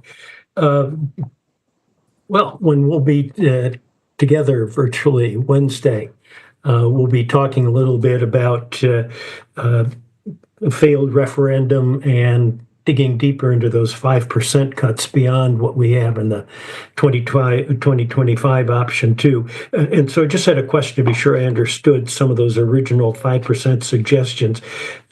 One was labeled shift recreation services to a cost recovery model. What does that mean? That's a little bit what I was talking about with parking and things like that. So currently we provide services and recreational services and amenities that we intentionally lose money at. As I tell people all the time that have business degrees, I have the best business. I get to intentionally lose money to serve our community. But that's not how all recreation services work. There are many recreation departments, recreation sections, recreation programming organizations who do a cost recovery model. So if you think about things we do, Movies in the Park, Parks Alive, Trucks and Treasures, Ride the Drive, all of those have no cost for admittance, no tickets, no real revenue generation. Those kind of things just go away. right? And you shift your resources towards, okay, how do you, again, maximize the revenue generation of the park amenity through programs to support the park system? That includes other things like taking that same staff and figuring out a pay-to-parking program, right? You look at parking, you try to host events that make money, right? You try to sell sponsorships. Those are the kind of things you do. You run 5K, you have your staff work on running 5K events and having the primary beneficiary be the city. If you didn't know this, right now there's tons of 5K events across the park system and city that benefit tons of organizations. It's one of the reasons I often say, like, Parks has a huge role in working with a lot of nonprofits to help them meet their budgets. We do, but we don't compete, right? And in many communities, we do. So that's the cost recovery or revenue generation model. That is almost 180 degrees away from how we operate today. Okay, that clarifies that. Thank you, Eric. Thank you, President. Thank you, Alder. Alder Revere. Thank you, Mayor. Thank you, Eric. I won't ask about ICE because that's been covered quite comprehensively at this point. I do want to begin with the question that you heard me ask the city engineer, and I'll be asking the street superintendent, and that is what your observations are in parks as it relates to the joint public works staffing pool that we created in last year. Well, I'm gonna ask Assistant Superintendent CJ Ryan, to weigh in. She has led the charge along with our operations team on that coordination and has more intimate knowledge than I do. From my chair, good. Very good. Thank you, CJ. Hi, nice to see everyone tonight. Yeah, the program has been going very well. As you know, in the summer, Streets and Charlie's team have been coordinating the laborers to work on the medians and the planted beds. And one of the things that in parks we've been able to do is take advantage of this team this last winter, both for snow removal, but also since during times where we didn't have snow removal, we were able to really get a lot accomplished with our natural areas, doing a lot of restoration work there. The other thing that I think is a signal of the success of the program is that this has really created a pipeline into our system. From that group, we were able to hire a full-time park maintenance worker who was really interested in the parks type of work. And so we've been really pleased with the program, and I'm sure Charlie can add more to it. Thank you. Thanks, CJ. And then moving on to my next topic. And admittedly, it's quite parochial, and I'm sure we're anticipating the questions about in the event that the referendum fails, the dramatic modifications proposed for mall maintenance, something that you, Eric, know is near and dear to my heart. I'll just disclose at the outset I was blindsided by this inclusion, as it wasn't in your agency request. I had been preparing downtown stakeholders for the potential $20,000 reduction for fountains from the square to Peace Park and areas in between, but did not see the banners removal or, of course, the change in the formula that we only changed a few years ago for mall maintenance. Just to kind of start with your agency request, if I could, Eric, do you know off the top of your head, and if not, you can get this information to me in writing at your convenience over the next several days. But of the $20,000 reduction for fountains, where does that come from? Primarily purchase services and contracting to get them up and running annually. A little bit of utilities, a little bit of staff overtime. Alder, when we've been trying for years to get those fountains to work the way we'd like them to, and we budgeted in a variety of ways. What we spend it on annually changes a little bit. Sometimes more consultants, sometimes a little more overtime. Recently, it's been consultant driven. That's the primary hard cost savings. So the vast majority of the 20 grand, again, realizing this is in the unfortunate event the referendum fails, is that that's all you estimate almost $20,000 for purchase services annually because our own staff wasn't able to maintain the fountains each year. We will get you a breakdown of our exactitudes of 20,000. I'm going to put it at closer to 15,000 of purchase services and $2,500 in utilities, like 15,000 of contracting cost. Yes, those fountains could be the worst designed fountains in the history of humanity. Yeah, for those that aren't familiar, you're referring to the four decorative fountains on the Capitol Square at East Wash and West Wash, respectively, and those were Madison Arts commissioned works of art. Yeah, they're beautiful. They're very expensive to get up, and so one of the contracting reasons we actually had that budget amendment, I think, a few years ago, are some changes to add some additional funding to try to make sure we're up and running by Memorial Day every year. We did. Yep. Okay. Well, I appreciate you getting me that breakdown. We'll get you the breakdown. I know it wasn't in the request, and I think it's somewhat due because, truthfully, pulling that apart, it's a little bit of each annually, and it kind of ebbs and flows on how a year goes and how we want to cut it, but it's about that a cost annually. I appreciate that. Again, it was just unclear to me if that was internal forces that would then be working on freeing up to work on other things, or if it was interdepartmental charges, the water utility included in that, or what all that was. Then can you similarly speak to the proposed $34,000 reduction for the seasonal banners?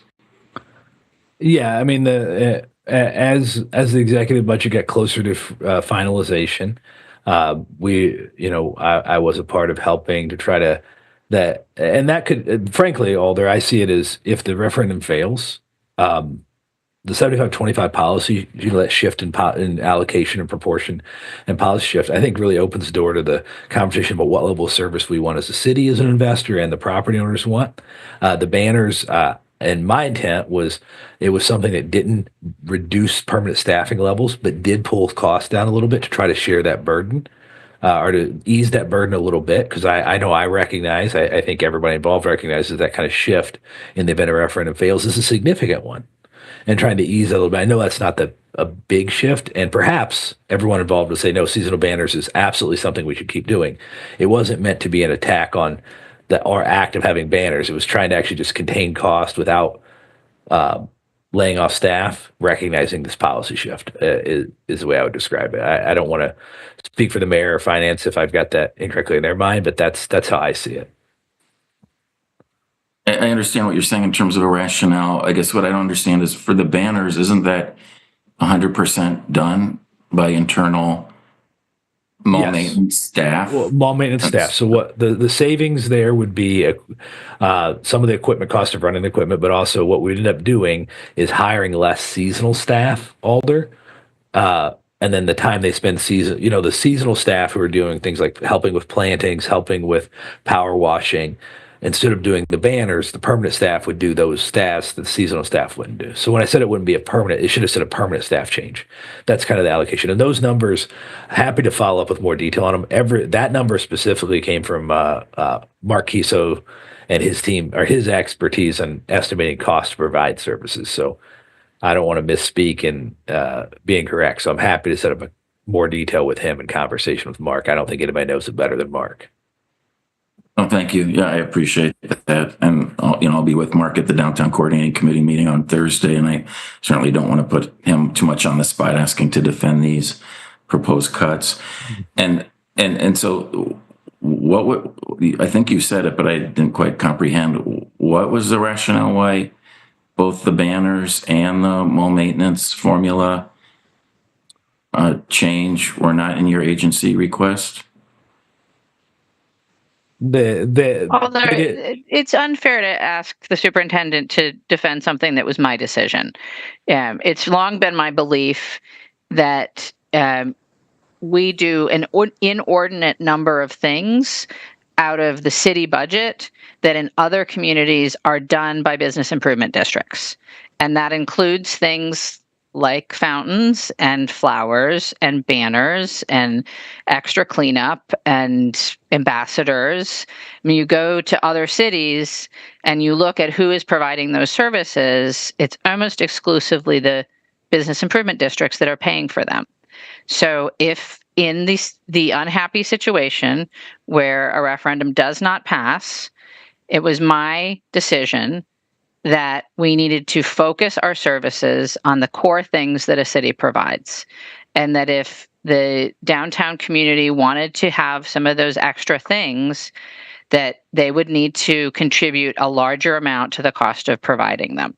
I think, this is a conversation that I've had with the executive director of the bid and with folks at Downtown Madison Incorporated over several years now, that it does not feel right to me that the balance of amenities that are provided by the city versus by the business improvement district. And I look in large part to the balance that happens in other cities and recognize that they do not contribute as much to these sorts of things around business improvement districts as business improvement districts do in other cities. So that was my decision. The other motivation is that it is a place where we're able to realize some significant savings without impacting staff, without causing layoffs of filled positions, and without dramatically reducing core services. So it was my idea. You're right, it was not in the Parks Department 5% cut proposal. It is something that developed in the conversation as we were putting together the executive operating budget. Yeah, I appreciate all that, and I guess was more speaking to the banners when I was wondering where that came from. Yes, Mayor, you and I obviously only a matter of a few days before your budget proposal was introduced to the council discussed those general feelings about the bid and bids in general, and and specifically, you confirmed the cut in the event of the referendum failing in the EDD $62,000 plus programming money for the bid, but we never talked about changing the formula next year. So that's why this was very surprising. As I said, I think was surprising to a variety of downtown stakeholders. But I don't want to debate that. Obviously, this is for questions of staff. So, Eric, thank you for getting me the detailed information about both the fountains and the banners. I'd appreciate that. Absolutely. Happy to do so. Thank you, Eric. Thank you, Mayor. Thank you, Elder. Are there any other questions for Parks? Seeing none, thank you, Eric and CJ. And we'll go on to the Streets Division. Are we going to skip golf? Oh, I'm so sorry. Yes, no, please do do tell us about golf. I knew you would be excited. This one, pretty straightforward and simple in many ways, even though now looking at that 2025 executive, I'm already thinking about the potential need to amend it because in the best possible way, we continue to have very significant success. Our team of permanent staff and seasonal staff who are dedicated pros at what they do continue to do a really good job of providing affordable, quality municipal golf and more. As I now say often in this program, the Golf Enterprise program, we are over 5.1 million as of today. I believe I'm close to calling it that we're going to break last year's record, which broke the 22 record, which broke the 21 record. So it'll be 5 years in a row of record revenue and record rounds.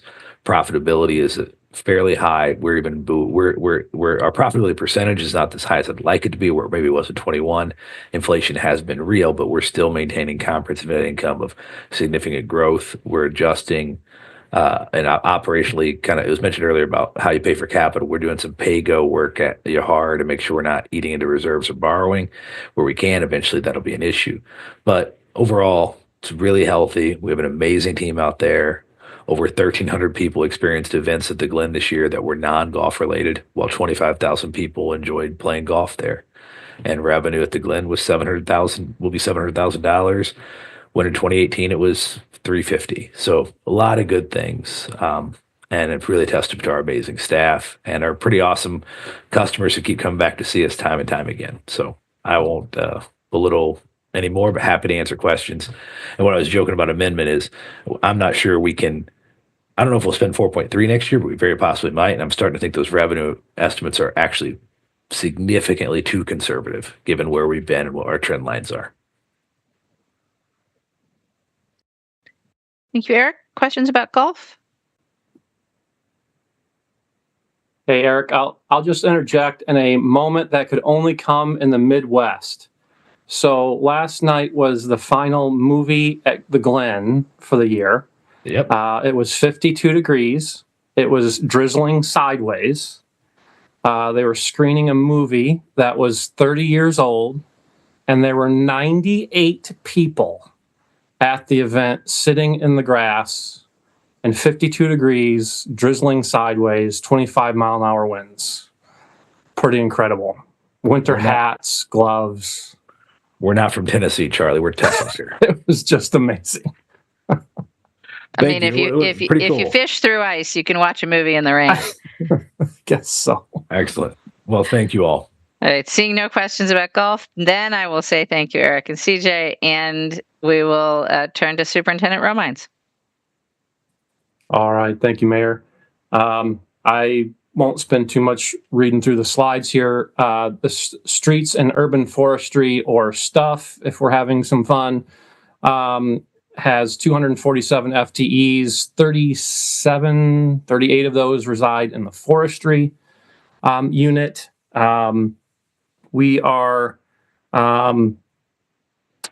just so you all are aware, we're currently running about 12, because the questions have come up both in emails and here. We run about 12 to 13 vacancies right now to keep on the street side, to keep our salary savings and 1% budget reductions in order. That looks to be the same next year. It's the main services we provide, how they're budgeted has changed a little bit from last year to this, but again, they're plowing snow, solid waste collection, recycling, leaf and yard waste, brush collection, street sweeping, street repair, right-of-way mowing and medians, and also cleanup of the right-of-way, large items, drop-off sites, numerous extra requests for help here and there throughout the year, and of course, last but not least, forestry. You may have noticed during finance's lead-in, we do see the urban forestry special charge ticking up this year from $712 on a single family to $818. A little over half of that is from an undercharge from 2023. On the side of who's ever heard of such a thing, next year the resource recovery special charge is going down from the current rate of $395 to $359 while supporting an added position. That's in addition to a refund of sorts that we gave as a one-time bill adjustment this fall of $9.55. That is predominantly due to success with our local Murph Pelletieri and the great job that they do and the partnership that we have. And so, Christine, is that the second? That's the second slide, right? The charges for service and the miscellaneous revenues in the streets division on the far left, those come predominantly, well, almost exclusively from our transfer station activities.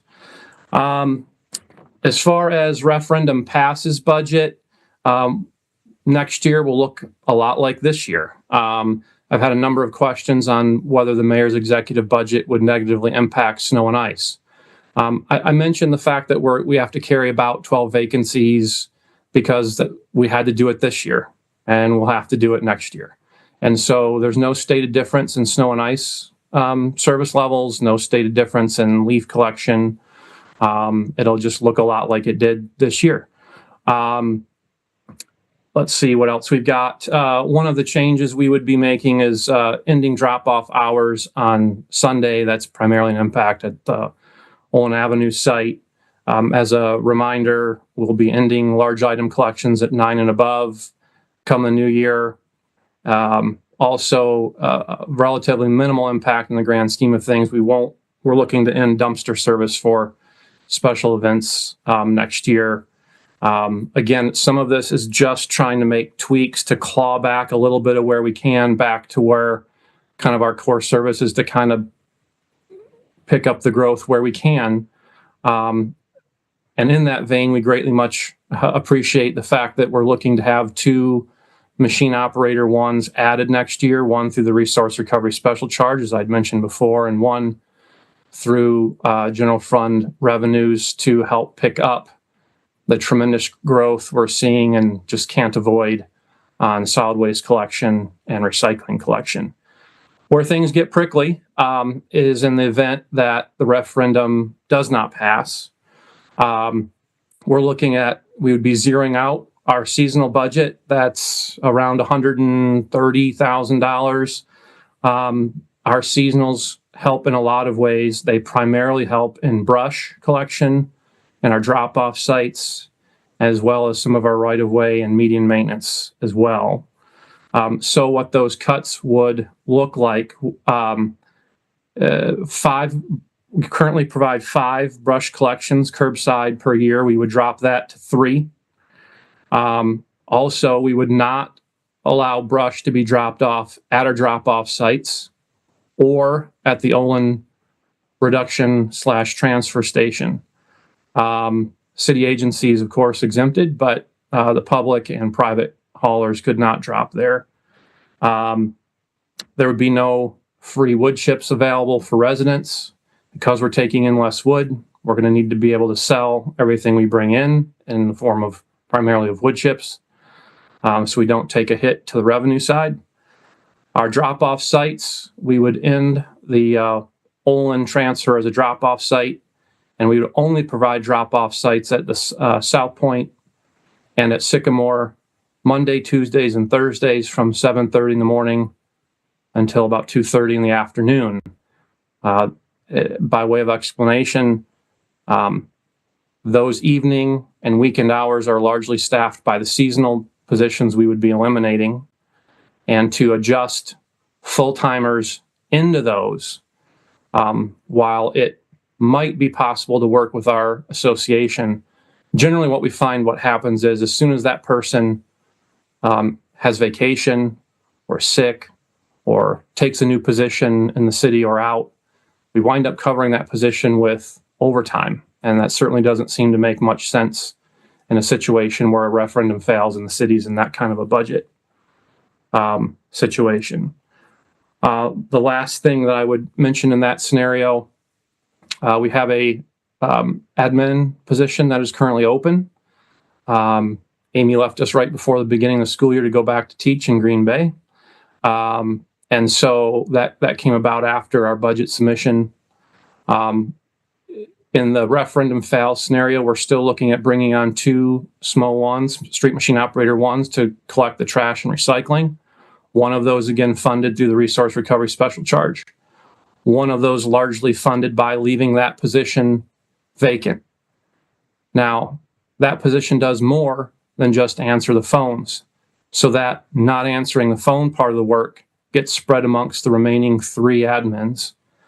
And what that means is a standard level of service our residents should expect when they call the streets division is they will get a voicemail, a very nice voicemail, but a voicemail that is updated daily with pertinent information and inviting them to either put in a work order, send in an email, report a problem, or leave a message, and it's checked several times a day. Now, that doesn't mean we will never pick up the phone, but that means that that should be the expectation, because there's just going to be times we're not going to be able to have a person on those phones. I think that is the majority of what I needed to get through and leave it open for questions. Thank you, Charlie. Questions for streets?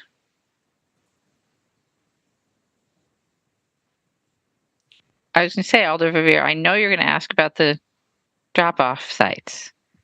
Alder Verveer? Yes, thank you very much, Mayor. And I know Charlie was anticipating that as well. But Charlie, you're also anticipating, and as the architect of our public works staffing pool, why don't you share your words of wisdom, your observations as modestly as you can as to how well it's working? Well, the public works labor was really, an idea.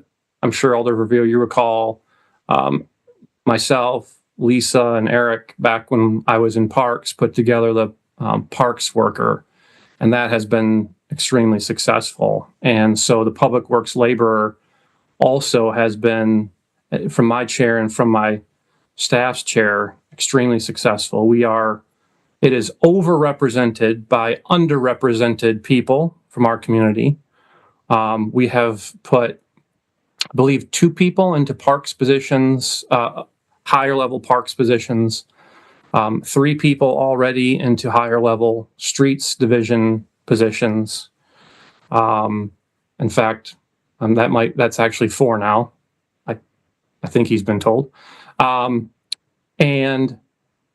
beyond that, what we're seeing is when we have like an early spring, for example, like we had this year, the fact that we have full staff in and ready to go, the median maintenance doesn't get away from us as a public works team anymore because we have staff in. We're not trying to recruit seasonals in March and April while the grass is already growing. And then also, for example, this fall, as the leaves are very painfully slow to get dropped, we have not called those positions back. And so Parks has been able to keep that additional help around for a little while longer to do important, parks work. And so it's also had the added benefit, I would say, of busting a few silos from kind of the field labor, field supervisor ranks, because those folks, as they are moving back and forth amongst agencies, are making contacts, working across divisions, working with different supervisors, different lead workers. And so I think it's been tremendously successful in any way that you can measure it. In theory, the drawback, right, was because we're paying people full-time wages and benefits, you're getting less hours of labor versus just paying a seasonal wage. But in all reality, it continues to grow only more difficult to hire seasonal people, particularly for the work we ask them to do. And so I don't know that we've actually seen any reduction in labor from this. And we have the added benefit now that they're able to do non-CDL snow work. So a lot of that growth that we've seen in the city, sidewalks and bike paths and so on and so forth, crosswalks, this has helped us pick up some of that with those folks where we haven't been able to grow in other ways. Where in the past, come Thanksgiving, they're gone. As seasonals, they were gone. So really proud of it, proud of our staff, parks, engineering, the group of people we've brought in, those that have moved on to bigger and better things in the city. Some people are very, very happy just to have the job where they are and aren't ready to move on yet. And they've been in this role for 18 months, and that's great too. So it's been gratifying, I think, from our division standpoint, and I think parks as well, and engineering. So. Yeah, thank you very much, Charlie. I wanted to obviously give the opportunity to you and your colleagues to express how things are going. I'm obviously very pleased, as we all are, that things are going as well as all of you have shared tonight. So thank you for that. As I've said before, you always are amongst the most creative in terms of efficiencies, and sometimes I like it, sometimes I don't. So that's a segue to that's a segue to what the mayor anticipated, and that is my perhaps obsession with the drop-off sites. I just wanted to refresh memories that my interest in drop-off sites only started when we were closing Badger, and I knew that would have an adverse impact and an equitable impact on those in the central city, south side, Isthmus, etc., having to go to the east or west sides with their material. So just so I understand, and I know that you went through this in your initial presentation, Charlie. So in the scenario that the referendum is successful, did you articulate that there would be impacts beyond Olin closing on Sundays? There would be reductions beyond that. And your agency request goes into details and mentions specific hours, but based on the executive operating budget, it would only be closing Olin on Sundays, or did I miss something else? Referendum passes. Right, referendum successful. Right, we would. The only difference for drop-off sites is we wouldn't be open on Sunday. Mm-hmm. And is my recollection correct that when you and I were discussing what hours would be appropriate for Olin generously, since we worked on budget amendments together in that regard, that one of the benefits of Sunday at Olin is that Badger, not Badger, it's been a long day. Badger and High Point, South Point were both closed on Sundays, and so it would be an opportunity for Madison residents to utilize at least one drop-off site on Sundays. So under this scenario, every drop-off site would indeed be closed on Sundays, even if the referendum successful. Is that correct? Yes, that's the intention. Uh-huh. And can you share what anecdotally, perhaps as it might be, Sure. How Absolutely. busy Olin has been on Sundays? Obviously, you had said that Yeah. Fridays were the slowest, so that's why we were closed on Fridays at Olin. Yeah, happy to, Alder Revere. So certainly Sunday at Owen Avenue is not the slowest of days. However, it just becomes a matter of being able to support it. What we continually find is that we are having to cover weekend hours, and particularly that Sunday, with overtime. It can be, it has depended on year to year. It can be because we can't hire or retain the seasonal help. And even if we have a seasonal that you see a seasonal when you come in and drop your things off, we still support that position with a full-time person who is doing the behind the scenes hauling and moving of material. And though we have adjusted one person's schedule from Monday through Friday to a full-time person to Sunday through Thursday, inevitably what is happening over and over and over again, too often to be financially sensical, we wind up covering that position with overtime because the first day that person wants off is Sunday. Or as soon as they get an opportunity to shift to a different position that is not Sunday through Thursday and go Monday through Friday, they do that.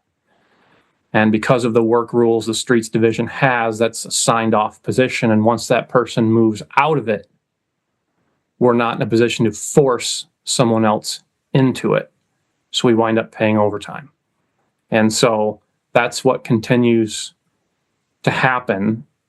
And when we're doing that just to support one site, it hasn't made a lot of sense financially. And again, we're trying to work corners where we can to put more and more of our staff outside of the wintertime on Monday through Friday shifts, so they're more available for that arm's length list of services we provide, along with everything else that pops up that we're grateful people come to us looking for additional help to do those things. And when the more staff we have that are shifted to off hours, they're just not available to do anything but that one thing.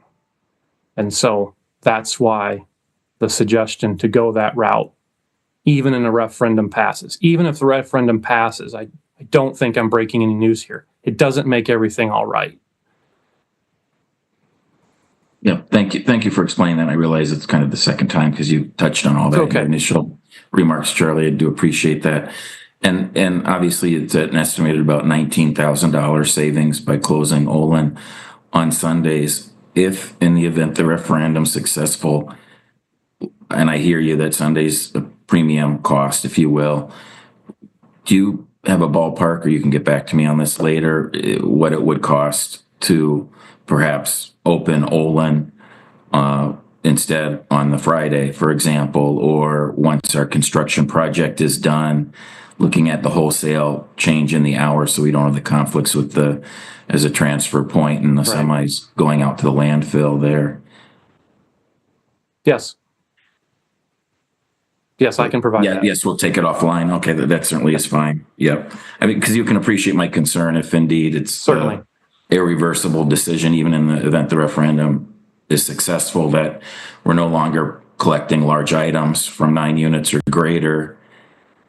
it seems like it's a double whammy that we're reducing then hours for the drop-off sites again, especially in those the very high density areas of multifamily housing. A lot of non-ideal situations and decisions start to compound. I understand.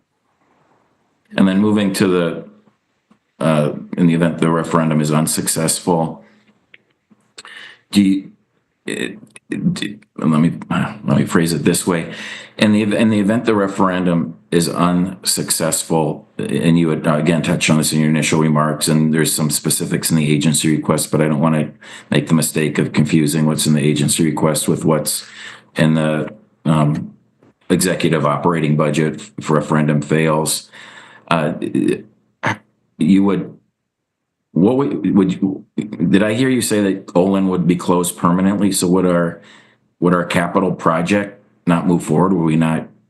I don't know what the current bid schedule is. Sure. By our friends in engineering, but anyway. So what do you think the future of Olin is if the referendum fails and our capital construction project there? Sure. Thank you for that question. So my intention is to move forward with the project. I've talked to Brian Cooper in engineering.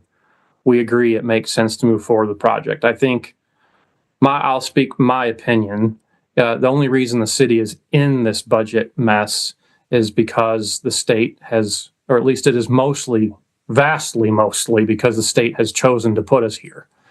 And I still believe in our form of government that eventually it will get figured out.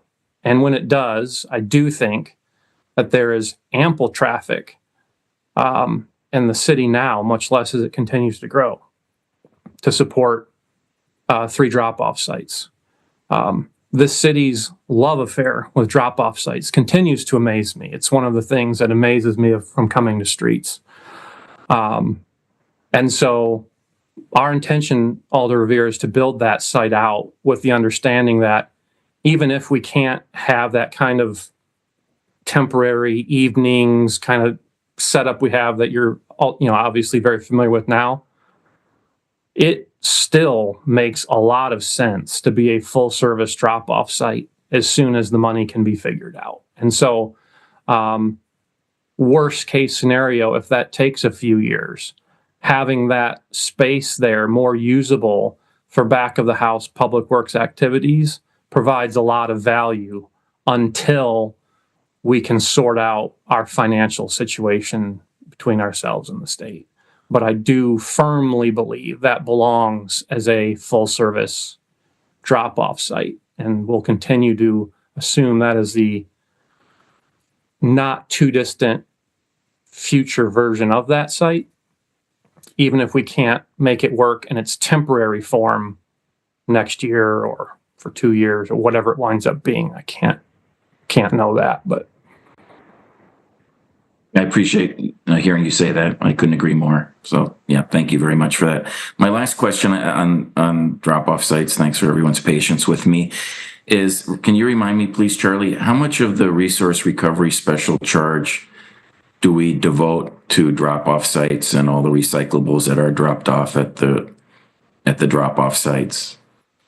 So the resource recovery special charge covers 35% of the cost of operating, of the net cost of operating the sites.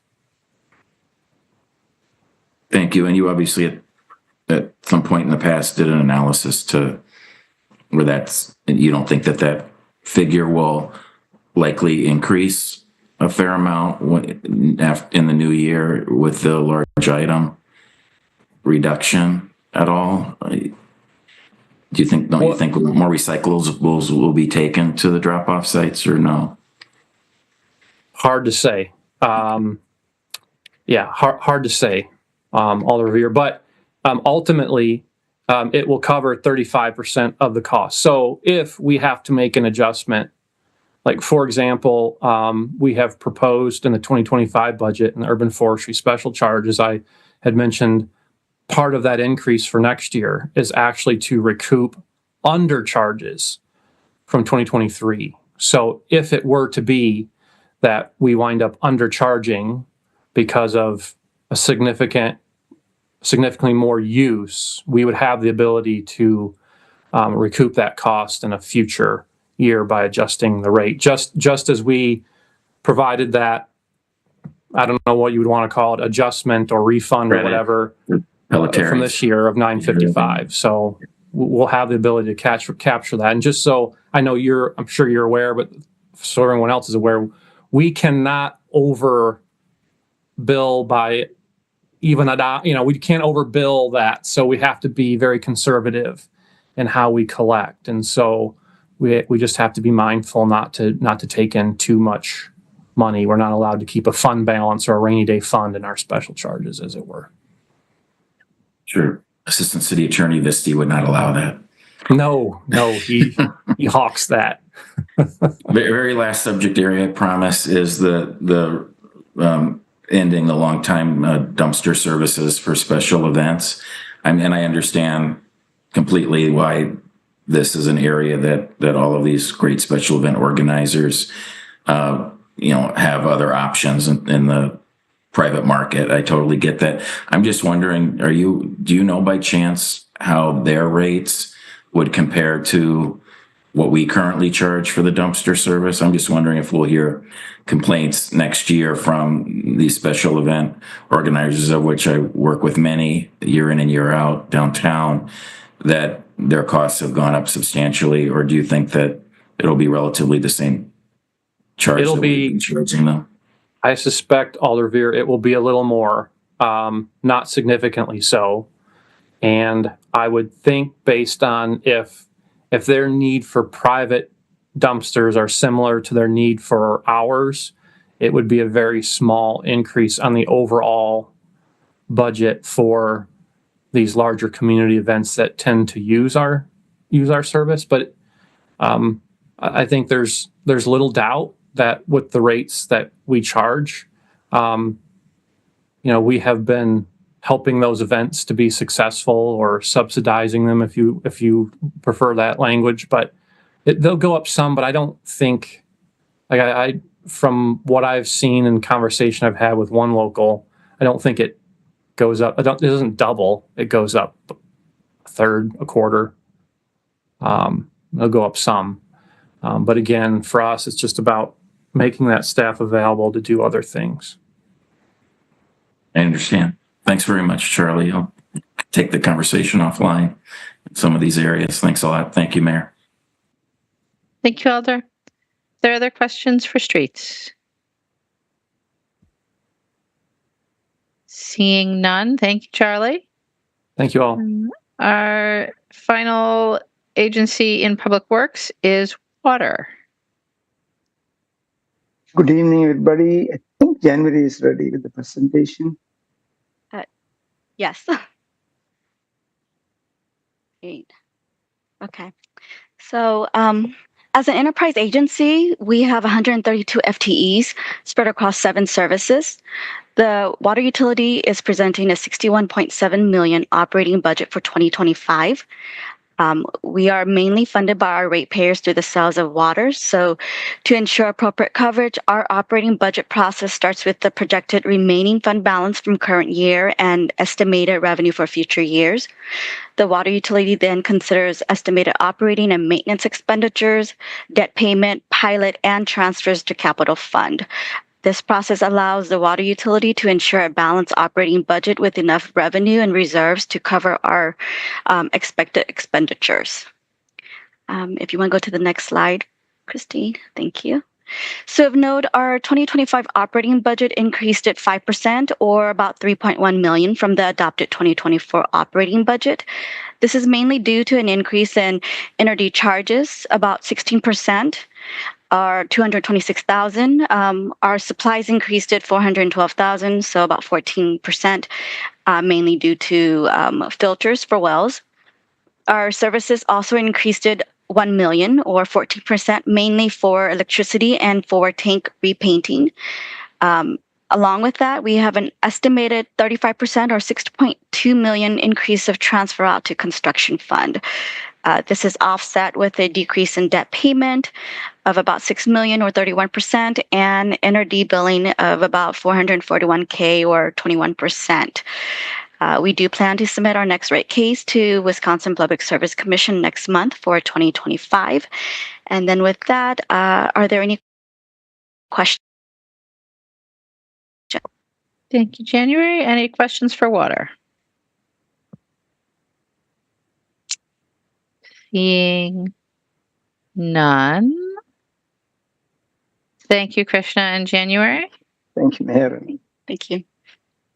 And we'll go on to our final section, which is transportation. And the first agency in this section is Metro Transit. Justin? Good evening, everyone. So Metro, sorry, I'm pulling up some other documents. So our FTEs are up slightly at 504. Total projected budget is about $77.5 million, up from about 74 in 2024. Note that in the 2024 adopted, that is the original adopted budget, we did increase that by about 1.9 million due to additional partner services. And that's something, if you want to go on to the next one. A couple things I want to just touch on that are a bit unique about our budget. So I think earlier in the discussion, Dave mentioned the repayment of the reduction in city subsidy that happened in 2023 and is planned to be repaid over a series of years. That really that continues to increase the city subsidy this year. This 2024 was our first year of with the redesign in place after the network redesign that happened in 2023. And so that, for those of you who were on the council in 2022, when those decisions were made, that increased Metro's service by about $1 million in the city of Madison, based on some amendments that were completed there in that process. Partner income continues to drive a lot of the growth in our overall budget number. So just for frame of reference, our partner services, so our partners provide, they cover the entirety of the cost in their service area. In 2020, that was about $4 million in partner services. In 2025, we're anticipating at least $13 million. And the potential to grow even more, which I'll talk about here in a minute. And so all that is to kind of boil down, our referendum scenario is essentially cost to continue. We are anticipating really no significant changes in our operating budget over cost to continue. That is really reflecting the fact that we've had a tremendous amount of change over the last couple of years. And so our focus in 2025 will really just be on getting more efficient and getting, doing what we're already doing and just trying to do it better. And so that will really be our focus in 2025. With a referendum, without a referendum scenario, if the referendum does not pass, we are anticipating to reduce the city subsidy by about $1 million annually going forward. That would manifest in a service change likely in the summer of 2025 that would reduce service by about $500,000 in 2025 and then annually $1 million in 2026 and beyond. We'd really be focusing on some of the early morning and late night services. Right now, a lot of our buses pull out around 4 o'clock in the morning. And those morning trips are crucial for a few people for sure, but they definitely do not carry very many people. And so by pushing those pullouts to, 5 or 5:30 in the morning, as well as instead of coming back, in the middle of the night at 1 o'clock in the morning, come back at midnight, those can realize some real savings for us operationally. let's see. The other kind of nuance here, so we are in a situation where, with our partner revenues, the city of Madison referendum is not the only referendum that is impacting us at Metro. Fitchburg is also having a referendum this year, and their referendum would increase service in their city. And they would be doing so in partnership with Verona to create some more all-day service across Verona and Fitchburg. If their referendum passes, that could yield about a $2 million increase in our budget, which would have to come through as an amendment. So we're in a unique position where if one referendum passes and the other one doesn't, it could do some really confusing things to our budget. Like, for example, if Madison's referendum does not pass, but Fitchburg's does, our budget would actually go up because of more of those costs shifting over to Fitchburg and Verona. So there's an awful lot of complexity and detail around all of that I would be happy to get into, but I know it's kind of late, and so I guess I will pass it back to you for questions. Thank you, Justin. Questions for Metro? Going once. Alder Verveer. Thank you, Mayor. Thank you, Justin. I'll try to keep it to just one focus area, and that's in the event that the referendum fails. The service reductions that you just articulated and obviously are discussed in more detail in the executive operating budget. Could you confirm, again, realizing this is in the event the referendum fails, would the popular UW service be subject to any cuts next year, given their funding source with UW Transportation Services? We would not expect to, their services are fully covered and the cost of those services fully covered by UW. The reason it's hard for us to go into in a lot of detail around exactly what those cuts look like is because we do have to go through a federal Title VI process to analyze to make sure that whatever services we are changing do not disproportionately impact certain disadvantaged groups. We're intentionally trying to be broad with these, so we're kind of impacting almost all routes equally, and so that does not trigger any issues there. However, we certainly wouldn't expect or want to cut services that are being paid for by others. That kind of is contrary to the idea that we're trying to achieve here. And so I think we would have to, my short answer would be, I don't think so, but we can't say for sure until we go through that detailed analysis to make sure that it doesn't result in a disproportionate impact to other groups if we choose to exclude their services. That makes sense. Yes, it does. Yeah, thank you. And then can the same be said then for the very popular Route 75 that's funded by Epic? It's in the same boat, yeah. You would say it's paid, you would say it's 80 paid for by Verona, so we would not expect to be impacting it. But again, we've got to be really careful around making sure we aren't, cutting routes that affect non-disadvantaged groups while, or I'm sorry, cutting routes that affect disadvantaged groups while not cutting the routes that don't. If that makes sense. But it's unlikely that 80, 81, 82, 84, or 75 would likely see service reductions. We would not expect to, because that wouldn't actually reduce the city subsidy by reducing right. Because none of those are subsidized by the levy money at all. Right. Yeah. And then can you just explain in a little more detail, does the analysis have to be approved by the FTA, or is it something that's internal, approved by our Transportation Commission, or how does that work? It would be approved by the Transportation Commission. We do have to follow the FTA's guidelines on how to do that analysis. And if we do that incorrectly, someone could, or the FTA could have a finding against us and risk some of our federal funding. So they don't directly approve it, but they do have pretty strict guidelines in place that we have to follow. I see. Do we not even have to file it with FTA out of curiosity? We don't necessarily have to file it with them, but it has to be part of our public record.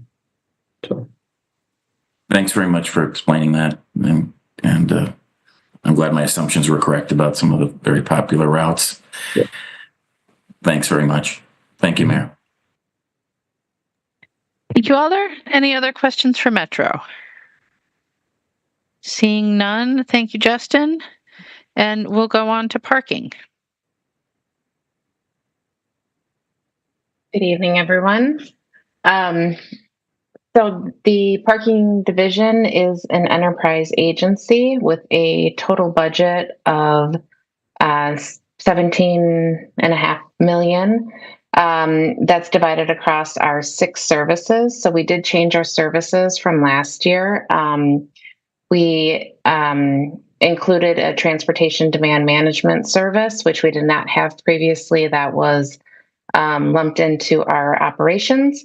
And then we added administration into operations as well. We have a total in this budget of 100.25 full-time FTE positions.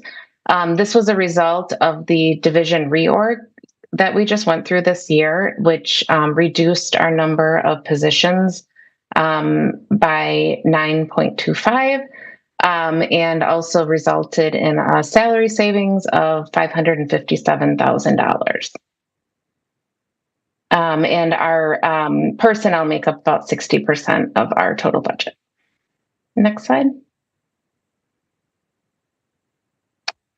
So some other items to note, along with the reorg, which does have, if you went through our budget, you will see there's about 12 different positions that are impacted by this.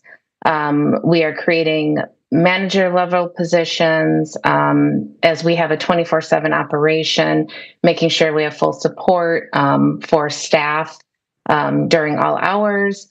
And this was something that was definitely, I think, needed and overdue as we merged enforcement in and added transportation demand management, just creating positions that can help provide support into each area. In addition, we have an increase in permit revenues of $640,000. That's based on recent trends from previous years. We also have an increase in revenue. So we're at about 83% pre-pandemic levels for revenues, which is probably about, I think we're averaging off, balancing off there. So that's about, I think, where we'll be moving forward. So that's about 1.7 million more than our previous year in revenues. And then we'll also have a 1.2 million debt service payment for the State Street Capital project, or I'm sorry, State Street Campus Garage project. That will be funded through the debt service fund for 2025.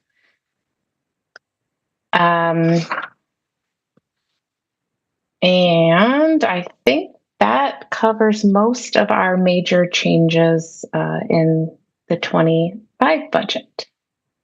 Any questions? Thank you, Stephanie. Questions for parking? Alder Verveer. Thank you, Mayor. Thank you, Stephanie. And I know I owe you a meeting. Maybe we can do that this week, Stephanie. We have a list, I know. Let me just ask a couple of questions, though, that might be of general interest here on your budget. And that is, could you estimate for us what the current parking utility fund balance is approximately, please? Sure. So at the end of 23, our fund balance was 17 million. In 25, we will have our payments starting for the State Street Campus Garage project. So we will be using a significant amount towards that. But we will also be getting an air rights payment in 25. So we anticipate at the end of 25, our fund balance to be around 8 million. Can you say that again, the timing for the 8 million again? Sure. So in 2025 Yeah. is when we'll start making payments towards the garage. So that will reduce us down at the end of 25. We should be around 8 million. We anticipate our air rights payment for that project to come through in 25. So a portion of it will come through. But Mortensen pays the air rights into the future as well, right? Yeah, there's multiple years of payments. And Dave, if you want to help out. Dave turned his camera on. Thanks, Dave. So Mortensen makes one payment spread over, I think, a couple of years. Okay, and now Tom's at his camera as well. Tom, did you want to? Oh, sorry, Dave, you're still speaking. Well, that's included in what Stephanie said was the fund balance at the end of. Yeah. I think there'll be another $2 million payment in 2026. Thank you. And so 8 million estimated at the end of 25. Yeah. Tom, did you wish to add something? I saw you turned your camera Yeah, I guess we can provide something with more clarity. There's an air rights payment, but then some is held in escrow to make sure that we meet our target completion date, which our contractor appears to be on track to do. So for about 4 months, there's some complexity on transfers of payments. So I think what Stephanie said at the end of 2025 is an accurate statement. Do you know what I mean? That yes. Once we make the air rights payment, the escrow is, received. All those things. Thank you. Yeah, thanks very much. I'm impressed that the fund balance is where it is given the pandemic we've recovering from here. Still, thanks for anticipating, Stephanie, some of my earlier questions in your initial presentation as well. You probably were in our meeting when you heard me ask about general fund revenues, including parking citations and the tolling reimbursement and so forth. In that regard, am I correct that we're still at pretty much full staffing for parking enforcement? And with that said, how do things look for enforcement this winter of the snow emergency zone? Yes, we are. It's been an up and down year with vacancies. We are very close. We just started some new staff, so we should be at full staff right now. We have the shared parks and enforcement position. So this is the first season that they will be with us. So that employee just came over this week to us. So we will be full staffed in the winter. As long as nobody leaves, we'll remain full staff. So hopefully we'll have some good coverage out there. So we definitely will see enforcement this winter in the overnight hours. Yes. Nothing will prevent that from happening as in some prior years. Yeah. As long as staff stays, we are looking good right now. Very good. Very good. Well, considering that the hour is late and we're going to hopefully meet in the next few days, I'll leave it at that. Thanks very much, Stephanie. Thank you, Mayor. Sure. Thank you, Alder. Alder Rummel, questions? Good. Thank you, Mayor. Hi, Stephanie. Can you tell us where you're at with planning for the curb management program and maybe tell alders what that is in case they don't know? Sure. So we are in the very early stages of the curb management planning. We're working on developing the framework and policies in 2025. We applied for a DOT carbon reduction grant. So we're still waiting to hear back on that. That will provide funding for a consultant, data collection, to start understanding really what the needs are for access from the curb. So we anticipate using most of 25 to do engagement, develop policy, and then in 26 work on creating the program. So the curb management will help us, for those of you that are not aware, will help us review curb space, decide what's the best use, looking at, new developments, changes in use on the street, making sure that, there's adequate access, whether it's for loading zones, looking at EV charging stations on street and what would that look like, bikeways, parklets, really anything you can think of that we could use the curb space for. Great, thank you. I look forward to that. My other question is, following up on the special event rate increases at some of the parking garages. I know there was a conversation at Transportation Commission that got a little testy about, some of the equity questions. Can we follow up offline with where, that's at? I know there was some direction to do some work with stakeholders, and I just would like to know more what's going on. Or you could, I don't know that you really need to say much more about it, but I was just sort of asking for that follow-up. Yeah, we can follow up. There's also a larger, I think, piece to this on just the overall transportation options and looking at doing just more engagement and analysis on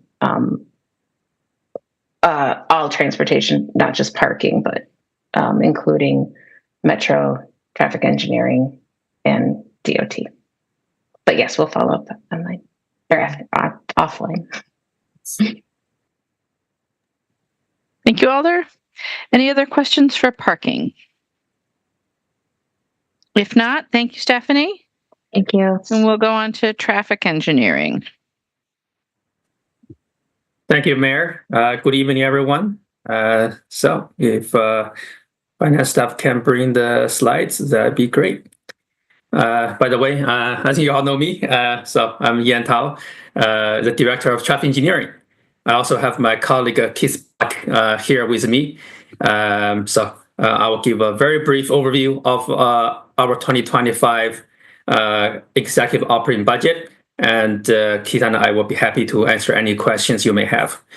So traffic engineering is primarily funded by general funds, and so right now we have a little bit over 72 full-time employees, but we do also have quite a large number of hourly seasonal employees as well, such as our beloved crossing guards, the crosswalk painters. So in total, we usually have about 150 employees in the division. Our budget is mostly for personnel cost, salary and benefits. So that's 67%. Another larger component is for purchase services. Actually, mostly electricity cost. As you know that we maintain and operate almost 19,000 streetlights in the city, and 400 traffic lights, and there are thousands of pieces of other electronics, such as pedestrian flashers throughout the city. So electricity cost is a big component of our operation. In terms of the total budget, as you can see from the chart, we have seen steady growth of the budget over the last few years, along with the city's growth, as well as we are taking on more initiatives such as Vision Zero, Safe Streets, Complete Green Streets, and also we've been going very aggressively, and thanks to our staff, after federal grants. So over the last 3 years, we actually helped the city to secure 22 federal grants, and has brought over $20 million federal funding into our city to help do a lot of really good projects, such as for safety improvements and also for sustainability, such as the LED conversion for the streetlights and the traffic lights. And here you can see that in 2025, our total budget is about $10.5 million. Again, most general funds with a little bit of grants for operating side. So that's actually funding the our ped bike education program. We also, as I mentioned, that we also have a lot of capital federal grants, and we need to figure out how to use our staff time to deliver those projects in the next few years as well. Those $20 million projects. Next slide, please. So these charts kind of list our budget by major and a service. So first, on the revenue side, total revenue, actually we bring significant amount of revenue, over $1.1 million, by providing service to surrounding municipalities, by maintaining streetlights, traffic lights for them, and also Dane County, UW, and some of the state work as well.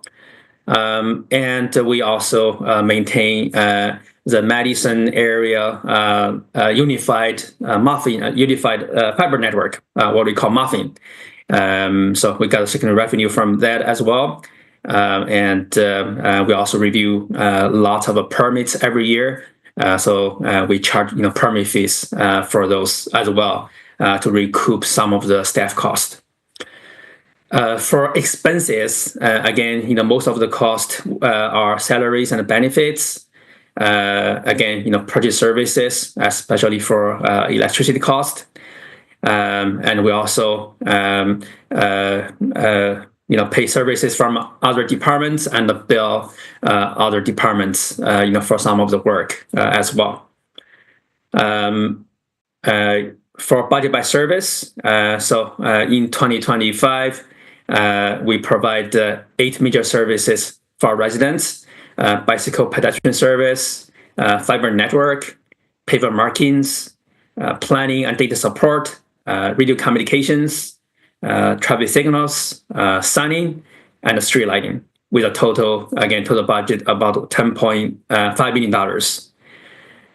There are a couple of changes that you can call major, but it's not really impact any numbers. So one change is we separate one service out, the fiber network. It used to be in part of the traffic signals, not because it's impact, because it's we receive significant revenue for our service. So we felt like it's a good idea to split it out after we going through the results Madison process. Another change is just name change. We used to have one service called the services. So that's very confusing. So we changed that to planning and data support. But for the main version of the budget, we are maintaining the current level service.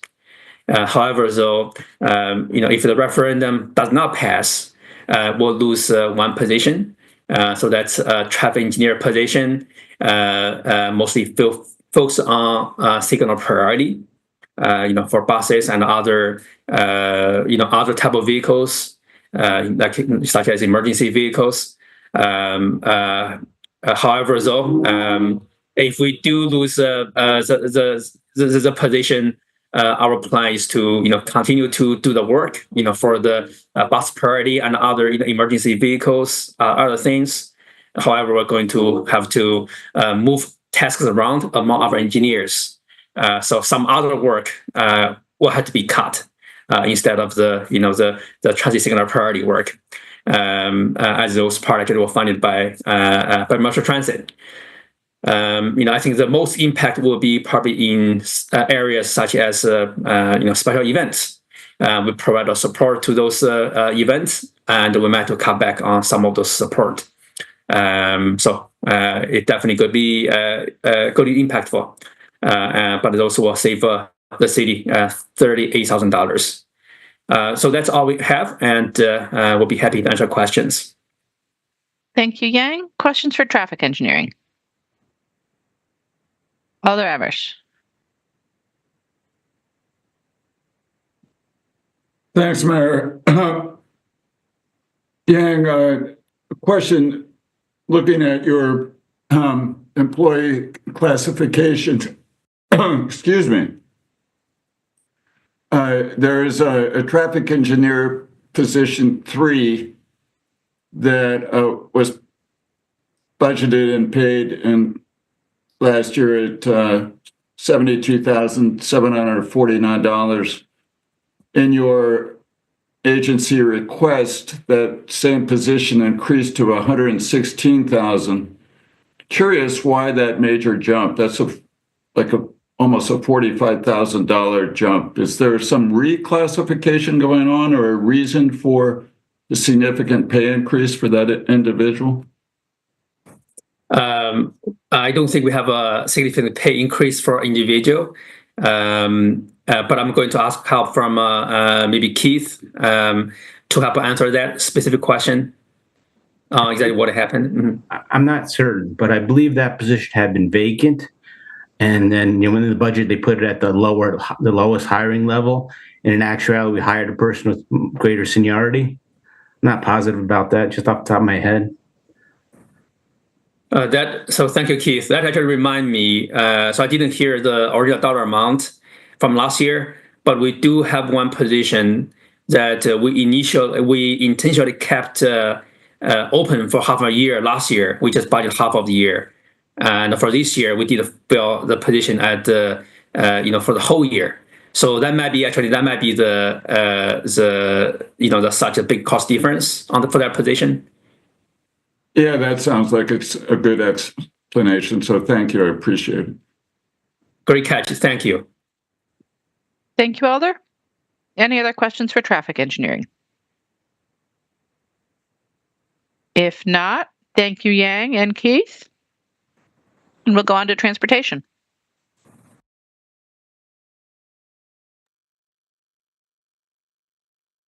Hello, I'm Tom Lynch. I'm the Director of Transportation. We manage, oversee traffic engineering, parking, and metro transit. We also kind of help assist major initiatives. Some of those major initiatives include East-West BRT, North-South BRT. We're working on Amtrak, an intercity bus terminal. A surprising amount with the Wisconsin Department of Transportation associated with their studies. Some of the curb management that you heard from Stephanie, as well. We're working also on some of the logistics associated with the infrastructure charge that would be part of the second option of the operating budget.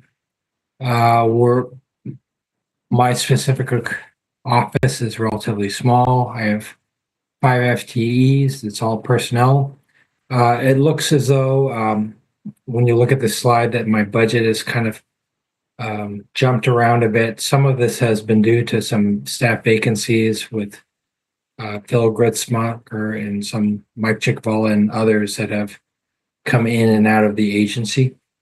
Right now, this is basically a cost to continue. Next slide. Yeah, so it's this is all general fund, 90% salaries, roughly $650,000, and I'm able to accept questions now. Thank you, Tom. Any questions for transportation?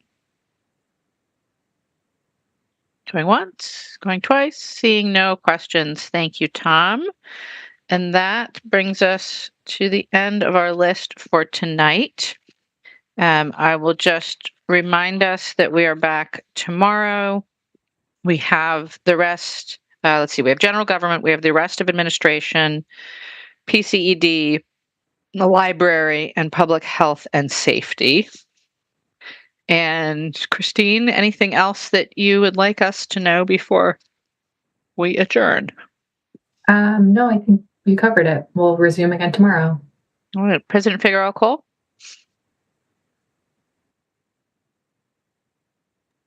President Fig, oh, there you go. Yeah. Christine, can you quickly share your email and guide people to the spreadsheet, please? The budget spreadsheet? Sure. Earlier and I forgot. Yeah, my direct email, I think alders have this, but you can reach me at ckoh@cityofmadison.com.